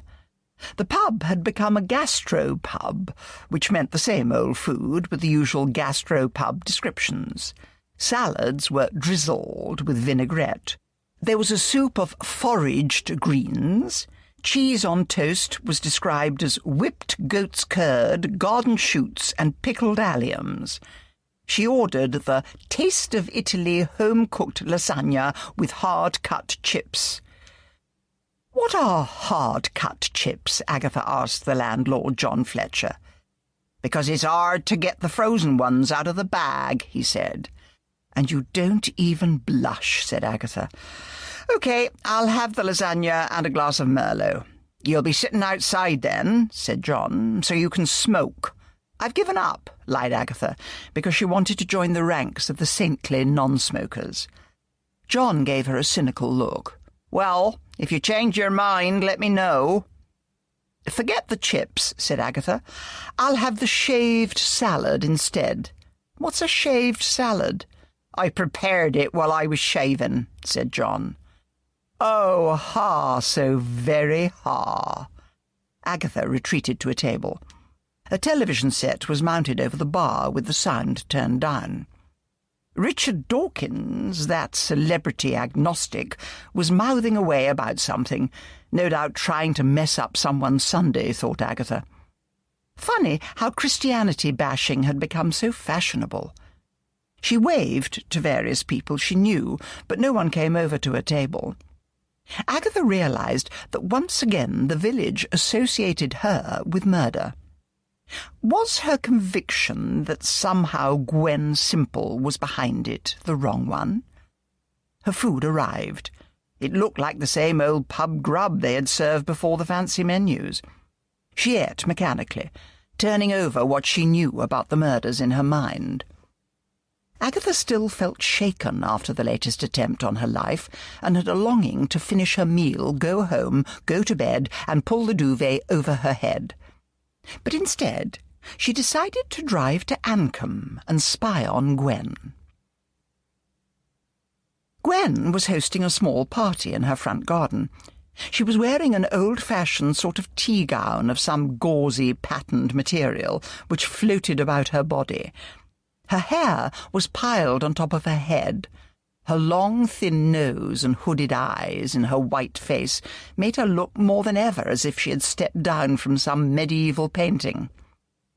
Agatha stood behind a tree at the corner of the garden to shield herself from the guests. 2 late arrivals walked past her and made their way into the garden. Agatha noticed that a very handsome man was helping serve the drinks. He was as tall as James, but with red hair and a tanned face. The new arrivals said something to Gwen, who looked straight at the tree behind which Agatha was hiding. She said something to the handsome man, who strode down the garden. Agatha was scurrying off to her car when he caught up with her. "Mrs. Simple wants to know what you were doing spying on her," he said. "I am a private detective, and she told me." "What are you doing here?" "Mrs. Simple is one of the suspects in a detective case I'm investigating. The fact that her wretched son is a murderer doesn't make her one. She is phoning headquarters to put in a claim of harassment. Snakes and bastards. They'll be down on me like a ton of bricks. When that chap nearly murdered me, they treated me as if I were a villain." He looked curiously down at her. The sun was shining on Agatha's shiny hair. She was wearing a white shirt-blouse with a short skirt, which showed off her excellent legs. A faint scent of Miss Dior drifted round her. "I've just got back from Dubai. What's this about you nearly being murdered?" "Don't you think you'd better introduce yourself?" said Agatha. "I am Mark Dretter. I have just taken a cottage in Ancombe." "Look," said Agatha, wishing she had worn low heels because the straps of her high-heeled sandals were beginning to become uncomfortable. "I'm tired of standing in the heat. Can we talk somewhere more comfortable?" "Why not? I only met Gwen today when she called on me and invited me to her party. Where do you suggest?" "I can drive you to the pub in Carsley and we can talk there." "You lead the way," said Mark, "and I'll follow you." "How old is he?" wondered Agatha. "I think he's about my age. He's very good-looking, and he's got a great physique. Could he have been lying? Maybe he's close to Gwen and wants to find out what I know. Oh, I do hope Charles doesn't choose to make one of his sudden appearances." At the Red Lion they chose a table in the garden. To her surprise, he ordered a bottle of cold white wine. "Aren't you worried about being caught for drunk driving?" she asked. It's all right for me. I can leave my car here and walk home." "I'll be quite safe," said Mark. "It's only a few miles to Ancombe, and I don't plan to get drunk." "Before I tell you all about it," said Agatha cautiously, "when did you arrive back from Dubai?" "Yesterday. I got my sister to choose a cottage in the Cotswolds for me, and I wired her the money." "And what do you do?" "I work at the British Embassy. I'm on leave." "Spook?" "Not me. Just an underling. Now, let's hear about this murder." "Murders," corrected Agatha. He listened intently as Agatha told him the whole story, ending up with Justin's attempt on her life. When she had finished, he said, "And I was hoping for a quiet life in an area where nothing bad happens. But it seems a bit hard to suspect Gwen, just because of her awful son." "How did you hear about that?" asked Agatha. "My sister told me." "But not about the other murders? You get the British newspapers in Dubai. You must have read something." "It's all coming back to me. Yes, I did read about it. For a start, I wasn't aware Carsley was so close, and the other murders took place in Oxford." With one of her sudden flashes of intuition, Agatha thought, he's lying. Gwen's already snared him, and he's doing his best to find out what he can and report back to her. Agatha rated her own appearance very low. It never dawned on her that this was caused by her previous bad taste in men, those experiences that had reduced her self-worth. Suddenly she realized he was speaking. "It seems to have started with that therapist," he said. "The fact that when she was in Chicago she was a hooker makes things difficult. Look at it the other way. People in this village went to Jill for counselling. Someone was afraid that Oxford detective had found out something. Then there is the barrister. Perhaps the murderer knew from your bugged cottage that he was going to be investigated and overrated his abilities. Now we come to Victoria Bannister. What was she like? Bitch. Nosy, jealous, spinster. Right. She spied on you. She may have known who went to consult Jill. Just maybe she fancied herself as a sort of Poirot and went around accusing Jill's clients, saying you are the murderer. If it hadn't been for the Chicago connection, you would have concentrated on this village. I mean, Wolfsbane suggests someone with a good knowledge of plants." Agatha was feeling more and more attracted to Mark, but there was one thing she had to get clear. She told him about the few in the village that she knew had gone to Jill. "Why did you lie to me when you said you knew nothing of the murders? Gwen got her hooks into you when she called to invite you to her party. She told you all about her son and how this private detective was persecuting her.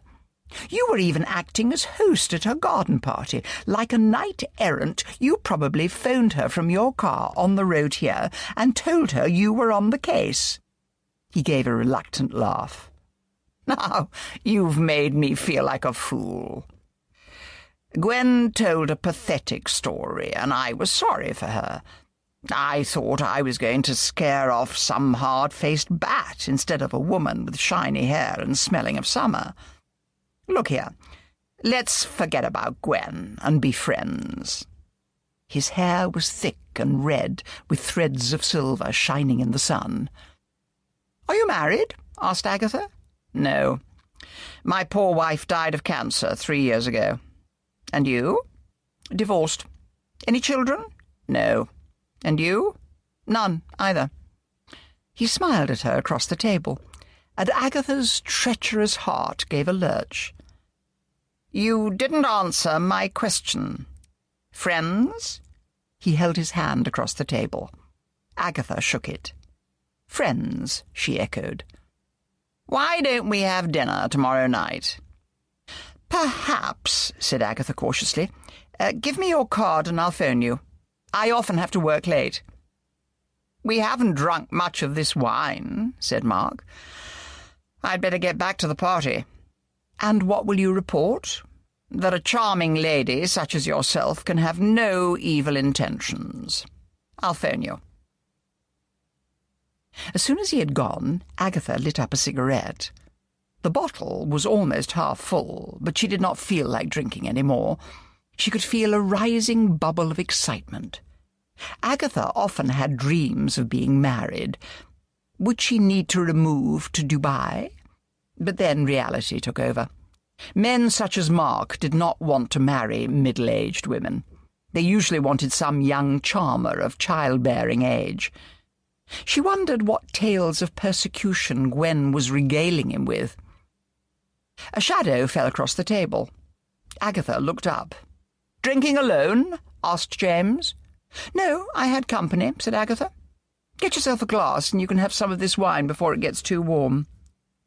When James returned and poured himself a glass of wine, he asked, "Have you got over your fright of having been nearly killed?" "Mostly. I feel I should maybe rent a flat in Merster. My cottage just does not seem safe. But I don't like to think of my cats being stuck in a city flat." "Then let Doris have them." "Perhaps. Drink is not the solution. Unlike you to order a whole bottle. I didn't order it. As I said, I had company. He's just left." "Who's he, Agatha?" Agatha proceeded to tell him the whole story about how she had been caught spying on Gwen and how she had become friends with Mark. "Go carefully," counselled James, when she had finished.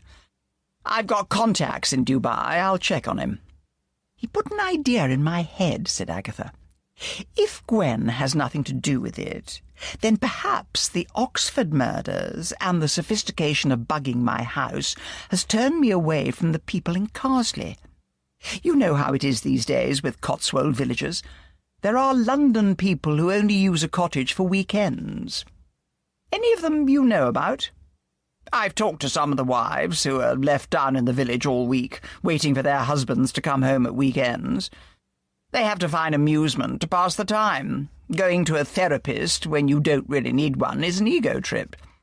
Just sit or lie there with a captive audience and talk about yourself." "Any particular one you can think of?" asked Agatha.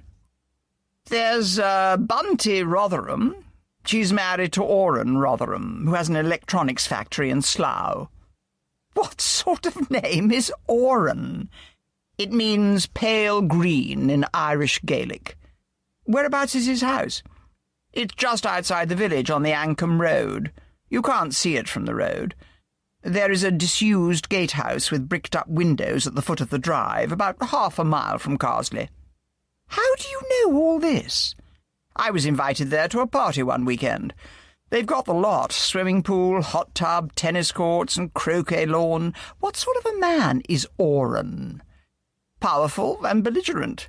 Strong Irish accent, except when he forgets to use it and bits of Cockney start creeping in.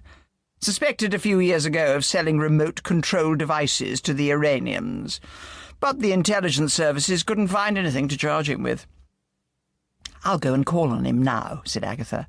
"I'd better go with you," said James. "I gather you were rude to the trophy wives one evening." "Well, let's hope Bunty wasn't one of them. I'll pay for this wine. Charles has me well trained." But the landlord told her that Mark had paid for the wine. When she thought of him, a rosy, warm feeling enveloped her. James suggested they take his car, as Agatha confessed to having drunk 2 glasses of wine. To Agatha's dismay, James had just bought a white Morgan sports car, difficult to get in and out of. James turned in past the deserted lodge and cruised up a long drive, bordered on either side by tall pine trees. The house finally came into view. It was a large, white, fairly modern house, which resembled a bathing lido. "Looks like something out of Poirot," said James.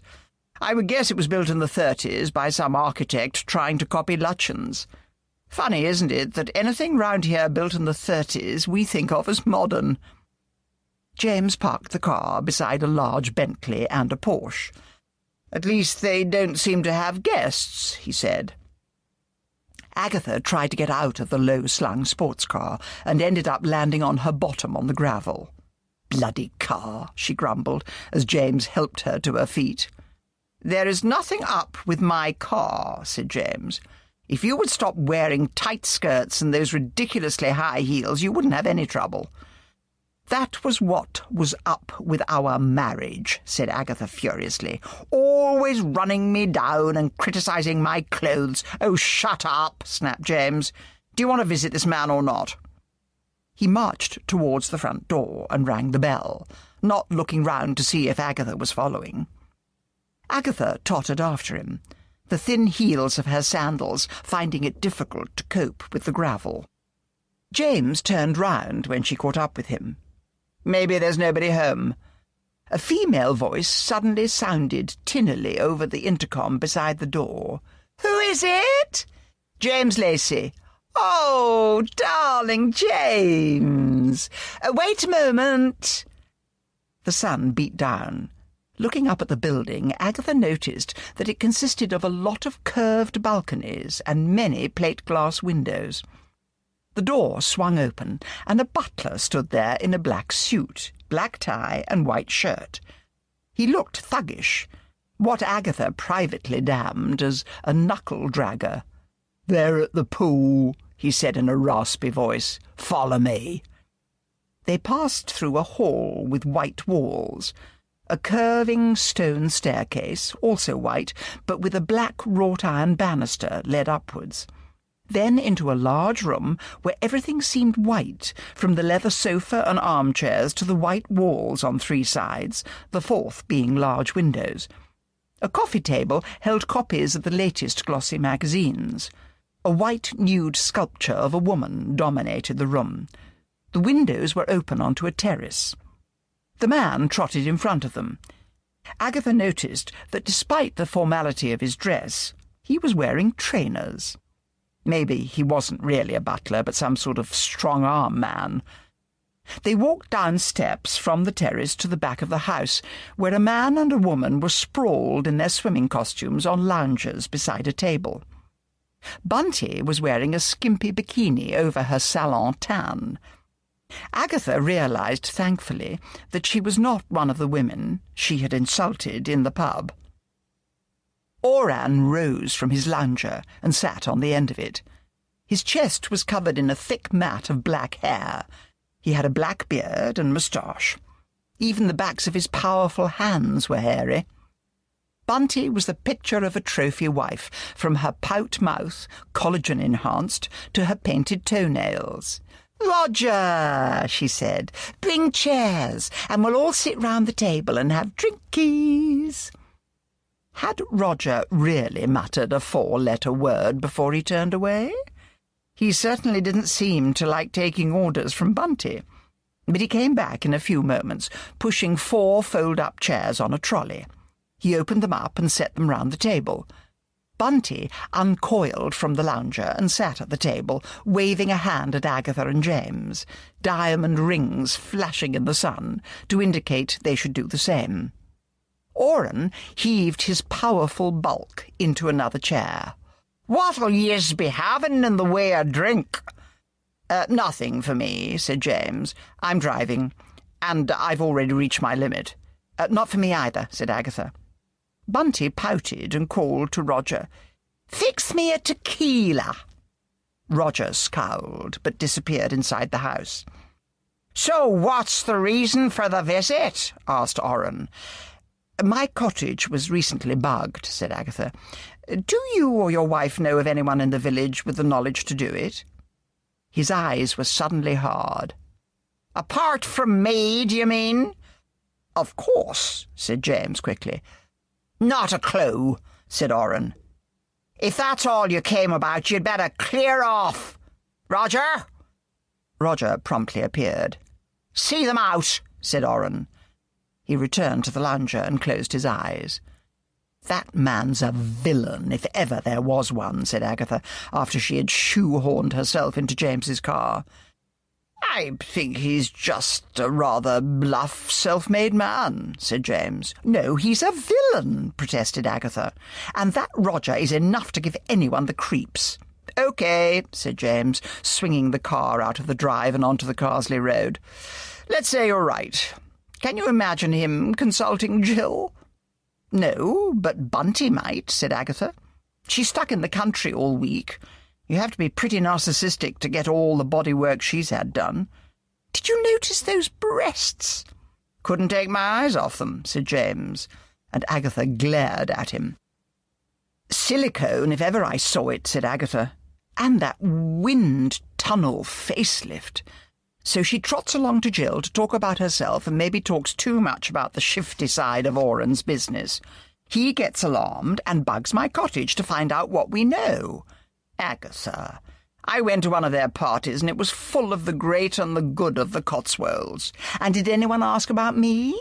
Several people. You are by way of being a village celebrity. Did Bunty or Oran ask about me? Not that I can remember. Here we are. I am sure you are sober enough to drive home." This time James came round and hauled Agatha out of the passenger seat. "I may see you tomorrow," he said, "but I've got a lot of writing to do." Agatha remembered Mark Dretter's invitation to dinner. "Don't force yourself," she said. "I'm going to be too busy." Instead of going home, Agatha drove to the vicarage, reflecting that living in the country made one lazy. In London she had walked miles. In the country she had developed the habit of driving even short distances. The vicar answered the door and glared at her. He turned and walked away, but he left the door open. Agatha followed him in and heard his voice shouting, "That Raisin woman is here again! Why don't you just invite her to stay?" Mrs. Bloxby appeared. "Oh, let's go into the garden. The day has turned quite humid and there's not a breath of fresh air. What can I get you?" "Nothing," said Agatha. "I want to talk." Agatha sank down into a garden chair and eased her tortured feet out of her sandals. "James and I went to see the Rotherhams. I think he's a thug." "A very generous thug," said Mrs. Bloxby. "He gave £5,000 to the village sports club and £2,000 to the church repair fund." "I didn't even know that house of theirs existed," said Agatha. "They bought it 6 months ago," said Mrs. Bloxby. "It was nearly a ruin, and they must have spent a fortune repairing it. Do they have any servants, apart from a thug called Roger?" "They get the cleaning done by a firm in Evesham, and engage a catering company if they're entertaining. He has the most peculiar stage Irish accent." "I wonder if he ever went to Chicago," said Agatha. Mrs. Bloxby leaned back in her chair and closed her eyes. She looked tired.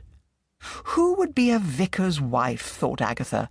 Dog's body, nurse, therapist, always kind, always tactful.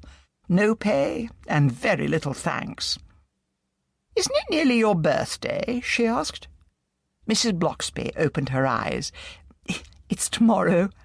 "Going out to celebrate?" "Oh, I shouldn't think so. Alf always forgets." "I've got to go. I remembered something. Don't get up. I can see myself out." Once back in her cottage, Agatha sat down at her computer and wrote out a flyer and printed off a pile of copies. The flyer said, "It is Mrs. Bloxby's birthday tomorrow. Send a card to our hard-working vicar's wife." Putting on a pair of flat walking shoes, she set out round the village, shoving flyers through letterboxes until she felt too tired to go on. Returning to her cottage, she remembered she had an unopened bottle of Chanel No. 5 that James had given her for Christmas last year. She found some fancy wrapping paper in a drawer in the kitchen and wrapped it up. Then back to the computer to send an email gift card. She would leave the scent on the doorstep of the vicarage in the morning before she went to work. It was a Sunday, and most of the shops now closed. She could only hope that some people in the village could manage to send birthday wishes. Mrs. Bloxby was preparing her husband's breakfast the following morning when the doorbell rang. Before she could open the door, she had to clear away a great pile of mail. When she did open the door, a florist's van was parked outside. "You got a lot of bouquets," said the delivery man. "I'll carry them inside for you. You better move all these parcels off the doorstep so I don't trip." Mrs. Blocksby stood amazed as he carried bouquet after bouquet into the vicarage. The vicar appeared. "What's going on here?" he demanded. "It's my birthday," said his wife. "Look at all the flowers. And can you help me get all those parcels that are on the doorstep? I'll take most of the flowers to decorate the church. How lovely! Interflora must have been working overtime." The vicar stood staring at his wife like a deer caught in the headlamps. Then he said, "Back in a minute." He rushed to his study. He had recently been at an auction with a friend, and on impulse had bid for a pretty gold Edwardian brooch inlaid with moonstones and small chipped diamonds. He had planned to give it to his wife on their wedding anniversary in November. It came in a red Morocco leather box. He took it out of the locked drawer at the bottom of his desk and hurried back with it. His wife was reading the cards on the flowers. "Here," he said, gruffly. "Happy birthday." "Oh, Alf," said Mrs. Blocksby, opening the box. "It's beautiful. How on earth did everyone know it was my birthday?" I think I said something," lied the vicar. He was suddenly sure Agatha Raisin was behind it, and he was damned if he was going to let her take the credit. Let's get all these parcels in." Because the shops had been closed on Sunday, the presents were things like cakes and homemade jams. The phone rang. Mrs. Blocksby answered it. It was Agatha to say happy birthday. "The vicarage is full of flowers," said Mrs. Blocksby. "I feel like a film star." Agatha's voice was suddenly sharp with concern. "Make sure all the bouquets are from the florists and no one has sneaked a homemade one in.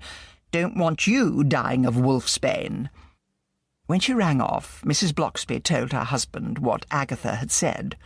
They searched the bouquets, reading the cards, but all had come from the florist. "What a lot of thank-you letters I am going to have to write," said Mrs. Blocksby.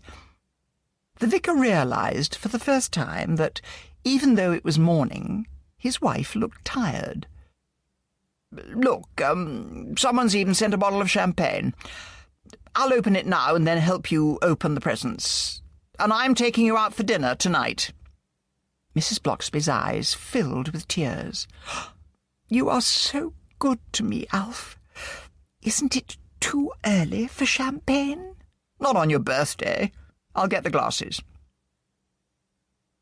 In her office that morning, Agatha allocated jobs for the day. "You haven't got one for yourself," said Tony.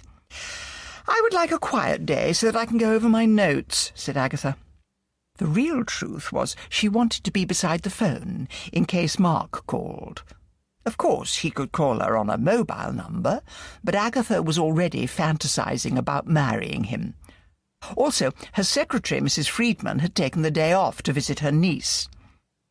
When her detectives had left, Agatha discovered that Mrs. Friedman received quite a lot of phone calls.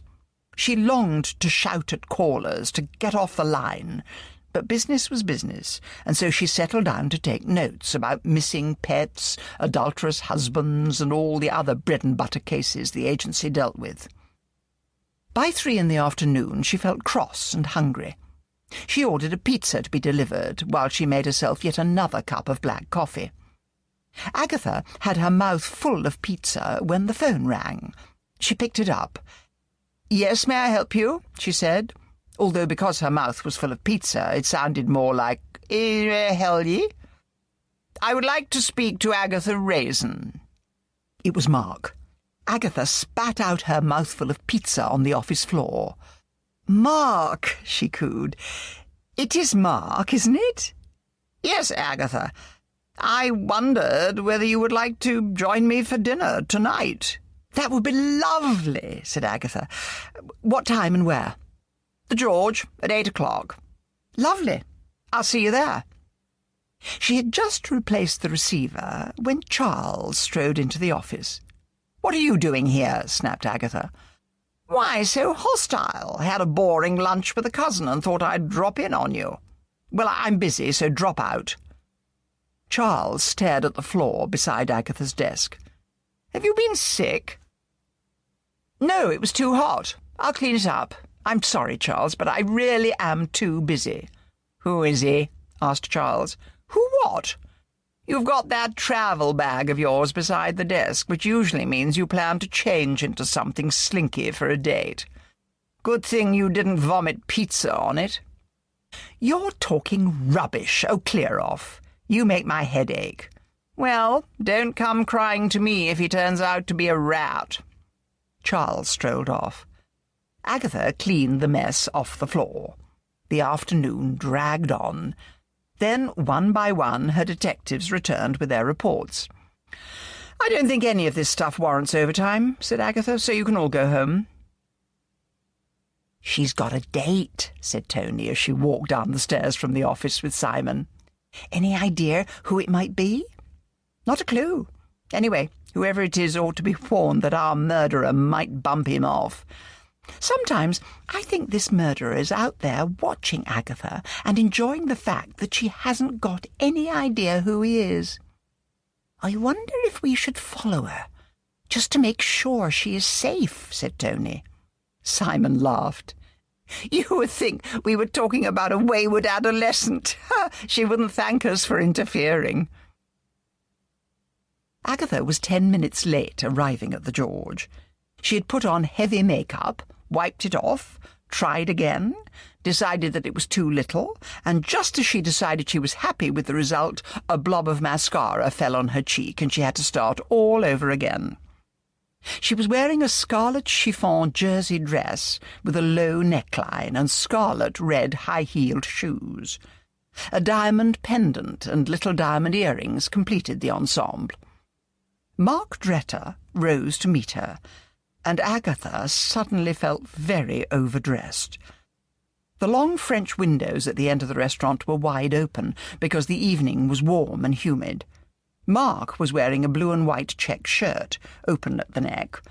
But he said, "You look magnificent." "I had to deal with a very posh client before I came here," lied Agatha. "Let's choose something to eat," said Mark, "and then you can tell me how you are getting on." Agatha's bear-like eyes suddenly bored into him, "So that you can report to Gwen." He looked hurt. "Do you credit any man who invites you out for dinner as having an ulterior motive?" "In my line of work, I'm suspicious of everyone," said Agatha. "Sorry." "Never mind. What are you going to have to eat?" Agatha had a healthy appetite, but sadly knew that anything fattening seemed to go straight to her waistline. On the other hand, she told herself, she could start dieting the next day. She ordered avocado stuffed with shrimp as a starter, to be followed by steak and a baked potato. Mark said he would have the same, and ordered a bottle of Macon to go with the meal.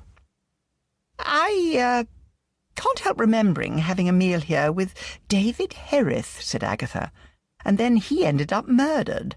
I hope I am not putting you in danger." He laughed. "My sister is a security freak. My cottage has steel shutters on the downstairs windows, a CCTV camera over the door, and burglar alarms back and front. Still, when you think about it, the murderer must have been following you. Just think. Might even be in this restaurant." Agatha looked around the dining room. "They all look ordinary," she said.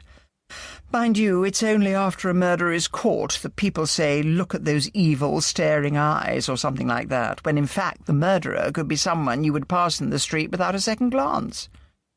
"Perhaps this murderer has given up," said Mark. "Have you got over that attempt on your life?"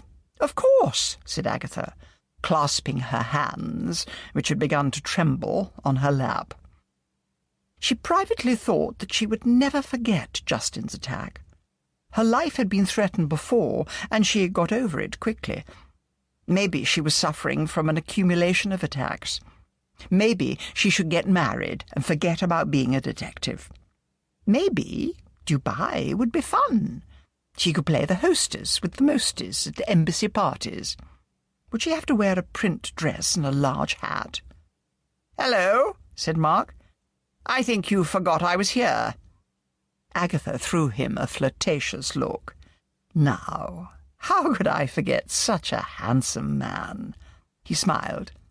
"Easily, I should think. Why do you suspect Gwen?" "Because her son, the baker, was serving up people in meat pies. There were the two of them living in that bakery. Don't tell me she didn't know what was going on. Mother love can be blind. Also, she wouldn't have the strength. For example, you said that Tremond had been knocked on the head and pushed in the canal. I think it would be easy for such as Gwen Simple to enchant some man so that he would murder for her. But you told me the police had bugged her phone. She hasn't let anything slip. In fact, she leads a blameless life. Oh, do eat your food. We've plenty of time to talk." When she had finished her first course, Agatha said, "But you did think it might be a village murder, and that the police are wasting their time looking at the Chicago end of the business?" "Just a feeling. Murder on such a scale would make anyone think it should be some place like Birmingham rather than an English village.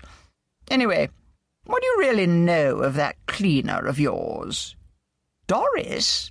Honest as the day is long. And Mrs. Tweedy?" "Oh, she may be a bitch, but she's pretty old. I bet there's someone in Carsley you haven't even thought of." "I can't believe that," said Agatha. "Jill had consulting rooms in Merster before she moved to the village.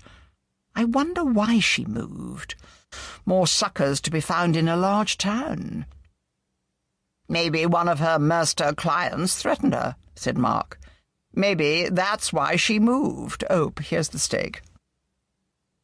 Agatha was a fast eater. Mark, on the other hand, carefully cut off small pieces of steak one at a time and chewed them thoroughly before dissecting another bit. "I'm tired of talking about murder," said Agatha. "Tell me about yourself."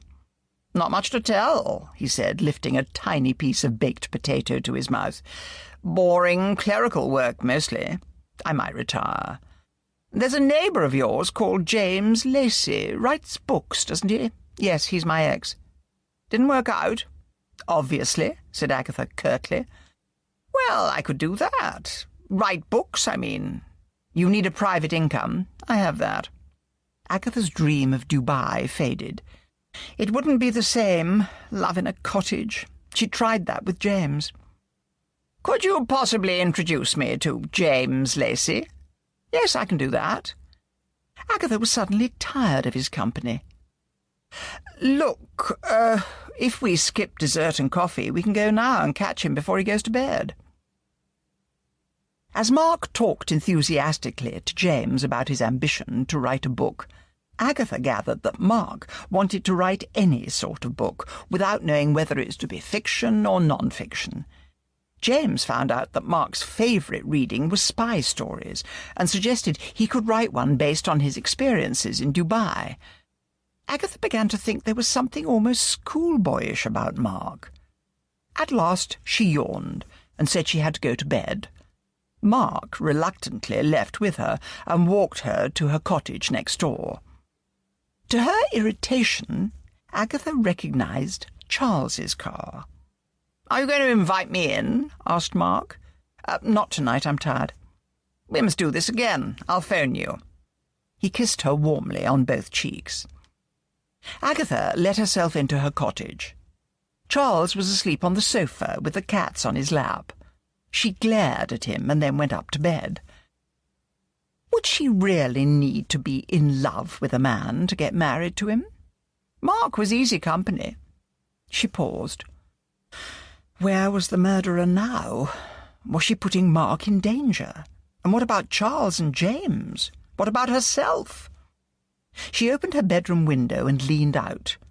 A squat, dark figure was just hurrying out of the lane. Agatha felt a spasm of pure dread. Whoever it was hadn't been walking a dog. There were only 2 cottages in Lilac Lane, her own and James's, and the lane ended at a field. She rushed downstairs and shook Charles awake. "There was someone out in the lane," she said. Charles straightened up, spilling cats onto the floor. "So what? So what reason does anyone have for coming along here?" He got to his feet. "I'll go and have a look." "No!" screamed Agatha, hanging on to him. "I don't want to lose you." He grinned. "This is so sudden." He planted a kiss on her nose. "I'll be careful."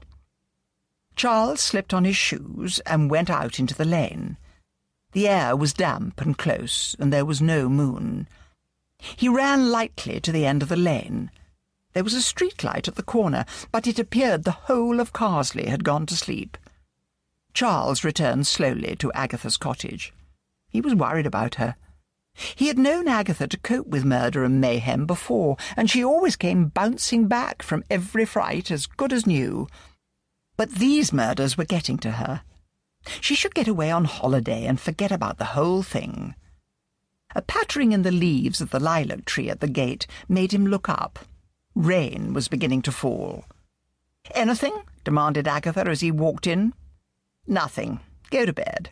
"You should go away somewhere, Aggie, and forget about the whole business. You're becoming a nervous wreck." "I'm not going anywhere until I nail this bastard," said Agatha. "Well, go to bed, and we'll talk about it in the morning." The grey, drizzly morning had a calming effect on Agatha. Horrors somehow seemed worse in bright sunlight. Charles was already up and on his way out. "Maybe see you later," he said. Agatha had sometimes thought she might tell him she was turning the spare room into an office, because she did not like the cavalier way he came and went in her life. But, she reminded herself, he had saved her life. She decided to forget about the murders for the time being and concentrate on the work in hand. It was a busy week, and the staff all worked hard. Agatha realized with delight that she would finally be able to give everyone a bonus, and that news, delivered to her staff on Friday evening, was greeted with a great cheer. Agatha often worked on Saturdays with one other member of her staff, but decided that this time, as part of the celebration, they should all have the weekend off. Agatha was sure Charles would have disappeared again. She did not want to be alone and planned to leave her cottage and walk up to the pub. But as she arrived, she saw Roy Silver's car parked outside her door. She often viewed her former employee as an irritation. He was asleep at the wheel. She rapped on the window, and he came awake with a start. When he got out of the car, Agatha noticed that, for Roy, he was more soberly dressed than usual, wearing a business suit but with a white shirt open at the neck, revealing enough gold chains to make an Indian woman's dowry. "You've got to help me," he said as soon as he was out of the car. "Come inside and tell me all about it," said Agatha. She wondered for a moment if Mark would phone, and reminded herself she was not really interested in him. The rain had stopped, but the garden was still soaked. They sat in the living room. Roy asked for a vodka and tonic, and Agatha helped herself to a gin and tonic. "Now," she said, "what's up?" "I was to handle the Lehman account. You know, the Paris perfume people. Big promotion for their new perfume. Passion. Pedman gave it to that conniving bitch, Maisie Biles." Pedman was Roy's boss. "The wonderful world of public relations," said Agatha. "I'm glad to be out of it." "Who the hell is Maisie Biles?" "She only joined a month ago. Came from our rivals, JIG Publicity. Smarmed all over Mr. Pedman from day one." "What does she look like?" "Rabbity, protruding eyes and big teeth." "So how has she managed to charm Pedman?" "She found out the date of his little son's birthday and brought in a present. She offered to babysit when his babysitter let him down." "JIG Publicity is a big, powerful firm," said Agatha. "Why did she leave?" "Don't know. She sneers at me." "I've got a contact at JIG," said Agatha. "I'll see if I've got his home number." She went to her desk, pulled out a drawer, and lifted out a bulging address book. "You must be the only person to still use an address book," commented Roy. "Old numbers," said Agatha curtly. "Now, what was his name? Maybe it's under J.I.G. Ah, here we are. Duncan McGregor. Scottish as malt whisky. I'll phone him." She rang a number and waited. Then she said, "No reply. I'll try his mobile." This time Duncan answered. After the preliminary pleasantries, Agatha said, "What can you tell me about Maisie Byles?" Roy waited impatiently, wishing he could hear what Duncan was saying. At last he heard Agatha say, "That's interesting. I'll bet Pedman didn't know anything about that." She began to talk about her detective work, obviously in answer to Duncan's questions. Finally she rang off. Agatha sat down and took a gulp of her drink and then said, "Maisie Byles left before she was pushed. She was handling Happy Tot baby formula. The silly cow went on her Facebook page and said that all mothers should be forced to breastfeed. Furious people at Happy Tot, J.I.G. lost the account. Going to sack her, but she cried and said she had an invalid mother to support, so instead they suggested she find other employment." "Oh, dear," said Roy. "Do you think she has an invalid mother?" "Not for a moment," said Agatha. "So what do we do?" asked Roy. "I'll send Pedman an email and tell him all about it. If I do, are you sure you'll get the account?" "Yes, it was initially offered to me, but Maisie piped up and said surely it would be better if the account were handled by a woman." "OK. Help yourself to another drink while I send this email." Agatha typed out an email and sent it off.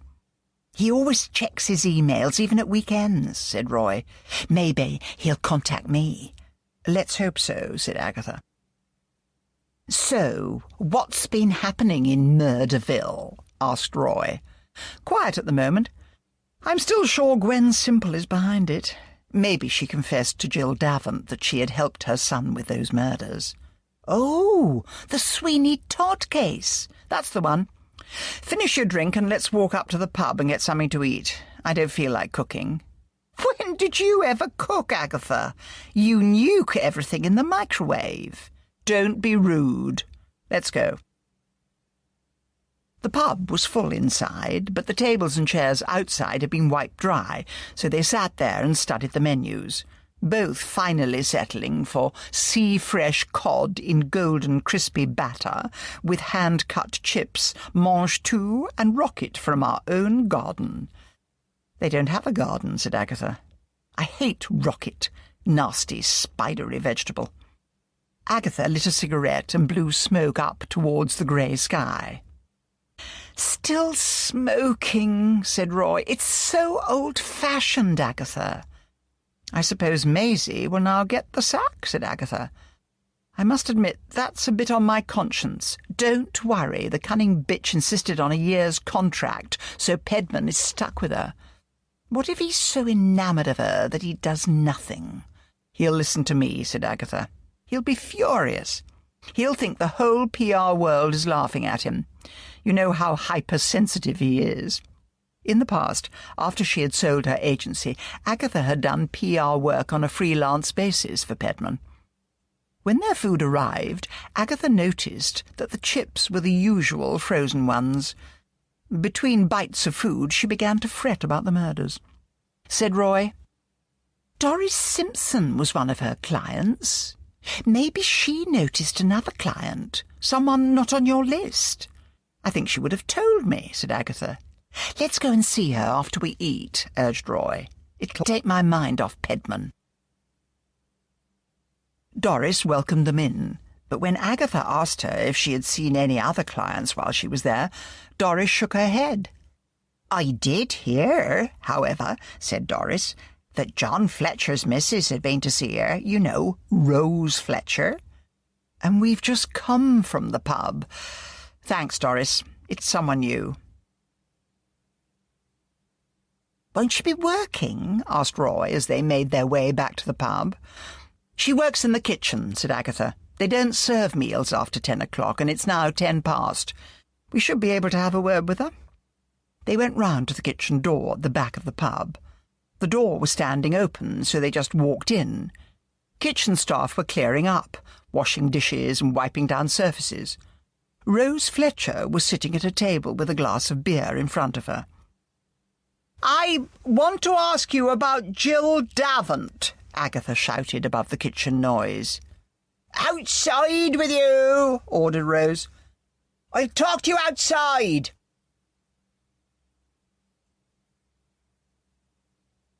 Chapter 10. Rose was a buxom woman with strong arms. She had dark brown curly hair and large brown eyes. "So?" she demanded. "You were a client of Jill Davant, weren't you?" said Agatha. "Yes." "Is there anything you can tell me?" asked Agatha. "Like what?" "Did she try to blackmail you?" "No," said Rose. "But she threatened to take me to court. I wouldn't pay her. I had a frozen shoulder. John told her about it. The next thing is she's round at the kitchen door saying she can cure it. So I made an appointment and went along. She fiddled about with a sort of massage. It took about 5 minutes or so. Then she demanded £60. My shoulder was as bad as ever, so I told her to get lost. She said, "I'll see you in the small claims court." I said, "Why don't you do that? All your qualifications will be gone into." She started screaming that it was dangerous to cross her. I walked away. I found an acupuncturist in Shipston-on-Stour, and he was brilliant. I told everyone who would listen that she was a phony. "When did this happen?" asked Agatha. "The night before she was murdered." "Did you see anyone else around?" "Victoria Bannister. I bumped into her as I left. She was standing by the garden gate. I didn't think anything of it, because Victoria was always spying on people." "Did she say anything?" asked Agatha. "No, she scurried off." "Poor Victoria. Who would want to kill her?" "She must have known something, or the murderer might have thought she knew something," said Agatha. "If you hear anything, Rose, let me know." As they walked back to Agatha's cottage, Roy's mobile rang. He answered it and listened carefully. Agatha heard him say, "Yes, I'll be there tomorrow." When he rang off, Roy did a little dance. "I've got it. I'm to be in Paris tomorrow." "Good for you," said Agatha, but feeling suddenly low. Another weekend on her own. At her cottage, Roy said happily, "Good thing I left my travel bag in the car. Airport, here I come." And not one word of thanks, thought Agatha as he sped off. As she let herself into her cottage, the phone was ringing. She snatched it up. "Hi, Agatha," said Mark. "I might have found out something. All right if I call round?" "Of course," said Agatha, and ran up the stairs to her bathroom to remove the old makeup and put on a fresh layer. Welcome to the maintenance years, thought Agatha, remembering the days of her youth when her legs felt like steel and her bras were usually limp, disgraceful things because her breasts didn't need any support. Now it was all pelvic floor exercises, non-surgical facelifts, excruciating visits to the dentist to get the roots of her teeth cleaned, massage at Richard Rasdall's in Stowe, and all the other bits of hard work to keep age at bay. She suddenly wondered why she was going to all this trouble for a man she was not interested in, and changed into flat sandals and a blue cotton shift dress. The bell rang as she was descending the stairs. When she opened the door, she was startled to realise she had forgotten that Mark was handsome. Agatha led the way into the kitchen. "Take a seat," she said, "and tell me your news." "I've been talking to Gwen," he said. "She and Jill were friends." "That doesn't surprise me," said Agatha. "Criminals always feel comfortable in each other's company." "Agatha, Gwen is a sweet woman and wouldn't harm a fly." "OK. Go on, what's the news?" "Gwen says that Jill told her that someone had threatened to kill her." "Yes, but who?" "She couldn't find out." Agatha sighed. "That doesn't get me any further." "But don't you see? It must have been one of her clients in the village." "Not necessarily," said Agatha. It could have been her ex-husband. I can't believe that anyone in this village has the know-how to bug my cottage. But there are incomers to these Cotswold villages the whole time. I'll check it out with Mrs. Bloxby, but I feel sure she would have told me if there was anyone new to the village that might fill the bill. I've got to dash, he said. Maybe see you tomorrow? Phone me, said Agatha. He gave her a warm hug. Well, well, well, thought Agatha after he had left. It could work out. I could be Mrs. Dretter. I wish I could be married in white. I've always wanted a proper wedding. She glanced at the clock and judged it too late to call on Mrs. Bloxby, and decided to see her after the church service. Agatha really meant to go to the service, but she slept late and only arrived at the church just as the service was finishing. Quite a large number of people began to stream out. Agatha waited patiently while Mrs. Bloxby talked to various villagers. At last she approached Agatha. "Your husband's sermons seem to have become popular," commented Agatha. "It's because he used the King James Bible and the Old Book of Common Prayer," said Mrs. Bloxby. "People come from villages all around. The old language is so comforting in a world full of uncertainties. Would you like to come to the vicarage for coffee or something?" "Yes," said Agatha. "I do need your advice." "The signs are up for the Morton Agricultural Show," said the vicar's wife. "Quite sad, because it means that summer is over. I hope they get good weather for it. Some years the field has been a sea of mud." Agatha waited until they were both seated in the vicarage with glasses of sherry and said, "Mark Dretter called on me last night." "The man from Dubai?" "Yes, him. He keeps suggesting the murderer might be someone from the village. I said I didn't think there was anyone in Carsley with the expertise to bug my cottage, and he said, 'What about incomers? Know of anyone?' Only one fairly recent arrival. Mr. Bob Dell." "What does he do?" "He's retired. I believe he was a banker. He wears frocks." "He what?" "He likes to dress as a woman." "Why didn't I hear about this?" demanded Agatha. "A transvestite. It's a wonder he hasn't been driven away. As a matter of fact, he is popular. Even Alf has warmed to him because he brought armfuls of flowers to decorate the church. He contributes to all sorts of charities." "Where does he live?" "Badger's Loan, that Victorian villa on Glebe Street at the back of the village store. It was owned by old Mrs. Dell, who died last year. She was 94, very agile for her years, but her brain had begun to wander, and she drove her motorized wheelchair right into the pond. She died of shock, they think. I'm surprised you didn't hear about it." "I must have been away," said Agatha. "I think I'll call on this Bob Dell." "You won't make remarks about his dress," cautioned Mrs. Bloxby. "I," said Agatha Raisin, "am the soul of tact." Bob Dell answered the door to her. He was a tall man in his 60s, with a large nose and small mouth. He was wearing a blonde wig and make-up, and his thin body was draped in a long flower-patterned dress. Agatha introduced herself, and he invited her in. He led the way into a sitting-room. The room was dominated by a grand piano, covered with a fringed shawl. There were many photographs in silver frames on side tables, and the floor was covered in a Persian rug. A stuffed owl in a glass case was placed in the middle of the room.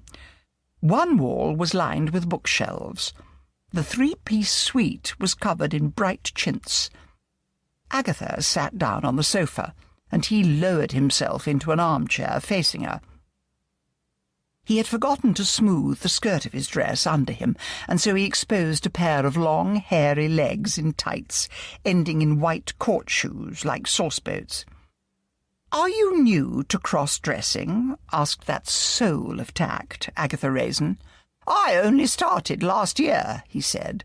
"Why do you ask?" "You haven't shaved your legs." "I hate doing it. That's why I wear long dresses." "Are you usually so rude?" Sorry. Just curious.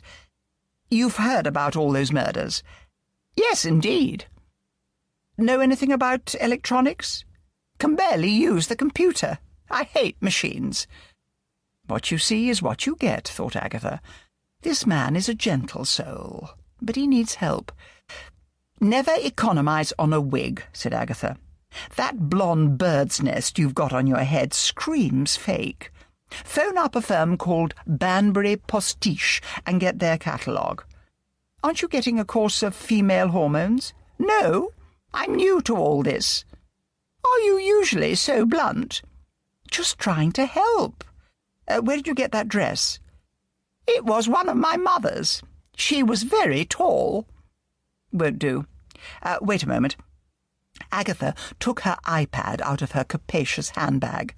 I'm just going to search for something. Here we are. In Lower Oxford Street there's a shop called Tranny's Delight. All sorts of clothes and things for people like you. I'll write it down. You are very kind. I'll go up to town tomorrow. Agatha stood up. Having decided Bob could not possibly be the murderer, she was suddenly anxious to leave. But she turned in the doorway and said, "Why a village like this? Wouldn't you be better off in London, where there must be lots of people like you?" He smiled and said, "Oh, it would surprise you what you find in Cotswold villages. I am not alone." Agatha walked away, feeling a cold breeze starting up. Soon it would be autumn. As she was turning the corner of Glebe Street, she suddenly froze. She sensed evil. She looked wildly around. Then she shrugged and walked on. Her near escape from death had left her nervous. As she walked past the general store, now closed for the Sunday afternoon, she had a sudden memory of visiting the Cotswolds as a child while her drunken parents, in the grotty caravan they had borrowed from a friend, bitched about how boring it all was. The child, Agatha, had found it enchanting. That was the start of her lifelong dream of living in the Cotswolds. But now there was a serpent in this Garden of Eden. A brisk wind had sprung up, chasing the grey clouds above away to the east. In her cottage she petted her cats and let them out into the garden, and then checked her phone for messages. There was only one, and it was from Mrs. Bloxby. "I forgot to remind you about the baking competition next Saturday," the vicar's wife said. "I know you will be too busy to contribute anything, but there is a sale of work stall, and I cannot get anyone to run it. Can you help?" Agatha phoned her and said she would do it, provided nothing came up to stop her attending. She was just wondering how to pass the rest of the day. She was sick and tired of studying all her notes on the murder cases. There was a ring at the door. Agatha carefully looked through the spy-hole first and saw Tony standing outside. She opened the door. "Come in. What brings you?" asked Agatha. "Just a social call," said Tony. "I'm tired of going out on dates just to go out on dates, if you know what I mean. I hear you've got a new man in your life. Had dinner at the George." "Oh, Mark Dretter. He's very handsome, and I can't understand why. I don't find him attractive. Want coffee?" "Yes, please." The doorbell rang again. "Help yourself," said Agatha, "while I see who's at the door." It was Bill Wong. "What's happened?" demanded Agatha. "Nothing," said Bill. "It's my day off, and I thought I would look you up. Come into the kitchen. Tony's just arrived." There was another ring at the doorbell. "If that's Simon, don't answer it," said Tony sharply. "He started following me around again." "Your car's outside, and mine," said Agatha. "If it is him, I'll need to let him in." But it was Phil Marshall. "I thought I'd see how you were bearing up," he said. "Come in. Bill and Tony are in the kitchen." Agatha reflected that nothing ever seemed to ruffle Phil. His gentle face and silver hair worked wonders at interviews. People always felt safe with him. Tony made him a mug of coffee. "No breakthrough on the murders yet?" Phil asked Bill. "Not a thing. What about you, Agatha?" "Nothing." Wilkes had a mad hope we could pin all the murders on Justin and get the press off our backs. But at the time of Tremont's murder, for example, Justin was up in London working for a large company. "What about Gwen Simple?" asked Agatha. "Sorry, nothing there. We're not even checking her phone calls now. Besides, she's alibied up to the hilt." "I never thought she would murder people herself, but get someone to do it for her," said Agatha. "Like her latest beau?" "Who's that?" asked Agatha. "A chap called Mark Dretter, squeaky clean, on leave from the embassy in Dubai." "He's not her beau," said Agatha. "He's been trying to help me with some detective work." "Could have fooled me," said Bill. "They go everywhere together." Agatha's face darkened. Had Mark only befriended her so he could report to Gwen how she was getting on with trying to solve the murders? "Anyway," she said huffily, "he's got some mad idea it might be someone in this village." "Are there any weirdos in this village, Agatha?" asked Bill. "Not that I know of. One cross-dresser, but that's nothing these days." "Oh, Bob Dell," said Phil. "It's odd. He wanted me to enlarge a photo of his niece. I often do some photo work for people in the village. I phoned him and said I was coming with it. I knocked and knocked, but there was no reply." "Did you see anyone around?" asked Agatha.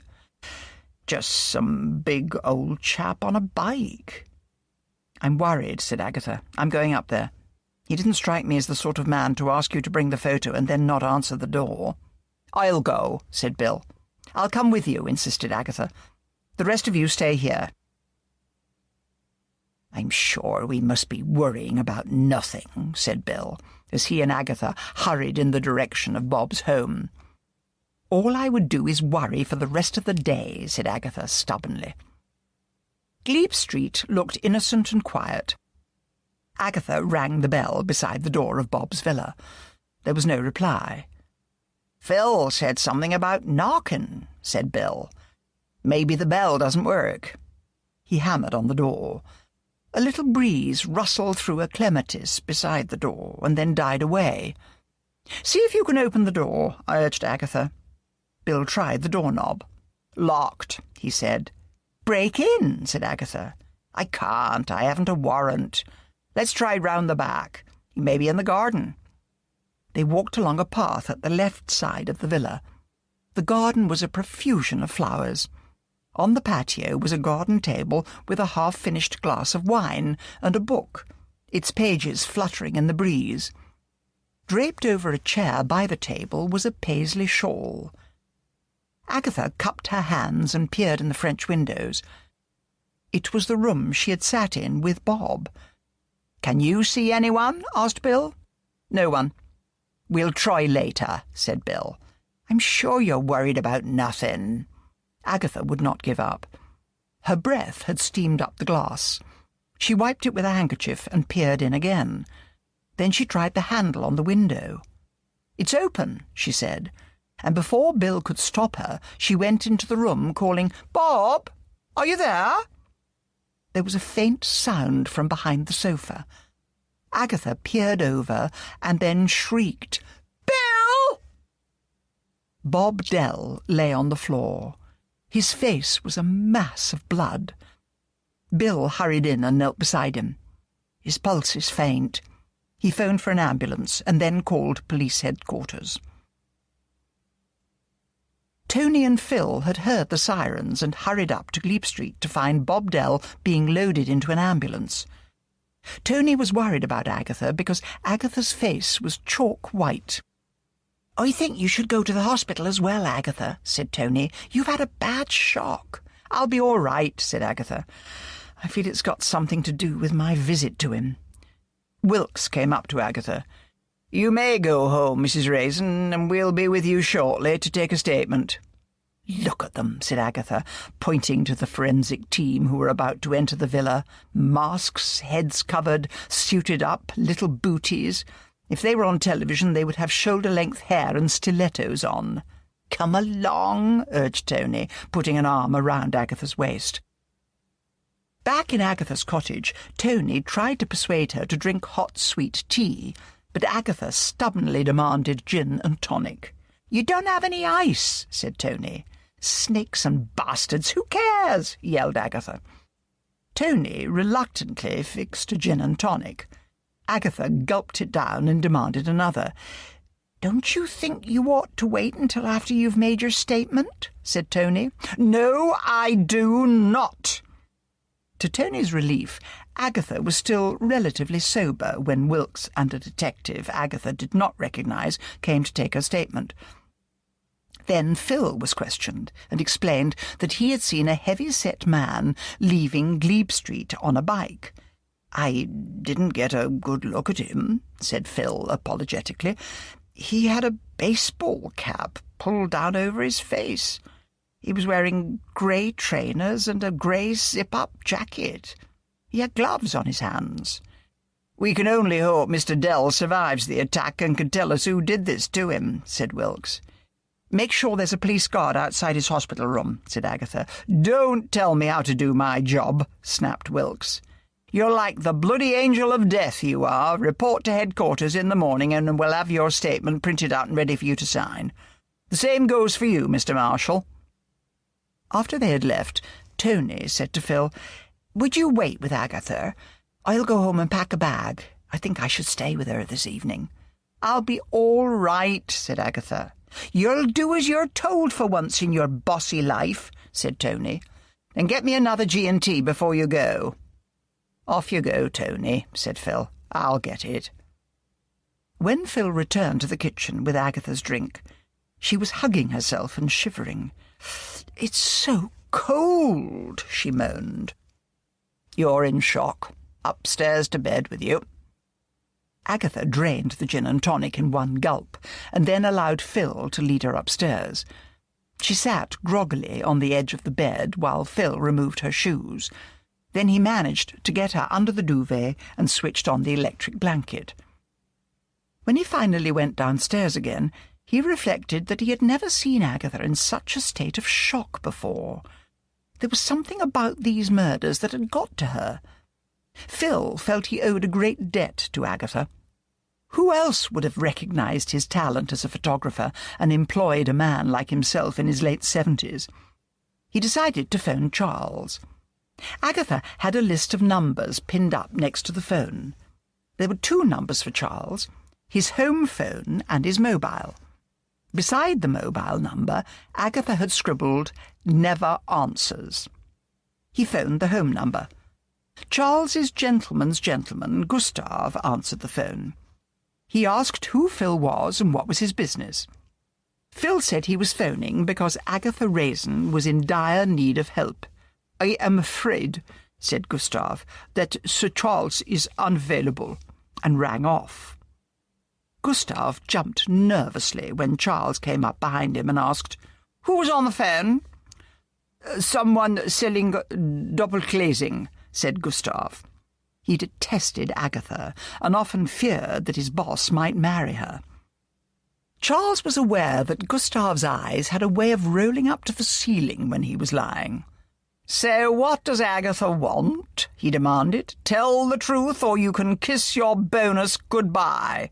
"She's always bothering you," protested Gustav. "It was some man called Marshall, said she was in need of help." Phil was relieved when Tony and Charles arrived at the same time.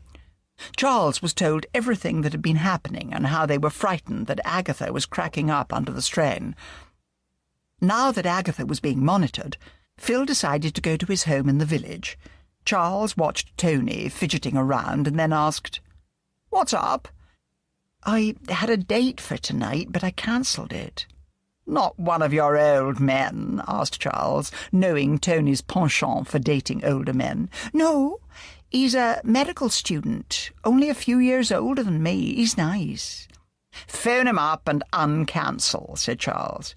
"It doesn't take 2 of us to babysit." Agatha awoke an hour later. Her head ached and her mouth felt dry. Poor Bob Dell, she thought.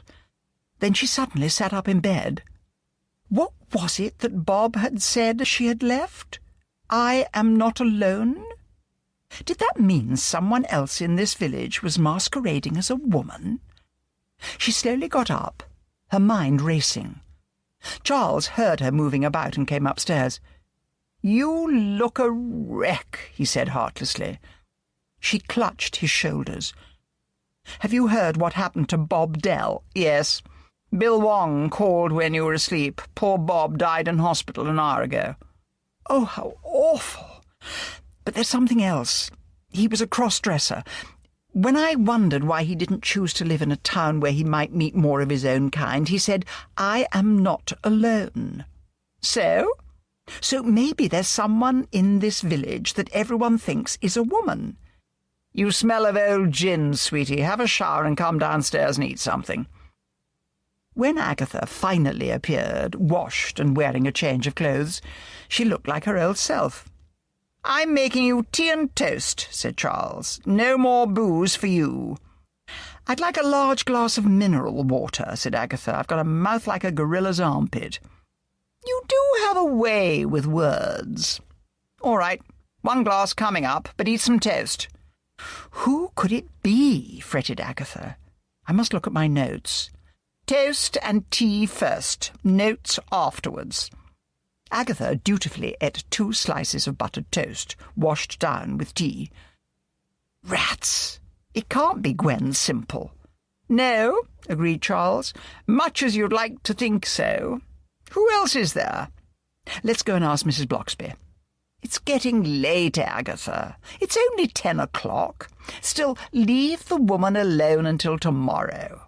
And I gather from Phil you've got to go to headquarters in the morning to sign a statement." "The best thing," said Charles, "is that you put the whole thing out of your head and we'll watch something stupid and easy on television. Give your mind a rest." They watched NCIS, although Agatha complained that the scriptwriters obviously had a father complex, as it was yet another story with one of the characters having trouble with his father. Then they watched an old Jackie Chan movie until Charles fell asleep and Agatha took herself off to bed. She set the alarm. She was sure she would not sleep and was surprised to be awakened in the morning by the alarm. When she went downstairs, she found Charles awake, dressed, and waiting for her. "I'll drive you into headquarters," he said. "You're liable to think of something, shout Eureka, and drive into a lamppost." At police headquarters, Charles waited while Agatha was led away to sign her statement for Bill Wong. "That'll be all," said Bill. "You should take the day off, Agatha." "Why are you staring at me like that?" "You checked out the backgrounds of all the people who you knew were Jill's clients." "Of course." "What about Mrs. Tweedy?" Chapter 11. "Agatha, you need a rest," said Bill. "You surely don't suspect that old woman. Listen to me. Bob Dell was a cross-dresser. When I wondered why he had chosen to live in a village instead of a town where there would be more of his own kind, he said, 'I am not alone.'" Bill laughed. "And so you immediately leaped to the conclusion that Mrs. Tweedy is a murderous transvestite. Humour me, Bill. What's her story?" "She's from a village in Oxfordshire called Awfully Cruces. She moved to Oxford and then Carsley a year ago after a tragedy." "What tragedy?" "Her twin brother was killed in a fire." "How did the fire start?"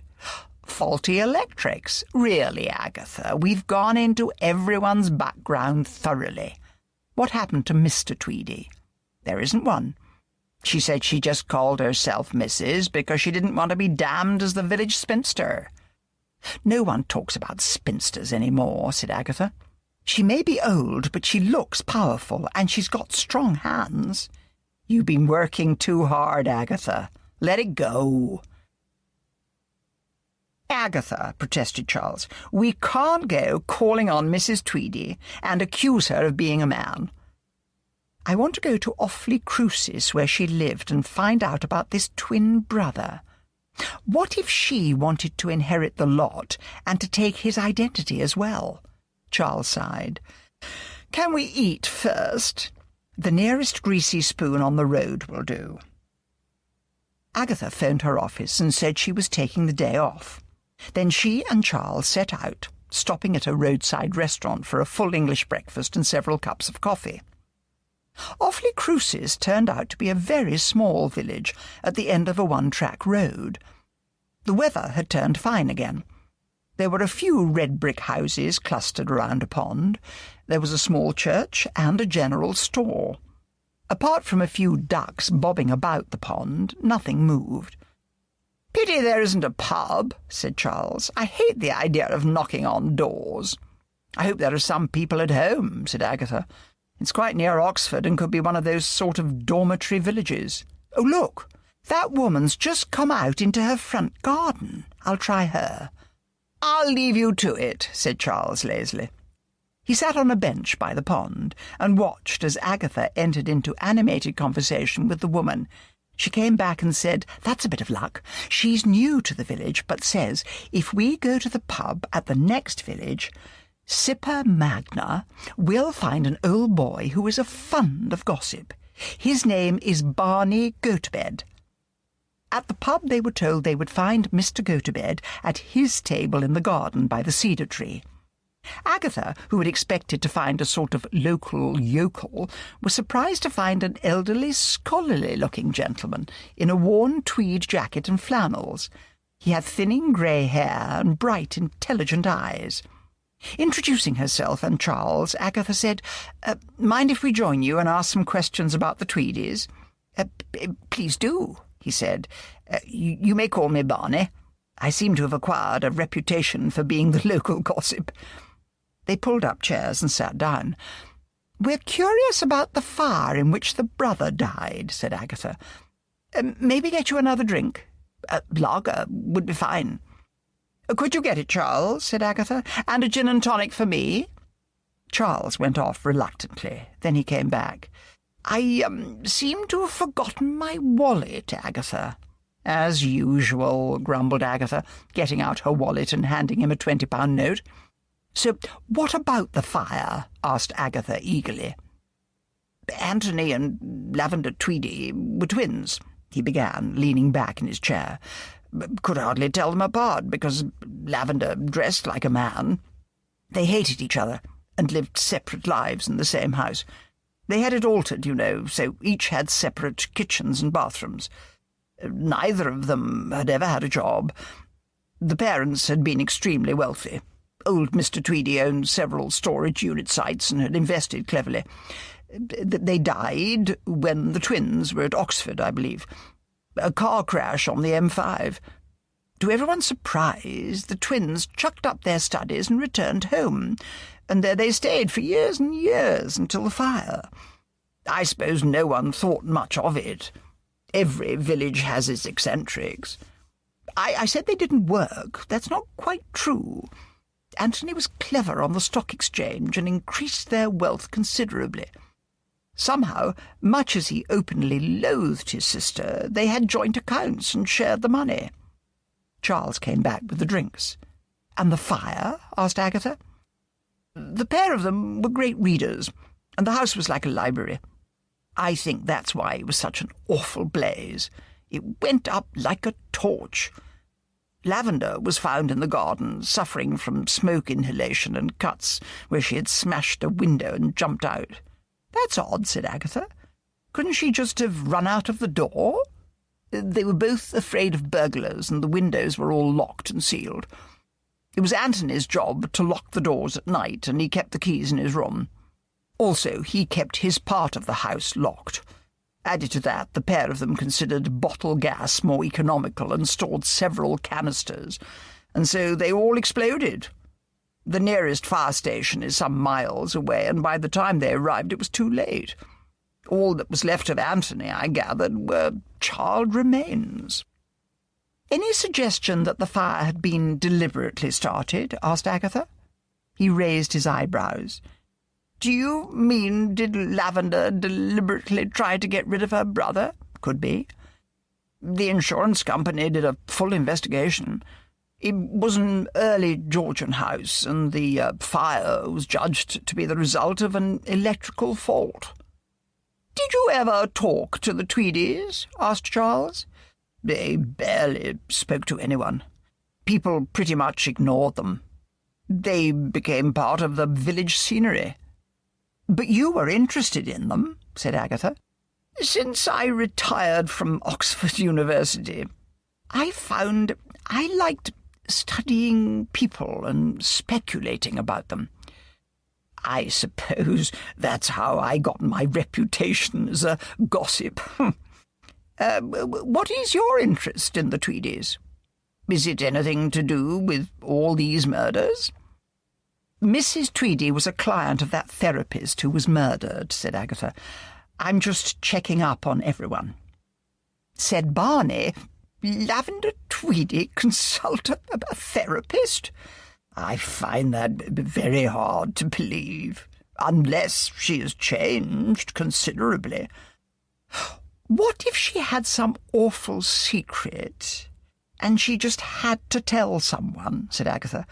"And what if that someone was a blackmailing therapist?" "From what I remember of Lavender, she wouldn't have confided in anyone," said Barney. "And the fire was really an accident?" asked Agatha. "Yes, of course. Faulty wiring. It was an old house. A developer bought the ruin, knocked it down, and built a couple of villas. There was a good bit of land, you see." "Can you remember the name of the insurance company?" asked Agatha. Barney grinned. "You do have a nasty, suspicious mind. Falcon Insurance, in Cheltenham. I remember the name clearly because there was an investigator down here for quite a time." "This really is one of your more dramatic flights of fancy," grumbled Charles as they got in the car and Agatha announced they were going to Cheltenham. "I've got to follow this up," said Agatha. "I've got nothing else." Cheltenham Spa in Gloucestershire has some fine Regency buildings. It has recently changed from a genteel town famous for retired colonels and their ladies, and has become a rougher place. But it still has the pump room and beautiful gardens and those magnificent terraces of white houses. Although inland, it has the air of a seaside town, and one almost expects to turn a corner and see a pier. Falcon Insurance was situated in one of these mansions. They were passed from secretary to secretary until they were told that a Mr. Brian Dempsey would see them. Brian Dempsey was a tired-looking grey man, grey suit, grey face, grey hair. "I investigated the Tweedy fire," he said. "I was very thorough. Of course, all those canisters of butane gas had helped to burn everything to a crisp. The body of Anthony Tweedy was just a scorched mess." Charles said, "I heard it is quite easy to fake an electric fault. Shred a bit of wire and put a lit book of matches next to it and clear off." "How much was the house insured for?" asked Agatha. 800,000. They were sitting in easy chairs in a well-appointed office. Agatha suddenly sat up straight. Her eyes dilated. Charles thought she ought to have a light bulb above her head. "The body was that of Anthony Tweedy, was it?" she asked. "Who else could it be?" Brian said. "Lavender identified what was left of the remains of his watch, and one of his handmade shoes had escaped most of the burning. So no dental records, no DNA." Brian said testily, "I am very good at my job. I spent a lot of time making sure the fire was accidental. What the hell are you getting at?" "The brother and sister hated each other," said Agatha. "Get a load of this. What if the body was that of Lavender, not Anthony?" Brian laughed. "Ha! You must realise I interviewed Lavender. One very distressed old lady. I'm not a fool, you know. Also, she was the spitting image of a photograph she showed me. But they were identical twins, protested Agatha.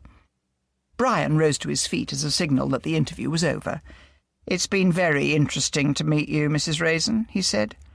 "Ever thought of writing detective fiction?" "Don't be rude," said Agatha. "Come along, Charles." "I could do with a drink," said Charles when they left the building. "I want you to sit down and tell me exactly what's got into that crazy head of yours." They headed for the bar of the Queen's Hotel. "It's like this," said Agatha, taking a gulp of gin and tonic. "Bob Dell was a cross-dresser. He said he wasn't alone, right? What if one transvestite recognised the man behind so-called Lavender Tweedy's disguise? What if the Tweedy woman saw me going there and got worried?"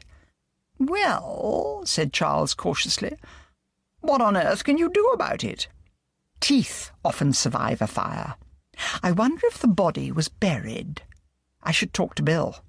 "And he will consult his superiors, and Wilkes will tell you to stop interfering in police business." "I wonder what's in the Tweedy garden." "Agatha, the police searched all the gardens looking for wolfsbane, snakes and bastards, and it could all have been uprooted." "What about the allotments?" "The allotments were those strips of land just outside Carsley, rented by various villagers to grow vegetables and flowers." "I seem to remember they searched those as well," said Agatha gloomily. "Just suppose I go along with this mad idea of yours," said Charles. "Could she have got an allotment in a nearby village? Mrs. Bloxby would know if there were any available." Agatha's face cleared. "Let's go and ask." Mrs. Bloxby's gentle face looked bewildered as Agatha poured out her new theory and then demanded to know if Mrs. Tweedy could have rented an allotment in any nearby village. "Do have another scone, Sir Charles, while I think," said Mrs. Bloxby. "I'll ask Alf." She went along to her husband's study, but unfortunately left the door open. "You mean that pesky woman is here again?" they heard the vicar demand. "Hasn't she got a home of her own to go to?" Then the study door was shut. Charles grinned. "Doesn't like you much, does he?" "That man is not a Christian," snapped Agatha. Mrs. Bloxby came back. "There is a village called Upper Harley. It's about 10 miles from Carsley. They had allotments available last year. It's little more than a hamlet, so they might allow outsiders to rent." "I'll go over there tonight," said Agatha. "Don't want to be snooping around in the daytime." "I can't come with you," said Charles. "Got a dinner engagement. You'd better take someone with you." "I'll think about it," said Agatha. "Don't be silly," snapped Charles. "There's nothing to think about. Don't go alone." That evening Charles talked politely at dinner, while all the time his mind raced. Damn Agatha! If her mad conjectures were right, she was putting herself in serious danger. He looked anxiously at the fading light of the evening beyond the long windows of the dining-room. It would be dark soon. At last he couldn't bear it any longer. He made a muttered excuse and found his way to the lavatory. He sat down on the pan, took out his phone, where he had all the numbers of Agatha's detectives listed. He rapidly told them where Agatha was going, and begged them all to get over there. Then he phoned Bill Wong, and managed to get him at home. Bill listened in amazement as Charles rapidly told him about Agatha's theory and where she had gone. "I think that attack on her life upset her," said Bill, "or she would never have come up with this load of rubbish." "There's something awfully convincing about it," pleaded Charles. "Can't you just get out to that allotment and check?" "It's my night off," protested Bill. "Oh, all right, but I am really going to give her a blast." As soon as it was dark, Agatha set out, listening to the irritating voice on her sat-nav directing her to Upper Harley. Despite the Cotswolds being such a tourist attraction, there are little Cotswold villages like Upper Harley buried away in the wolds and seldom visited. She kept checking in her rear-view mirror to make sure she wasn't being followed, but there were several cars behind her until she swung off the main road. Her way took her down dark, twisting lanes where overhanging trees blotted out the moon. Finally, she arrived, parked in the centre, and got out and looked around. Upper Harley appeared to consist of a huddle of houses beside a pond. There was no evidence of a shop or pub. Agatha marched up to the nearest house and knocked on the door, demanding to know where the allotments were. "No use you wantin' one," said the woman who answered the door. "Them's been sold off for housing." Agatha's heart sank, but she pursued with, "Where are they anyway? You come by car?" "Yes." "Take that little lane t'other side of the pond. Drive slow, mind. Do be sheep sometimes. Quarter mile, up on the left." Agatha thanked her, got into her car, and drove slowly off, hoping the sheep would have gone to sleep. There were no trees over the lane, and she was grateful for the bright moonlight, thinking that otherwise she might have missed the allotments, hidden as they were behind a straggly hedge. It was only when she was driving at a snail's pace and coming to a break in the hedge that she noticed through the back a few strips of land. She collected her camera and a powerful torch and made her way through the gap. Because, probably, of the incipient sale, many of the former allotments had been left to run wild, but there were a few sheds and a few cultivated strips. One had beans, another marrows, but Agatha was looking for flowers. A little wind sprang up, making urgent whispering sounds. Agatha suddenly wanted to forget the whole thing and go home. She wished she had brought Tony or Simon with her. She realised dismally that for once her nerves were in bad shape. Telling herself severely not to be such a wimp, she made her way carefully past the beds, shining her torch to left and right.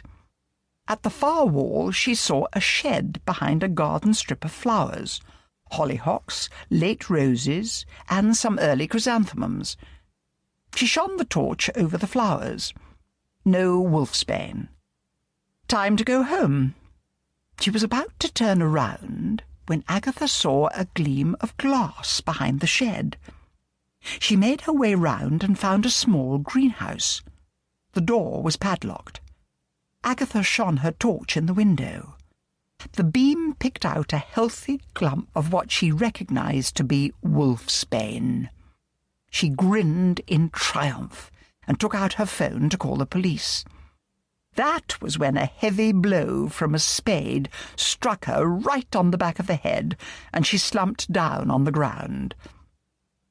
Agatha fought desperately against the blackness, trying to engulf her. Above her she heard a sneering voice say, "You interfering old cow!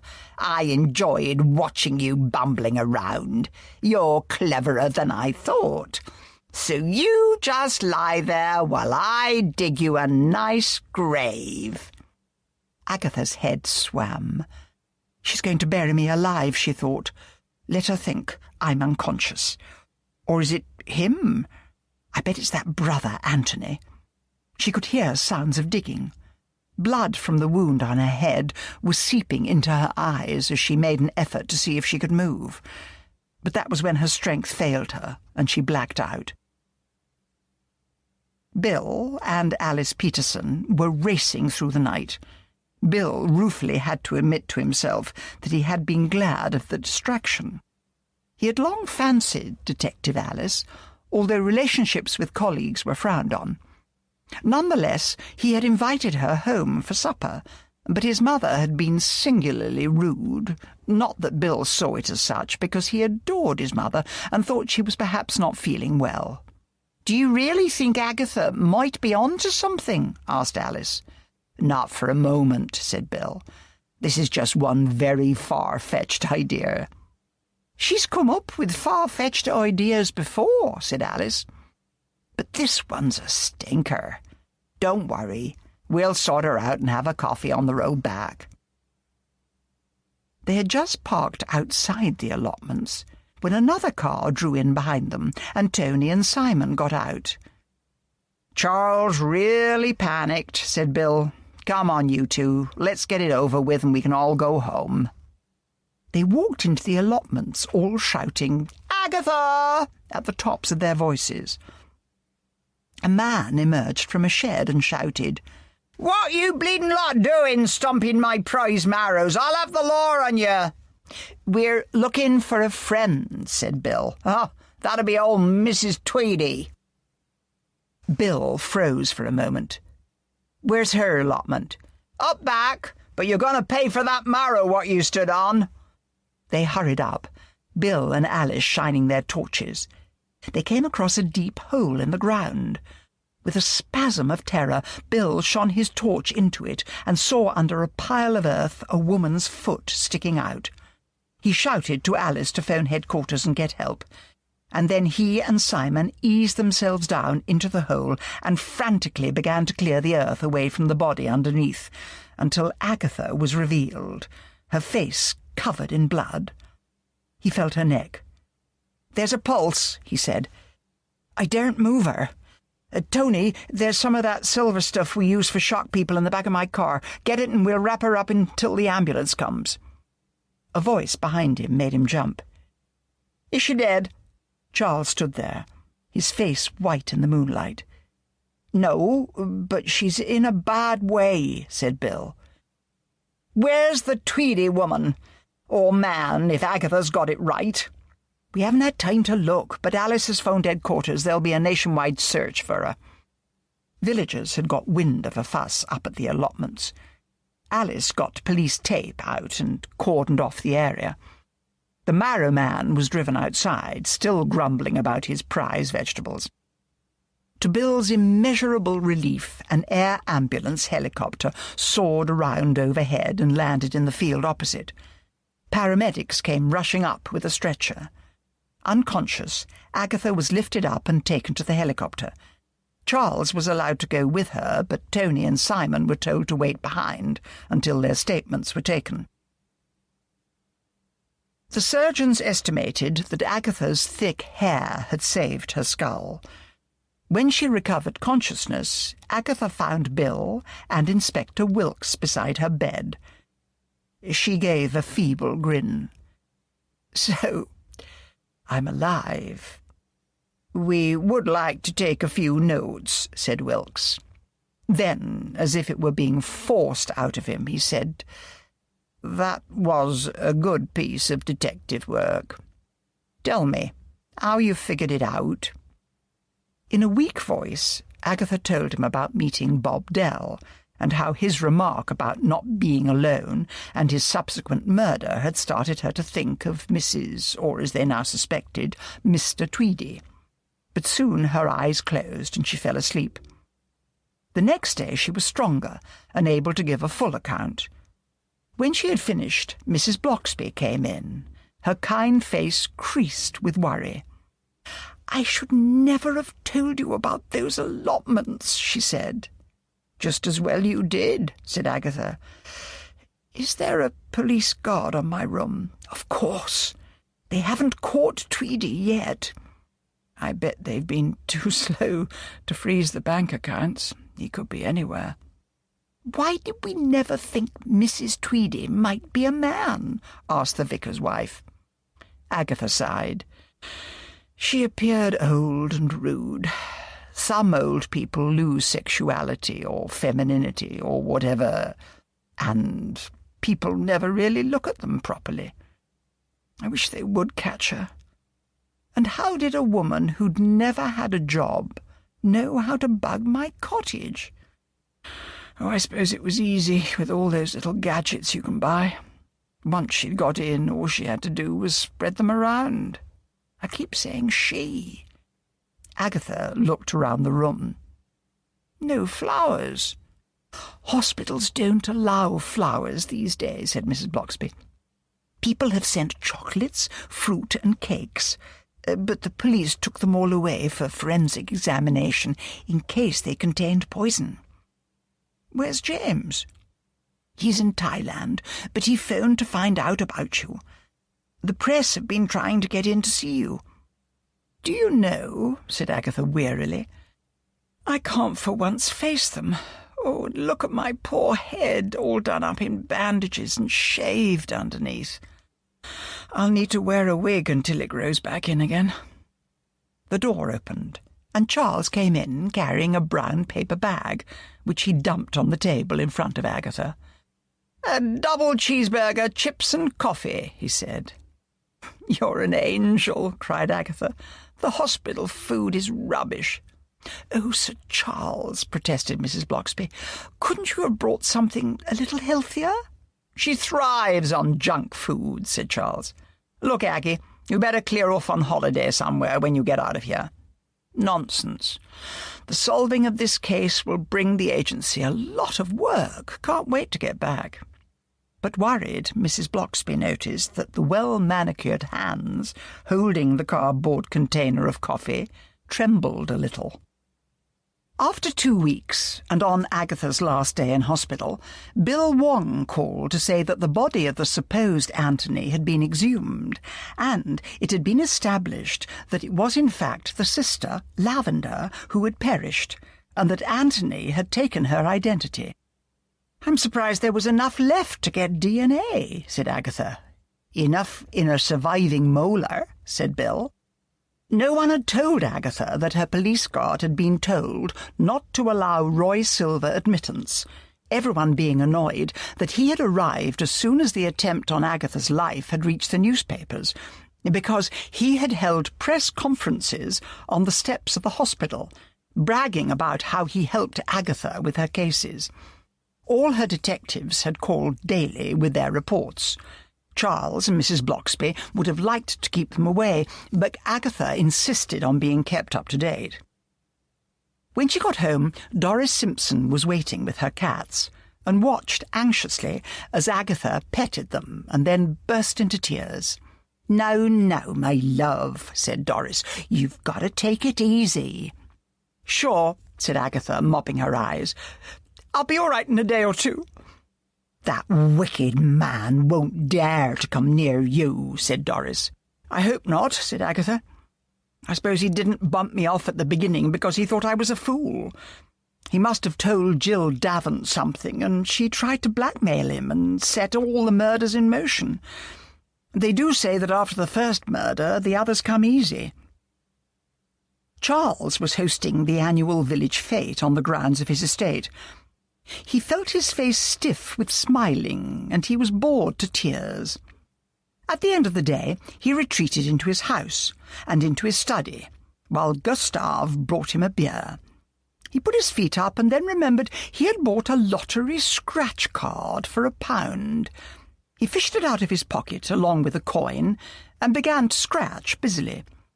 He could hardly believe his eyes. It appeared he had won £750,000. Found money, he thought. This demands a special treat. Then he thought of Agatha.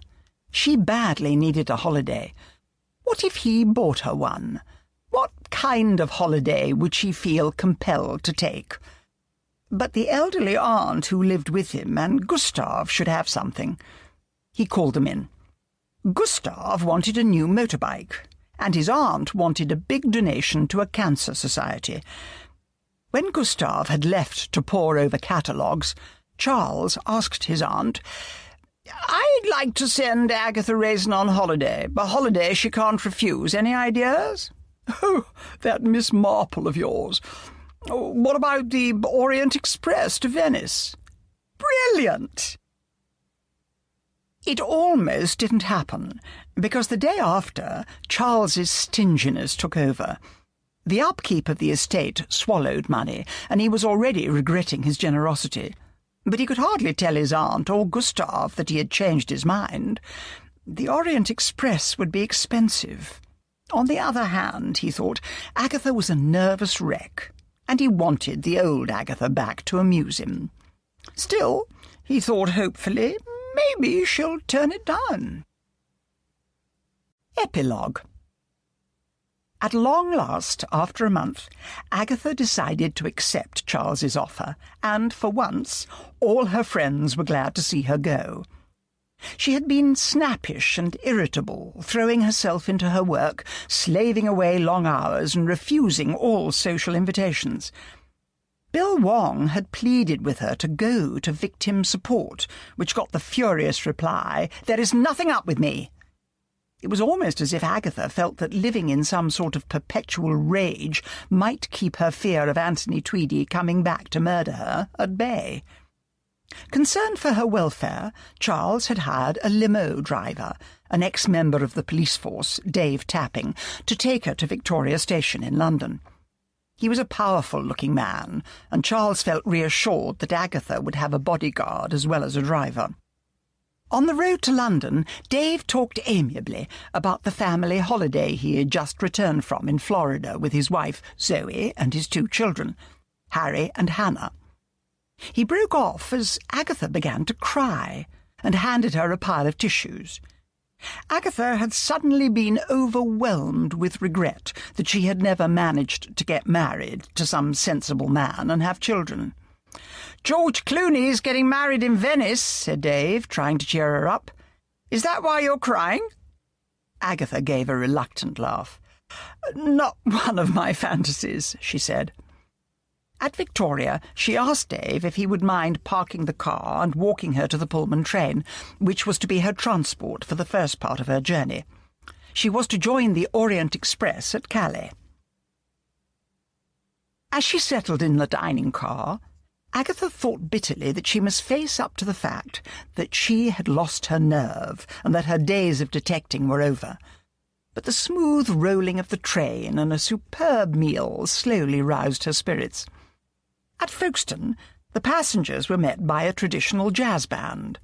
One matron, carried away, was bopping to the music.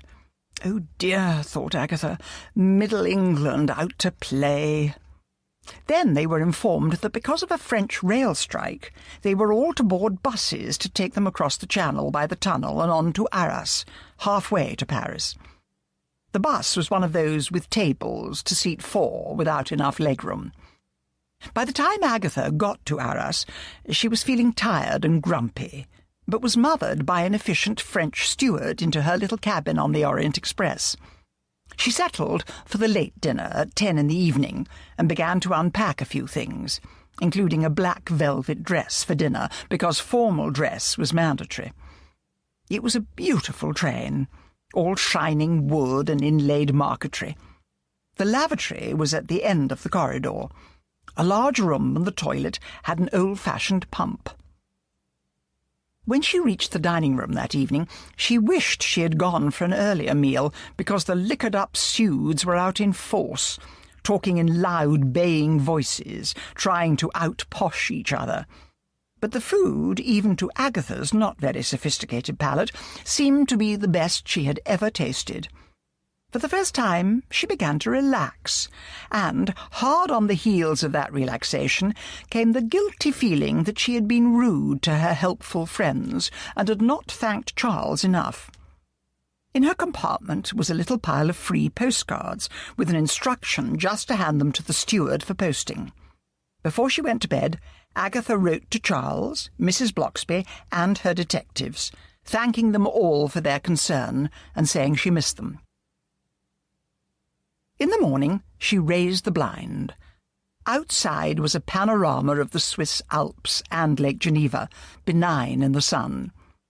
Agatha's heart rose, and with it her hopes. Perhaps in Venice she might meet some handsome man. She settled down to enjoy the rest of the journey. At Venice, an Orient Express helper led them off the train, and there was a long wait while all the luggage and passengers going to all the different hotels were sorted. It was warm for late September. Then she was led to a launch to take her to her hotel on the Grand Canal, and the whole magnificent glory that is Venice burst before her eyes. The launch cruised up the canal, past the old palaces, past the gondolas, past boats loaded with paparazzi because of George Clooney's wedding, to Amal Alamuddin, and stopped at the hotel landing stage.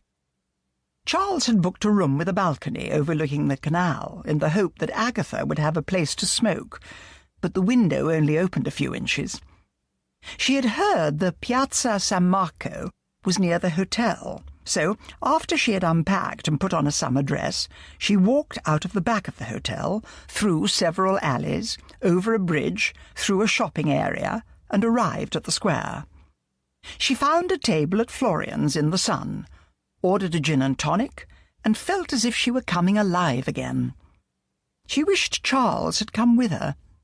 They had been on holiday together before, but she was only in Venice for 4 days, Charles's generosity having limits, before getting the train back. The orchestra was playing old-fashioned favourites like La Paloma. The tourists came and went, and Agatha could feel every tensed-up muscle in her body beginning to ease.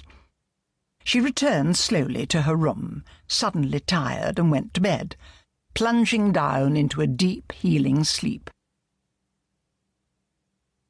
Charles was trying to settle down in his study to read a detective story, but he was distracted by Gustav, who, overcome with gratitude by his present of a motorbike, had decided to take on extra work, which meant clearing the bookcase and dusting the books.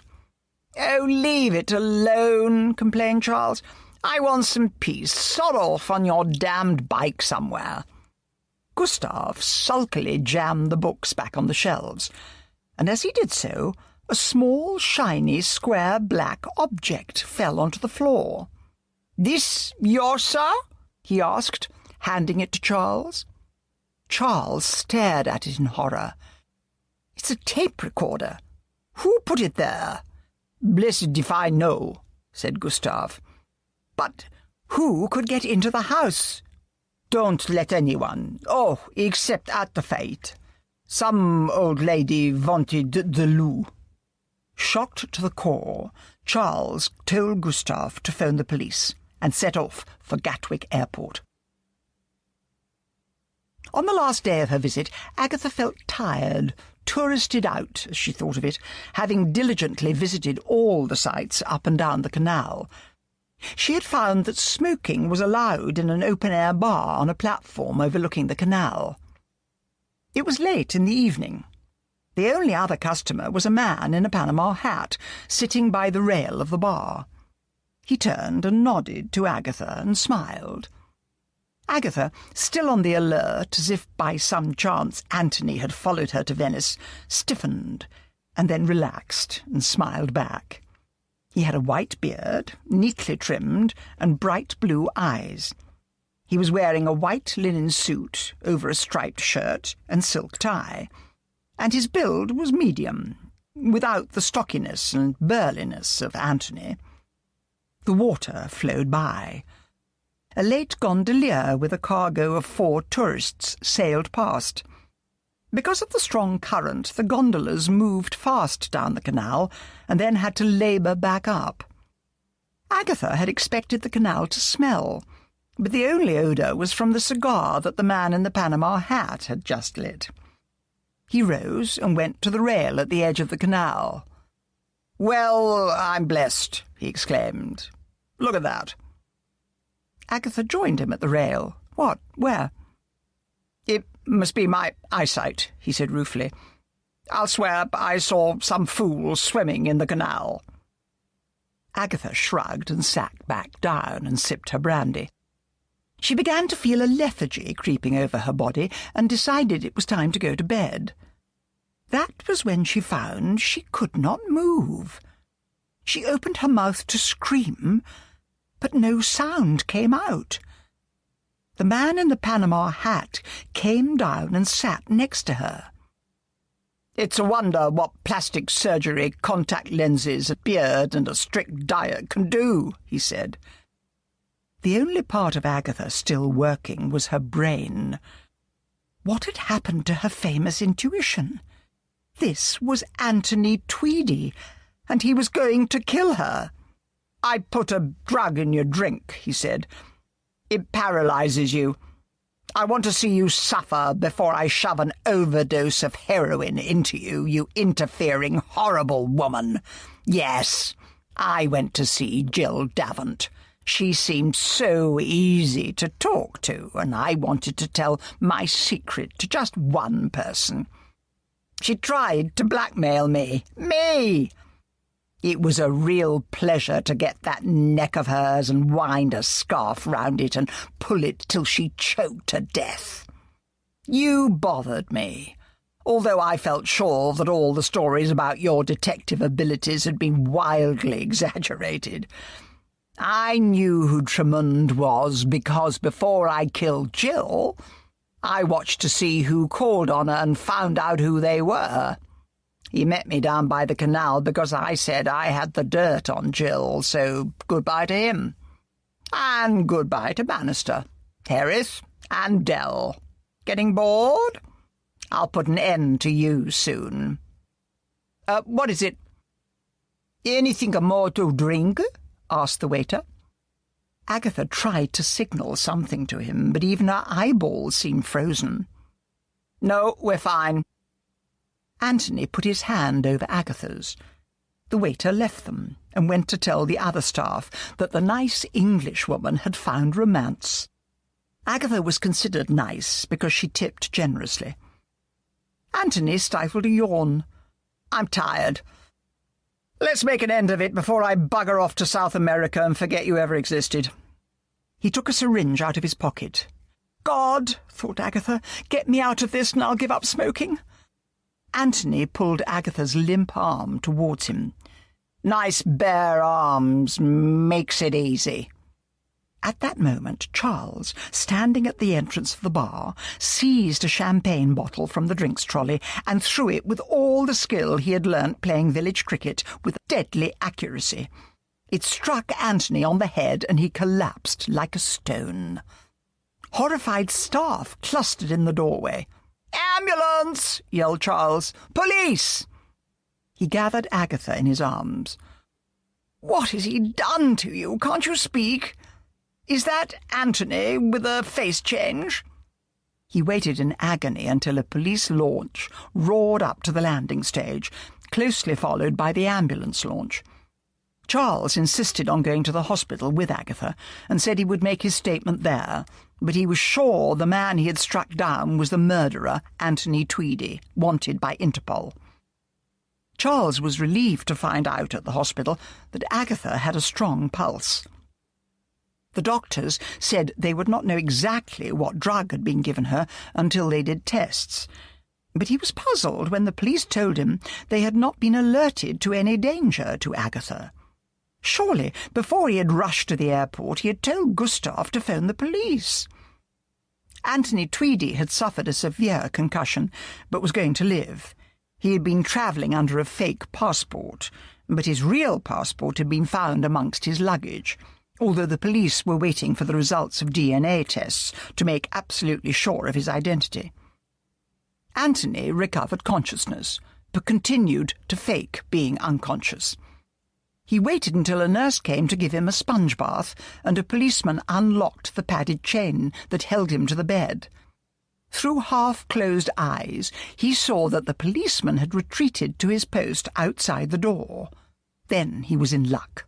Another nurse popped her head round the door and shouted that George Clooney and his wife were coming down the canal in a launch. The nurse fled. Anthony eased himself up. There was a trolley of drugs over by the wall. With a superhuman effort, he made it out of bed. On the trolley, he found a syringe and bottles of morphine. He injected himself with an overdose and slowly collapsed onto the floor and died, as the cheers from the crowds outside watching George Clooney's launch sounded in his ears. Agatha was interviewed over the next few days by Wilkes and Bill Wong, who had flown out, and several hard-faced men from Interpol, along with Italian detectives, going over everything again and again until she felt she could scream. The paralysing drug that had been injected into her had such a long and complicated name she could never remember it. She welcomed the news of Tweedy's death with relief. Agatha felt that if he had lived, she would never have been free of the fear of him, because she was sure he would have found some way to escape. At last, she was able to leave the hospital. She emerged into a strangely empty Venice, compared to the last time she had seen the Grand Canal. George Clooney had left, taking with him all the world's press and all the tourists who had come to watch the show. Charles had suggested one more night at the hotel, having cheerfully moved into Agatha's room because it had twin beds and he felt he had spent enough money on her. Using her insurance, he had cancelled her journey on the train back and booked flights home for them instead. While Agatha and Charles sat in the bar on the last evening, Charles looked at her serene face and for once did not regret a penny he had spent on her. The old Agatha was back. Later he thought of joining her in her bed, but resisted, feeling that a grateful Agatha might let him, and he didn't want that, although he wondered why he was suddenly developing a conscience. Agatha had asked him why he had not called the police before leaving for the airport. Charles had told her that he had asked Gustav to phone. "Better sack him," said Agatha. "He obviously didn't phone and could have got me murdered." Back home in Carsley, Agatha felt rejuvenated and that nothing could ever upset her again. That was until Mrs. Bloxby called on her after the Sunday service to see how she was getting on and hear all about her adventures. Agatha dutifully recounted everything that had happened, but felt she had told her tale to the police so many times that her own voice sounded in her ears as if it were coming from an echo chamber. "I still would have liked to get Gwen Simple for something," she said. "Oh," said Mrs. Bloxby, reluctantly. "You did miss the wedding?" "What wedding?" "Mrs. Simple and Mark Dretta were married in Carsley Church. They are honeymooning in Dubai." So all he was doing was cozying up to me to report back to that conniving bitch. Mrs. Raisin. "Well," said Agatha huffily, "he was." After the vicar's wife had left, Agatha sat and fretted. Gwen had not only got off scot-free, she had nailed the prize of a husband. There must be something on her. What about Jenny Harcourt's desk at Sunnydale? Could there be something else in there? Motivated by jealousy, Agatha set out for Sunnydale. Once more she introduced herself as Jenny's cousin. "Miss Harcourt is at lunch," said a nurse. "If you would care to wait?" "If I could please wait in her room." "Very well." "It's all right," said Agatha. "I know where it is." She ran lightly up the stairs in a new pair of flat shoes. She had not promised God not to wear high heels again, although she had promised to give up smoking, and so far had superstitiously kept to that promise. Agatha opened the secret drawer in the desk. There was a magpie assortment of things, from lipsticks to cheap jewellery. She was about to give up when she saw a square envelope stuck against the front flap of the drawer. She pulled it out and opened it. It was a CD. She thrust it into her handbag just as a nurse ushered Jenny into the room. "There you are again, dear!" cried Jenny. "I brought you something," said Agatha, handing over a box of chocolates. "How kind! Jenny adores chocolates. And Belgian, too." Her eyes fastened greedily on Agatha's handbag. Agatha immediately zipped it up. She was anxious to escape. "I'm sorry, I've got to rush, Jenny, but I didn't know you would be at lunch, and I've got another appointment." "No matter, dear. Bargain Hunt is about to come on the telly. Run along." Once back in her car, Agatha was overwhelmed by a craving for a cigarette. "Sorry, God," she muttered. Before driving off, she searched in the pocket of her linen skirt for her cigarette packet, which she carried around just in case she weakened. She looked back up at the building, where she guessed Jenny's room was. The window was open, and a thin trail of blue smoke was wafting out into the air. Back in her cottage, Agatha put the CD in the player and then crouched forward in excitement. It was a recording of Jill's therapy sessions. There was Victoria confessing to drowning the dog, Doris complaining about her shoulders, Anthony Tweedy, not exactly confessing, but giving a long diatribe about how he had hated his brother and his fears that the fire might prove not to be accidental. Agatha only half listened to the next few sessions, and then stiffened as Gwen Simple's voice began to sound. In increasing disappointment, she heard Gwen complaining about her son and wondering how on earth he could have done something so horrible without her knowledge. Nothing incriminating at all. "I can't even give it to the police," Agatha said to her cats. "I can't have some of these poor people's sad little secrets exposed." Although the Indian summer still seemed to stretch on forever, Doris Simpson had set a fire in the living room. Agatha lit it, waiting until there was a blaze, and threw the disk onto it. That evening she put a cottage pie in the microwave, and then, when it was ready, picked at it, before giving up and throwing the remains on the smouldering fire. Again she was assailed by a terrible craving for nicotine. She hurried up to the pub. A damp breeze had sprung up.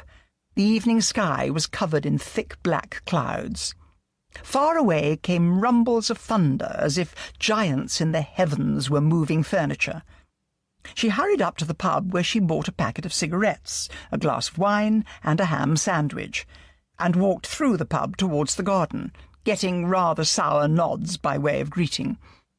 The villagers were beginning to think that Agatha Raisin's dangerous presence in the village was affecting house prices. Agatha ate her sandwich, and then opened the packet of cigarettes, extracted one, lit it, and gratefully inhaled. There was a great flash of forked lightning which stabbed down, missing her by inches. She threw her cigarette away and fled back through the pub and down to her cottage through a burst of torrential rain. "Coincidence," she muttered savagely as she changed into dry clothes. At the same time, Mrs. Bloxby heard the doorbell ring. "If it's that Raisin woman again, tell her to get knotted," shouted the vicar. Mrs. Bloxby opened the door. A tall man stood on the doorstep, his face shaded by a large umbrella. "I'm new to the village," he said. "My name is Gerald de Vere." "Come in out of the rain," urged the vicar's wife. "Welcome to Carsley. Leave your coat on the stand there, and let me have your umbrella. Come near the fire. Such a nasty evening. Sherry?" "Yes, please." Mrs. Bloxby returned, carrying a tray with the sherry decanter and 2 glasses. She paused for a moment in the doorway and studied her visitor. He had an interesting mobile face with a thin nose, fine grey eyes, and odd black brows that slanted upwards under a thick head of black hair with only a few threads of grey. He looked athletic, his slim body clothed in a well-tailored charcoal grey suit. When the drinks were poured, Gerald leaned back in his chair with a sigh of satisfaction. "Oh, this is nice." "Which cottage have you taken?" asked Mrs. Bloxby. "Poor Mr. Dell's."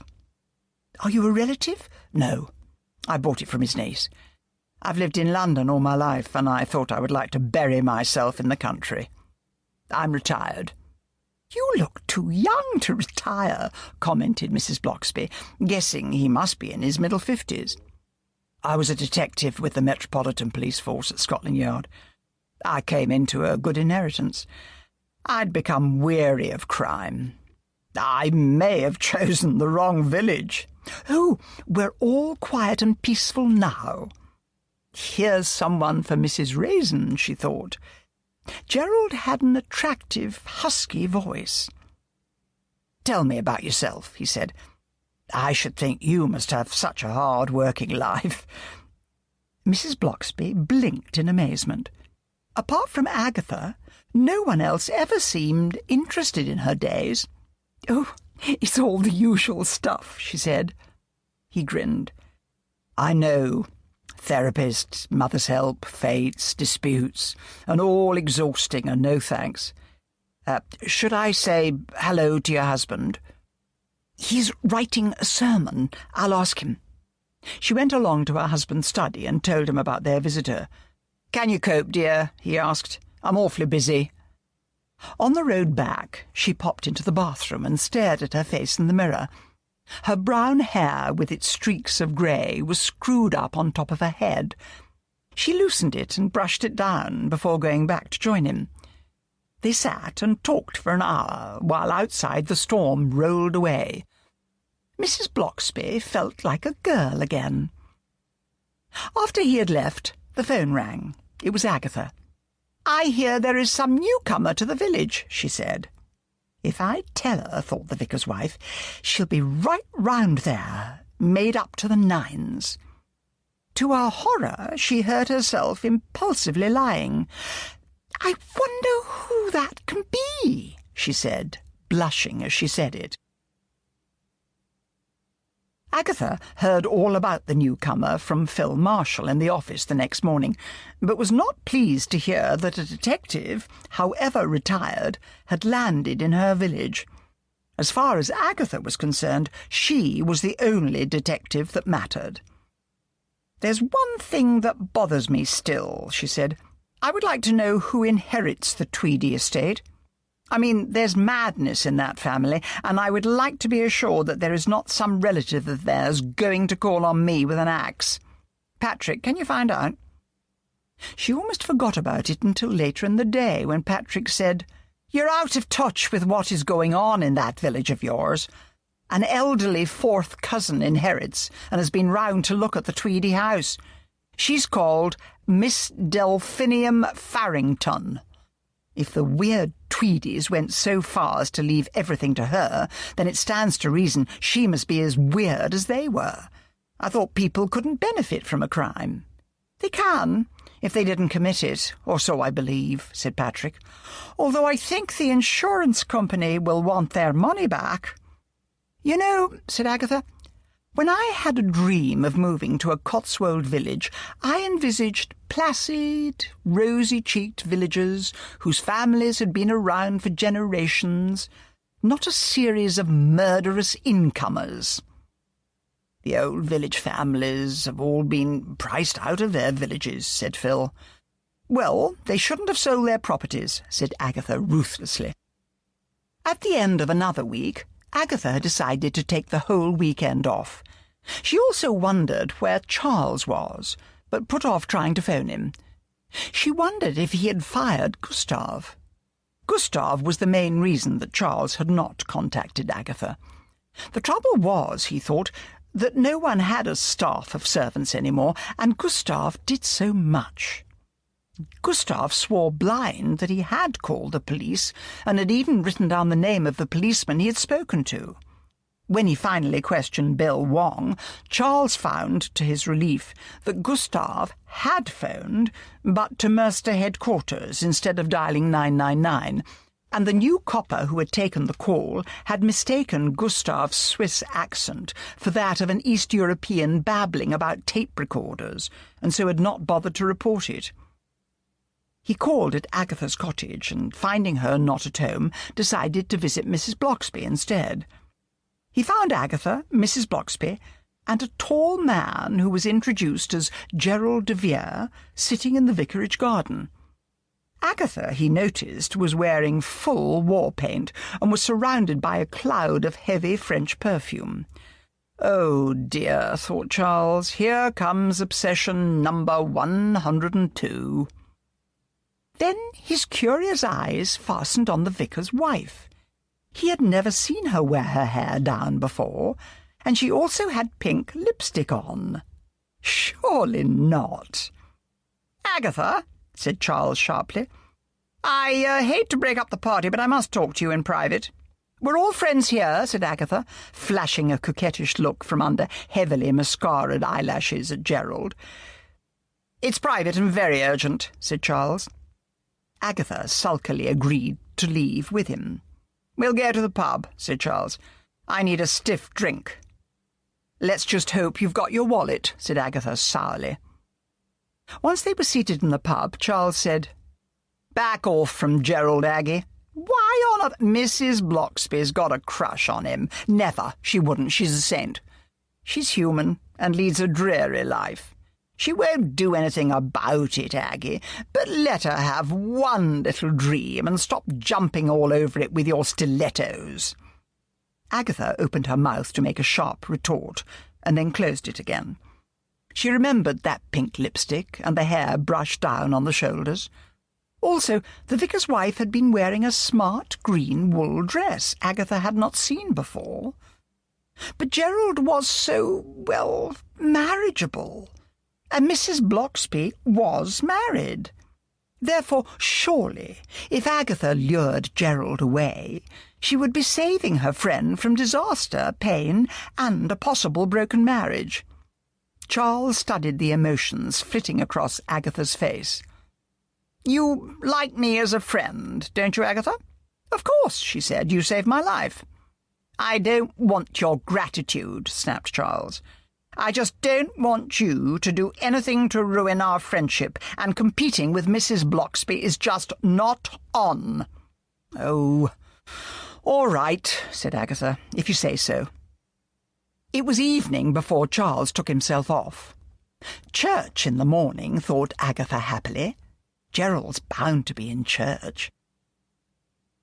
The real autumn had come at last, when Agatha set off for the church, more soberly dressed and made up than usual, just in case Charles should take it into his head to check up on her to see if she was following orders.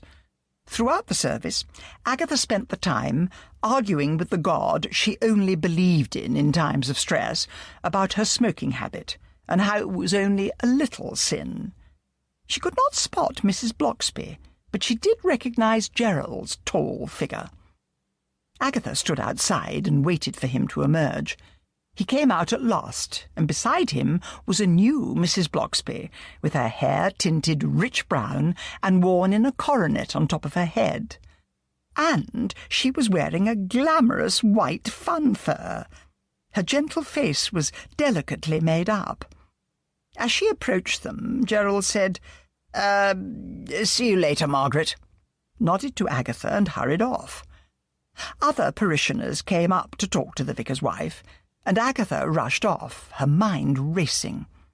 Yes, she really would be doing Mrs. Blocksby a favour if she could lure Gerald away. She remembered Doris had baked her a lemon drizzle cake, which she had stored in her kitchen freezer. She would take that to Gerald as a welcome to the village. She took it out of the freezer. It was covered in frost and as hard as a brick.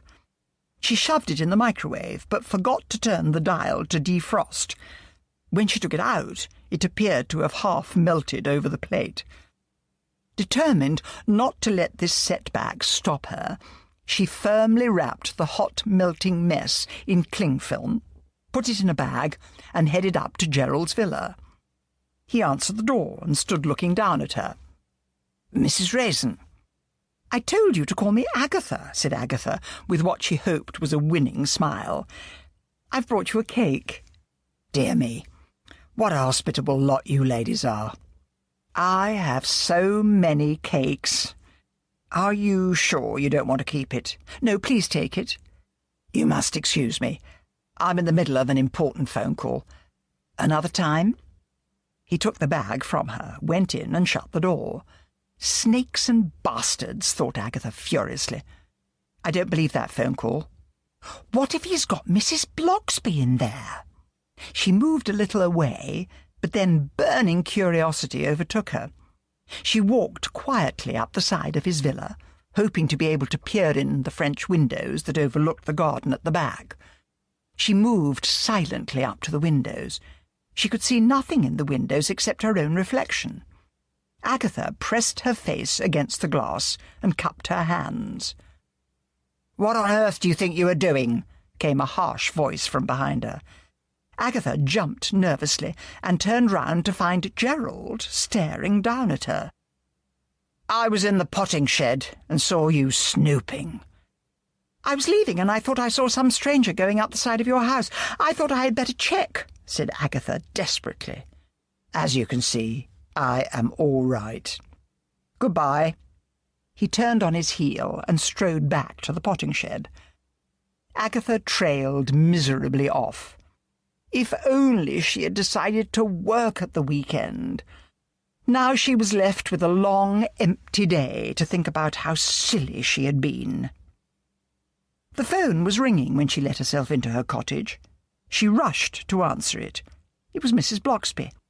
"Have you got time to drop up here?" she asked. "I want to consult you about something." "Sure," said Agatha dismally. "Be right with you." What if Gerald told her about me snooping? Thought Agatha. Oh, how will I handle it if she confesses to being in love with him? At the vicarage, Mrs. Bloxby ushered Agatha into the drawing-room. Agatha was too nervous to accept any offer of refreshment, saying, "What is it?" "It's the allotments." "Those strips of land outside the village," said Agatha, bewildered. "Yes, the problem is that they were owned by a trust, which has lapsed, and the land now belongs to Lord Bellington. He wants to sell the land to a developer and put a housing estate on it." "If he has the legal right to do so, then I cannot see what anyone can do about it," said Agatha. "But I wondered if you could engineer some publicity and start up a petition," said Mrs. Bloxby. Agatha half-closed her eyes as a horrible memory of being nearly buried alive in an allotment flooded back into her mind. She stood up abruptly. "I'm sorry, but quite frankly it will be a cold day in hell before I have anything to do with allotments again." Mrs. Bloxby stared in dismay as Agatha went out of the vicarage and off into the village. Agatha Raisin was not to know how wrong she was, and how those wretched village allotments would lead to murder. Dishing the Dirt by M.C. Beaton was read by Penelope Keith.